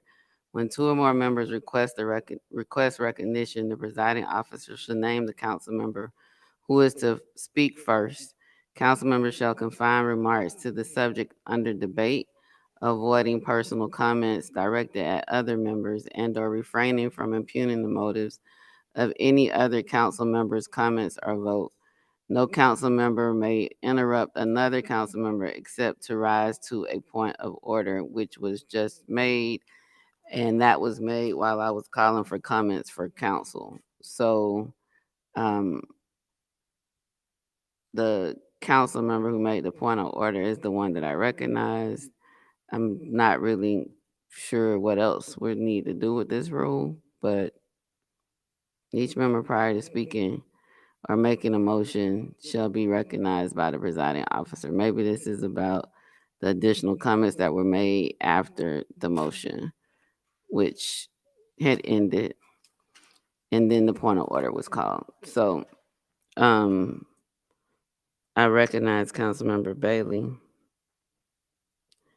And that was all that was before us at the time.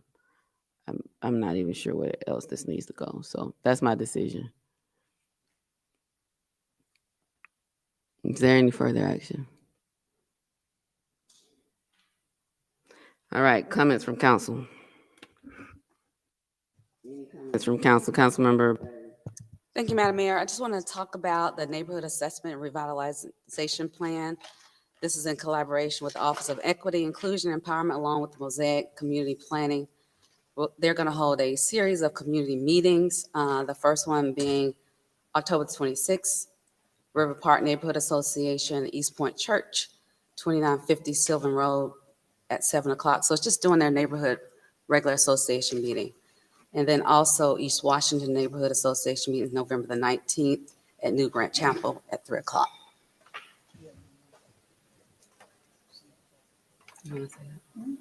And then the last one, location and date for the third meeting being held at Center Park Neighborhood Association meeting December 5th, 2023, and that's at the East Point Fire Station. So it's just at their regular neighborhood association meetings that are coming up. Councilmember Butler. Thank you, Madam Mayor. I would like to say thank you to New Grant Chapel, Craig Terrell and his honorable family, and to the new pastor, Reverend Young, for having a wonderful Men's Day program. It's many of us on council do partner with churches and work with them, and it's just a great feeling. And so I want to salute New Grant Chapel on their Men's Day and Craig Terrell for being the chairperson of that Men's Day.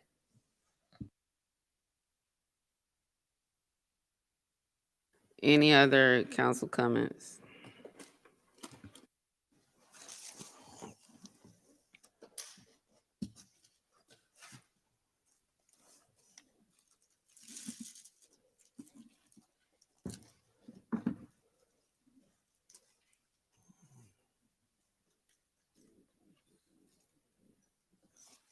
I have a council comment. Tell Madam Mayor I have a council comment. Thank you, Madam Mayor. I think we all heard of the global attack, the attacks on Israel, and I just want to lift everybody up in prayers that's going on around the country in that subject matter. And I just know they had a rally downtown Atlanta, and they was out, and we're in support of just up humanity. And I think this weekend it was Gay Pride Week, and for those who celebrate, congratulations and enjoy to celebrate life. Yes, I actually know someone whose grandmother went to Israel for a birthday gift that the family gave her, and she arrived on Saturday morning. And prayerfully, I hope she's back. They were making efforts to have her come back, and so it is something that has never been seen before. And so I think this is day probably 11 or day 10 or 11 that Israel is under siege and under war. And so let's be praying for everyone that is there, and that peace comes back to the Middle East as soon as possible. There is, I believe it was Atlanta Pride maybe this weekend, because I know National Pride Month is June, Black Pride Month is September, I believe, and then I guess this is the Atlanta Committee or LGBTQIA plus committee who hosts this event every October, and so definitely celebrate all of our cultures, all of our diversity within our community. And so it looks like a lot of people had a lot of fun. And so glad that that was a safe event and a fun event. Drug Take Back event is going to be on Saturday, October 28th is a Saturday, right? Yeah, Saturday, October 28th from 10 a.m. to 2 p.m. at East Point Police Department in the front lobby at 2727 East Point Street. They're accepting all unused medications, no syringes and no liquids. Again, that's Saturday, October 28th from 10 a.m. to 2 p.m. at the East Point Police Department in the front lobby, 2727 East Point Street. Don't have any other comments this evening, do we? Madam Mayor. I forgot one. Councilmember Shropshire. The Halloween Festival, October 31st, from 5 to 8, right here on the city lawn. Councilmember Butler. And Madam Mayor, thank you. Just wanted to remind people, early voting started today, and it's not at the East Point Library. Early voting at East Point is at Malibu Church. 2681 Church Street. It's on Church Street, right at the corner. I generally no, hold on, let me pull. I was on the city's website. So since Councilmember Butler mentioned that voting in every election is critically important. So let me pull that up from that flyer up from the website.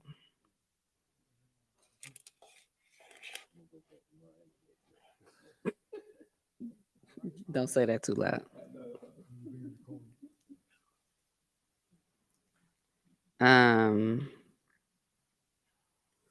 Where is it?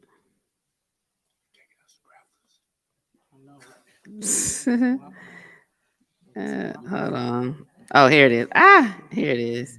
So early voting, October 16th through November the 3rd, Monday through Friday, 9 a.m. to 6 p.m. Saturday, October 21st and October 28th, 9 a.m. to 6 p.m. Sunday, October 22nd and October 29th, 12 p.m. to 5 p.m. And the address for East Point First, I was close, it's 2651 North Church Street. East Point First Malibu United Methodist Church is the early voting location that's in the city of East Point. There are a total of 1, 2, 3, 4, 5, 6, 7, 8, 9, 10, 11, 12, 14 early voting locations. You can get more information at www.fultonelections.com.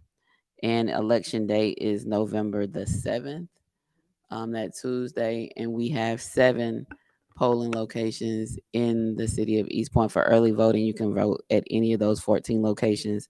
On election day, you have to vote at your polling precinct, and the city clerk has listed that information on the city's website, www.eastpointcity.org. In the upper part of the screen in the middle, you'll see something that says November 7th election information. And the advanced voting flyer is on there as well. Thank you. Any executive session items? City attorney. 7, litigation. I'm kidding. No. Look.